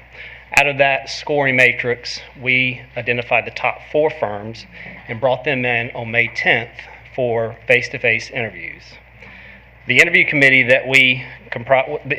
was comprised of the following members: Ben Allred, Gordon Palmer, Chris Myers, Beth Bobrick, Craig Nichols, Tim Louder, Jonathan Bowers, Todd Berg, Harold Hahn, Dorothy Bramhall, and myself. It is the recommendation of this committee that Shelco LLC be selected as the construction manager at risk firm for the new Northwest Cabarrus High School replacement project. Once approved, the staff will begin negotiating the terms of the A133 standard form of agreement between owner and construction manager as constructor for this project. This will also allow us to begin pre-construction pricing exercises with Shelco that will help to begin identifying what the project budget looks like as we move into the next few years. And with that, I'll answer any questions you have. Any questions, board members? We've used Shelco. We have. Shelco was the construction manager for Roberta Road Middle School. Does it say what criteria you're using or how you judge them? There was a matrix that we have included. If you would like a copy of that, I'll be happy to provide it to you. Yeah, I'd like to look at it and just have it on action just in case there's anybody who has anything to say about it, but it seems okay to me. Yeah, and there is, just to be clear, there's no dollar value attached to this approval. And there will be no dollar value attached to the contract that we would bring before you in August. Those values aren't established until we get to what we consider a guaranteed maximum price bidding. So just to be clear. And this school's been pushed back anyway, right? It's not going to happen. The school current funding for the school is identified for 2026. Yes, sir. Thanks. Okay, everybody in agreement to put this on consent? Action, please. Action, okay. Okay, all right. thank you. Thank you. We'll move to 6.11, approval of school nutrition annual contracts with Dr. Jonathan Bowers and Stephanie Allman. Welcome back. And hello once again. Thank you, Madam Chair.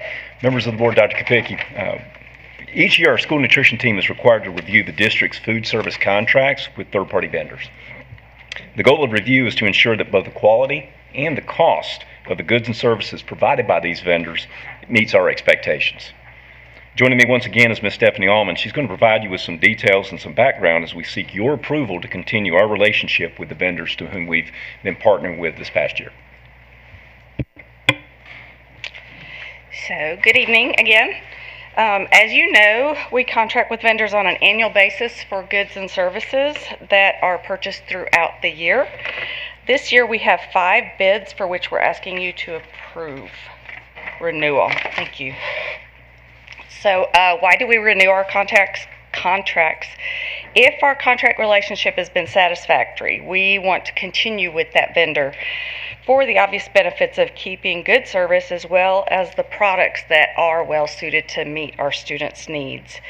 Obviously, cost savings is a prime reason to continue a contract relationship, and we have to evaluate the decision to renew or rebid every year considering those elements.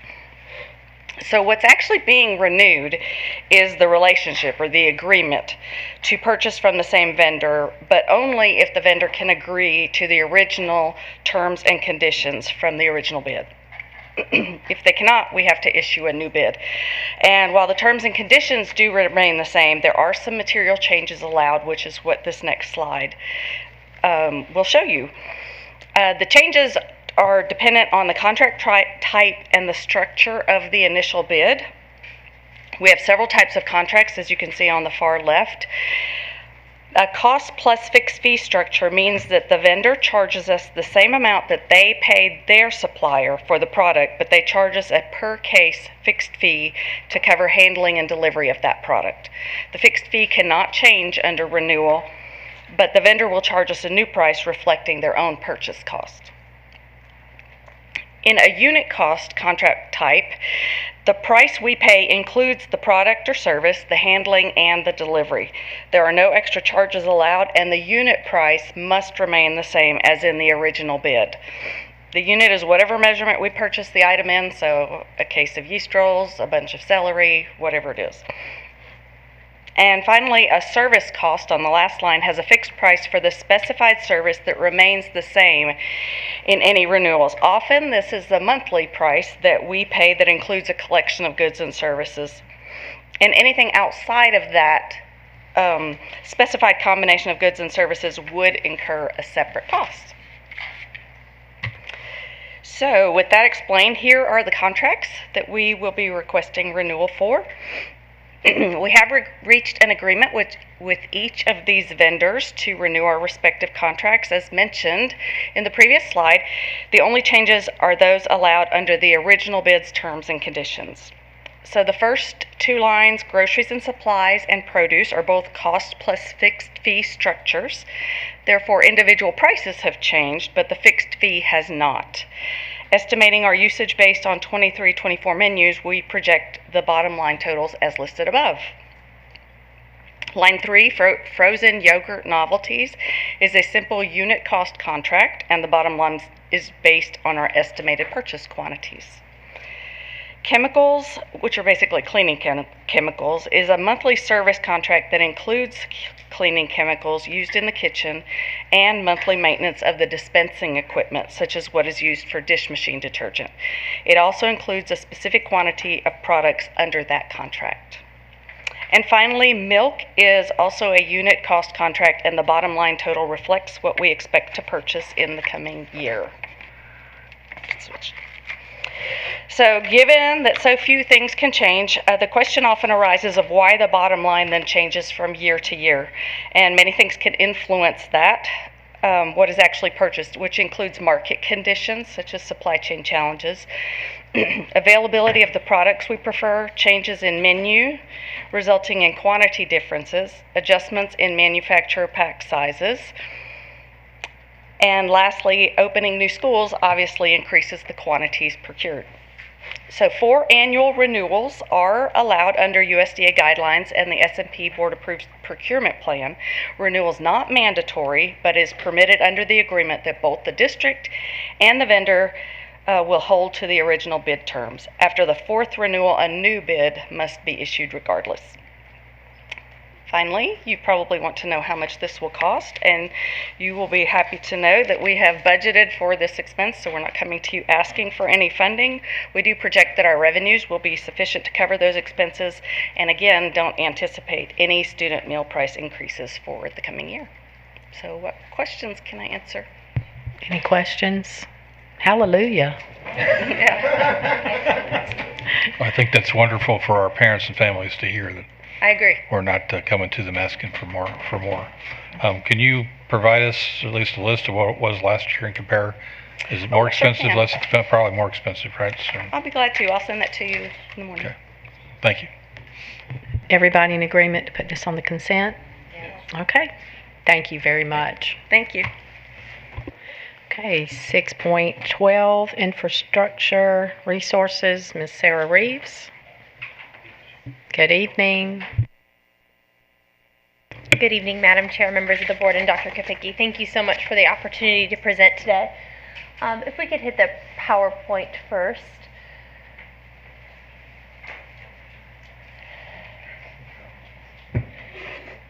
And I will be brief. Awesome. So I'm here today to present the contract for infrastructure for our benchmark resources that we use through Mastery Connect and TE21. This purchase is over the $250,000 threshold, hence why I'm coming to present to you today around the approval of this purchase. So just for some context, for those of you that may not be familiar with our assessment systems in Cabarrus County, obviously there are multiple ways that we assess student learning, and this is really to address specific, targeted, individualized needs for students. Obviously, post-pandemic, we have seen even larger gaps in terms of really working towards standards mastery, making sure that every single one of our students has exactly what they need to achieve grade level mastery, but also that our teachers have real-time feedback around making sure that we understand what the rigors and the commands of each standard are, and that we have a really high-quality assessment to gauge whether or not we are on track to meeting those proficiency standards by the end of the year. As you may know, if we get to the end of grade test or end of course test, really at that point that's an autopsy. That's not informing teacher level instruction. And so the utilization of the infrastructure resources, which include the predictive benchmark assessments as well as the Mastery Connect Connect platform with item banks that teachers can access throughout the course of the year or throughout the course of the semester really helps support with that. So when you're looking at the scope of our assessment systems, InStructure really supports not only with the Mastery Connect, which is the tracker and the database that we get really great high quality questions that meet the commands of the standards, but then we also have the interim benchmark assessments, which are given 3 times a year for students in grades 3 through 8, which would be end of grade assessments, and then of course we have our end of course assessments, which are given twice a semester. And so just for a little bit of historical context, as you probably have heard, Cabarrus County Schools has made a tremendous amount of growth over the last couple of years, specifically academically, not only within our subgroups, but also within our proficiency.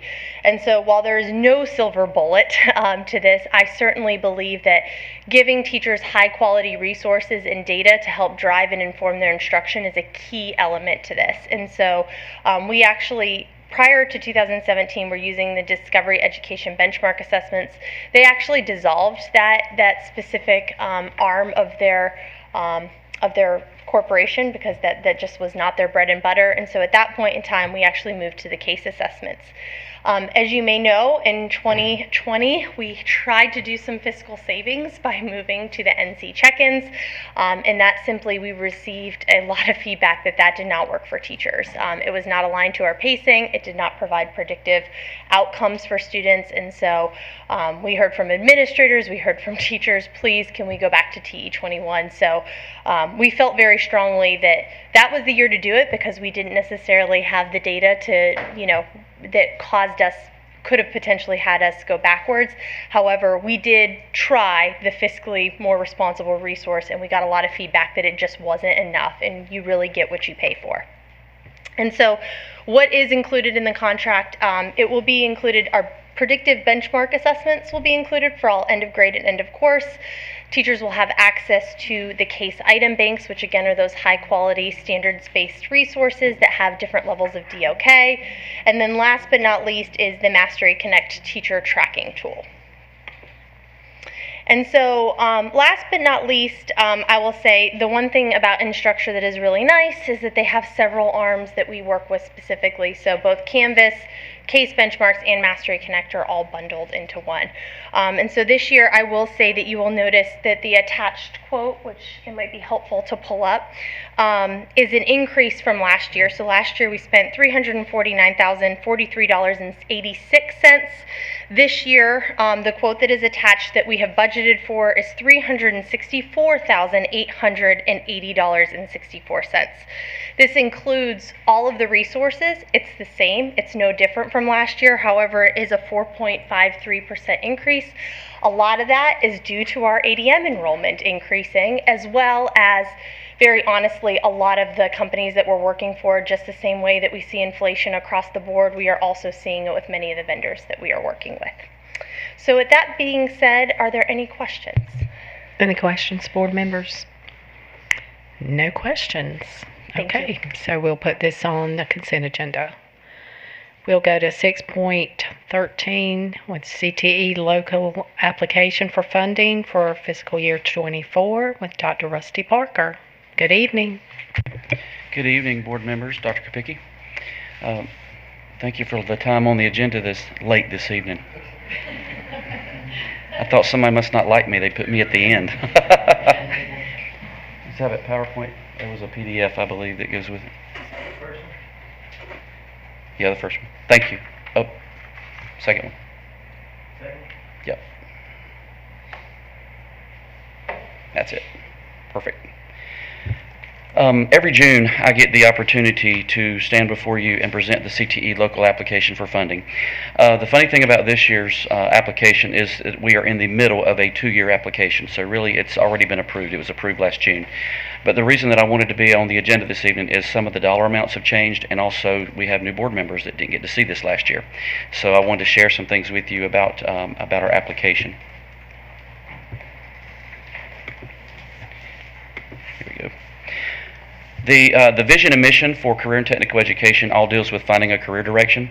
The vision statement says to inspire students, create futures, and build our community, and we do that by our mission statement, which is to build a learning environment where students can pursue their direction and purpose. And then that purpose is that every CCS student will graduate career and college ready. I put this slide together specifically for Ms. Sandage because I think at the last meeting you had asked me special populations numbers and how many special population students we had in CTE.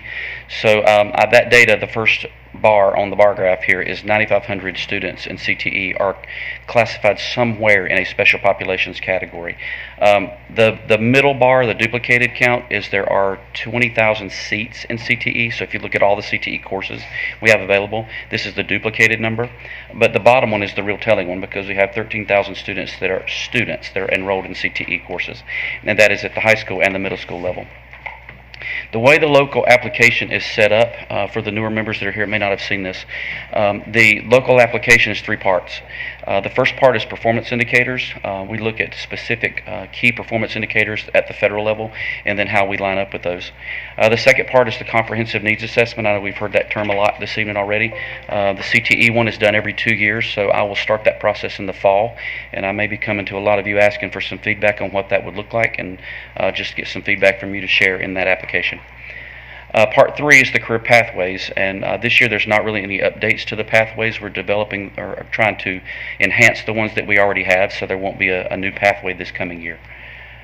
The cohort graduation rate, and this is CTE's bread and butter. Usually we are at 99% for our cohort graduation rate, and 1S1 is what it's titled, and it is the CTE concentrators who are part of the 4-year cohort graduation rate. One of the greatest opportunities for improvements for us is English learners or multiple language learners. And so our goal this year to help those students be more productive is that we want to enhance the career development planning process. And we have a career development coordinator at each of our high schools. And the goal is to help them develop a plan for each student so that they actually can do better and graduate and see that there is a post-secondary option. Academic proficiency, CTE has 3 performance indicators that are focused on academics. The first one is ELA, then there's math and science. The science is the newest one added into Perkins 5, so this year we have a science indicator. But the ELA indicator is CTE concentrators who are career and college ready by the end of the 10th grade on English 2 EOC. And one of the greatest opportunities when we looked at the data is students that are in foster care system. And so this coming year, that's going to be one of our focus areas, is to provide wraparound services for students that are identified in foster care system. That's going to require us to partner with the Student Services Department. So a lot of what you see in this application is partnering with other departments in CCS. And this would be the one that we need to partner with Student Services. Math and science kind of go together because one of the strategies that we need to improve our math performance indicator is how do we partner with the instructional specialists that are already in the curriculum and instruction department. So how do we partner with them is we try to find ways to put math into the CTE programs. We're very fortunate that CTE blueprints already have a breakdown to show where social studies, science, math, and ELA all fit into a CTE class. We just need to work with them a little better, the CTE staff, on how to implement some of those instructional strategies into their daily curriculum. So science looks a lot like that, same opportunity for improvement. This is the big one for CTE. One thing that we have to show with our federal data is how we're preparing students to enter the world of work. What do they do when they leave us? Are they going into the military? Are they going to employment? Are they going into further training and development? So at 6 months after graduation, we're required to do a concentrator feedback survey. And so in that survey, it's asked, where are you now? It's kind of a where are you now kind of survey. And so one of the things that we've tried to do to improve the data that we get from the concentrator feedback survey is to really spend some time with those students before they leave so that they have a quality career development plan, that we are reviewing that plan. I know that there's some legislation coming down about that now, but we're already doing that in Cabarrus County Schools. So we already work with students on a career plan, and we review that with them before they graduate. 4S1 is non-traditional enrollment, and this is a tough one because it's very hard to get girls to see how they could fit into an automotive program or get them to hammer a nail in a carpentry class. So a lot of times we really struggle with non-traditional enrollment. But one of our greatest opportunities for improvement is to do just this thing, because there are a lot of females that need to see that there are options for them in an electrical trades program, that they can be a mason. One of the best students at competitions when we had the skills competitions was a girl, and that was so impressive because she was fantastic. So one thing we do in CTE is really try to promote non-traditional occupations to students, and that's one initiative we're going to continue into 2024. The next one is one we hear a lot about is credentials. Credentials are now part of our federal performance indicators. And one of those things that we are really working toward is to help English learners again with those credentials. And I put down at that bottom bullet really the reason why. It's because a lot of the credentials are written in English, and so some of them struggle with that. And so it's required that they take it, but a lot of times it's not in their language. And so we are trying to work again with the ML department to see if we can provide a strategy or a way to help them in that area. The last one is the other category, and if you've heard recently, CTE now has something called proof of learning, and that is anything that is not a credential. So for us, it used to be in CTE we had a 100 question multiple choice test. Now we don't have that. We have some classes that still have that, but a lot of them are transferring over to a performance-based measure. So a lot of our classes that are masonry or electrical, again, that's obviously a hands-on curriculum. So you want to know if students can do those types of things. So their performance indicator, or what is used to show their performance, is a performance-based measure. And we're going to continue doing that. But I put down at the bottom, non-traditional students are the ones that we're really targeting again, and how do we help them? And again, that could be the English language learners, those types of students that we need to help. Comprehensive local needs assessment. There were three specific things. There were multiples, but the three major ones that came out of our last needs assessment were the three that I have on the screen. Providing greater opportunities for experiential learning. And experiential learning, what you usually think of as an internship or an apprenticeship, but that could also be a simulated internship. So one thing that we've done in the past couple of years is we've hosted, I think J.M. Robinson hosted one, and we've done a few others, to where it's a simulated work environment. So the employer comes to the school and they learn their own hands-on activities at the school. And that has worked very well for us. We'd like to continue that into the future. The second bullet, continued pathway alignment. Right now we're working with a drones pathway, because I know there's some people that are asking a lot about that. But it's not something that has to be just for the Aviation Academy at West Cabarrus. It could be at other schools as well. So we're looking at how to fit that in. Vet Tech program, I have been asked that multiple times, so we're trying to figure out where to place it. Northwest would be obviously the proper one, with it being such an awesome ag program. But also Central has a fantastic ag program, and so does Mount Pleasant. So you may see Vet Tech at more than one location. And data analytics is one that I'm very proud of. We started that process of creating a data analytics curriculum here in Cabarrus County. And the cool thing about it is the DPI staff caught on that we were creating it, and now they want to use our curriculum. So we opened that program at Hickory Ridge High School this year as part of the FinTech Academy. But it was really neat that DPI called us. Now they're wanting to use our curriculum, so we have got the ball rolling. The last one is a stronger articulation process. I've already heard this evening about the MOU with the community college, and the articulation process is part of that. One of the hiccups right now in our process that we're working through with the community college staff is how to share data. Because once we have students that have completed an in-course exam, how do we share that data with the community college?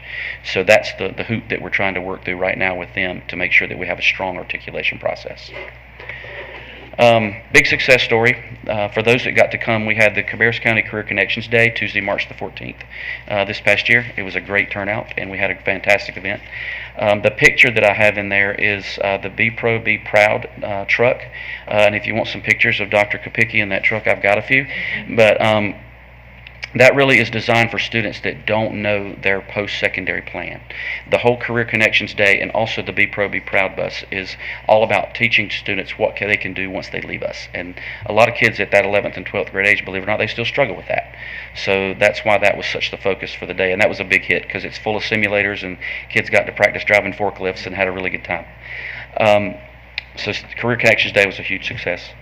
But again, I always take the opportunity when I'm here to thank all of you for the support you provide. I know you came to our Career Connections Day. Some of them came to the awards night that we had in Career Tech Ed. We appreciate the board and all of you and what work you do for us. So I'll entertain any questions that you have. Any questions, Ms. Sandage? So thank you, perfectly presented. Where I can get concerned a little bit is that I'm finished CTE, and now I think that should equate to a job, right?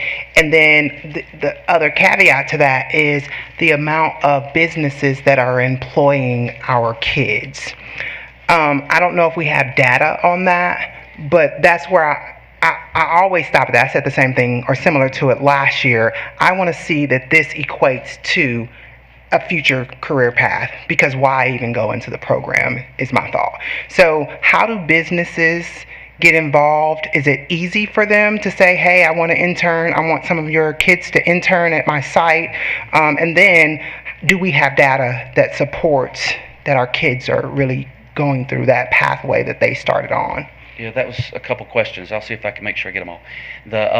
You might have to refresh my memory on some of that. But one of the things that we do is have a career development coordinator, like I said, at each one of our high schools, and they're charged with the apprenticeship internship piece.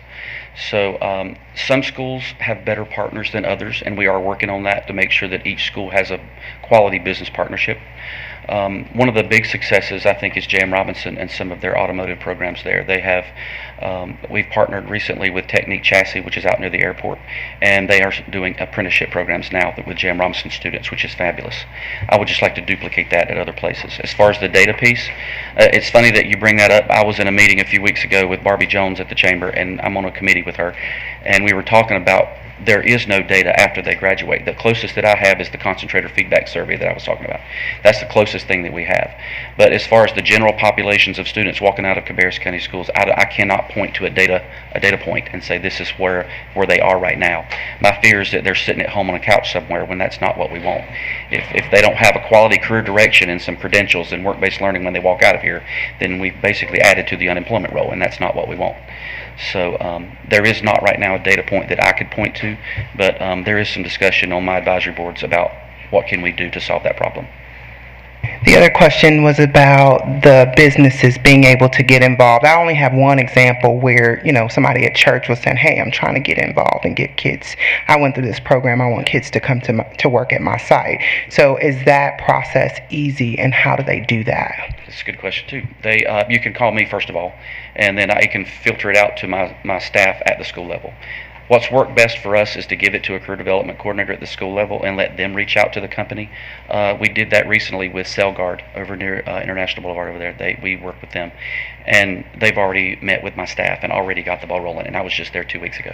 So that's usually the easiest way to make it happen, is you can reach to me, or you can reach out to the career development coordinator that is at the building level, at the high school. Thank you. Hey. Mr. Treadaway. I just wanted, while Dr. Parker's here presenting, we've talked a lot about student relationships yesterday when we started the meeting. I think we were talking about that, but some of the strongest relationships I saw firsthand were the ones between the CTE teachers, those vocationals teachers. The relationship is very different than the academic classroom, and they do a lot of things that much more than what we've talked about tonight. They do a lot for kids. Ms. Escobar.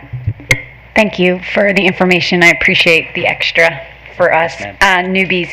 The articulation, so that's I'm just trying to understand, you're trying to communicate better with the community colleges, so a kid doesn't have to, if they wanted to continue, if one of their pathways was to continue to get their associates, that they wouldn't have to duplicate.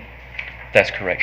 Kind of just a quick overview. An articulation course is when a student takes a course here in high school, but their community college will recognize it as a credit for them. Okay. So it's taught on our property, but they get credit for it at the community college. So it's kind of a dual enrollment process. Yeah. But the reason we've been challenged with it is because students that go to Roy and Cabarrus Community College, they have to request it. It's not just automatically given. So there's a breakdown in the communication of how that is operating. So that's what we're working to try to iron through. I've already met with their staff a couple times about what can we do to kind of clean that process up. Because I want more students to be able to receive that articulated credit. That's fabulous. That's free education. Right. So that's what we want to push. And so that's kind of our goal for the coming year, is to kind of iron that out so that there is a cleaner data sharing process, so that RCCC knows these students are coming to you and they could receive that credit. So that's the goal for the process.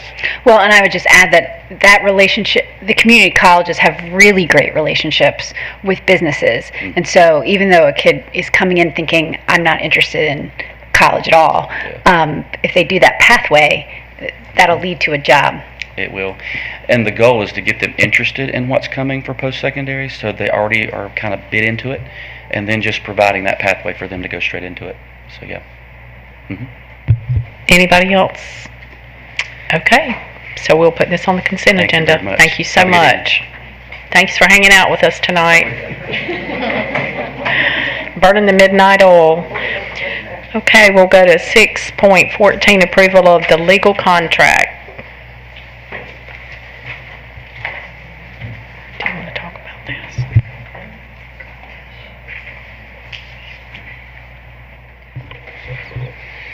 So, for the board's review, the attached engagement letter is there for your review in terms of legal contract. It kind of stipulates the agreement as to the monthly retainer that the two attorneys have agreed upon, what the paralegals will cost and what it would cost for the associates and the partners. So you're looking at $35,000 per month per retainer.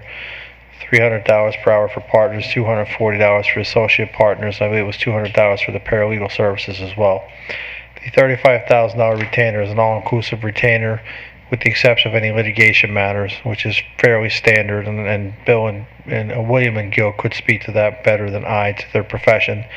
But it's been my experience that you cover, when you have a retainer that's all-inclusive, the only things that would be excluded, and that would be litigation, because that would cost them it's different resources that they're using and putting into play when they prepare for a court hearing or mediation hearing, so be it, and there's more people in play besides them, so that's not unusual. Other than that, I think it's a pretty straightforward contract for us, and it puts us in a pretty good position moving forward for our attorney fees.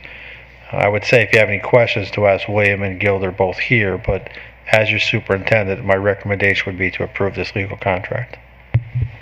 Any questions, board members? Mr. Walter? Yeah, it is a lot of money. I mean, it's over $400,000 here, but I'd like to see on that second section where it says scope in terms of representation, a reference to our RFP, because I think that's information that's really important. Sections and under Part 1, Section B, C, and D, and that's where it talks about the requirements for the attorneys to hold. The attorneys, what the scope of the work will be in more detail. And I think that's important that we at least reference that in that engagement letter.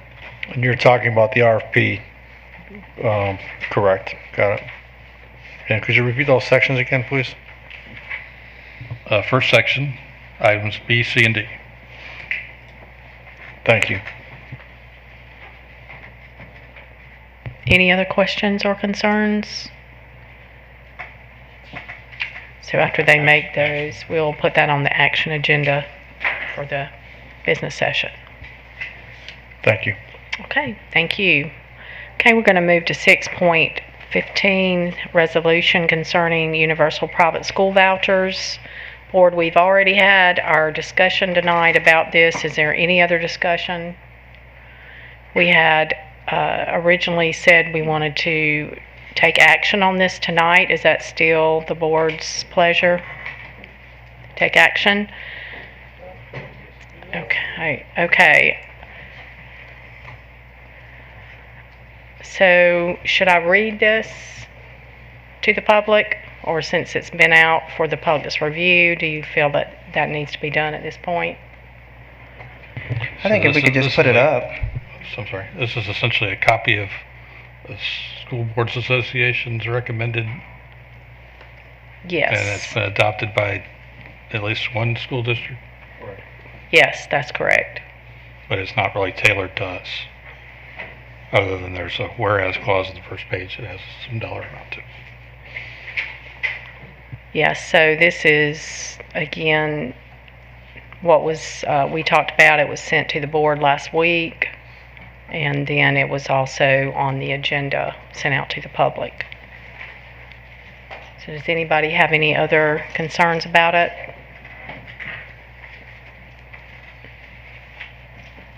Okay, well then I need a motion. So moved. Second. Okay, I have a motion by Ms. Escobar, a second by Ms. Sandage. All those in favor, say aye. Aye. Opposed? No. No. So 2 opposed and 5 ayes. Okay. That passes. That resolution passes. Okay, we will now move. I'll get my agenda open. we're going to go into closed session. So we will move to 7.01 to convene in closed session to consult with an attorney and preserve the attorney-client privilege pursuant to General Statute 143, 318, 11A3, including the following pending litigation matters: Beyonde, Kiwanis, I am, KMK, and to consider confidential personnel matters pursuant to General Statute 143, 318, 11A6. I need a motion to convene in closed session. Second. So I have a motion by Ms. Lindsay, a second by Mr. Walter. All those in favor say aye. Aye. Opposed? Hearing none, we are now in closed session. Thank you to everyone who came, and thank you for your patience with us tonight during this very long meeting.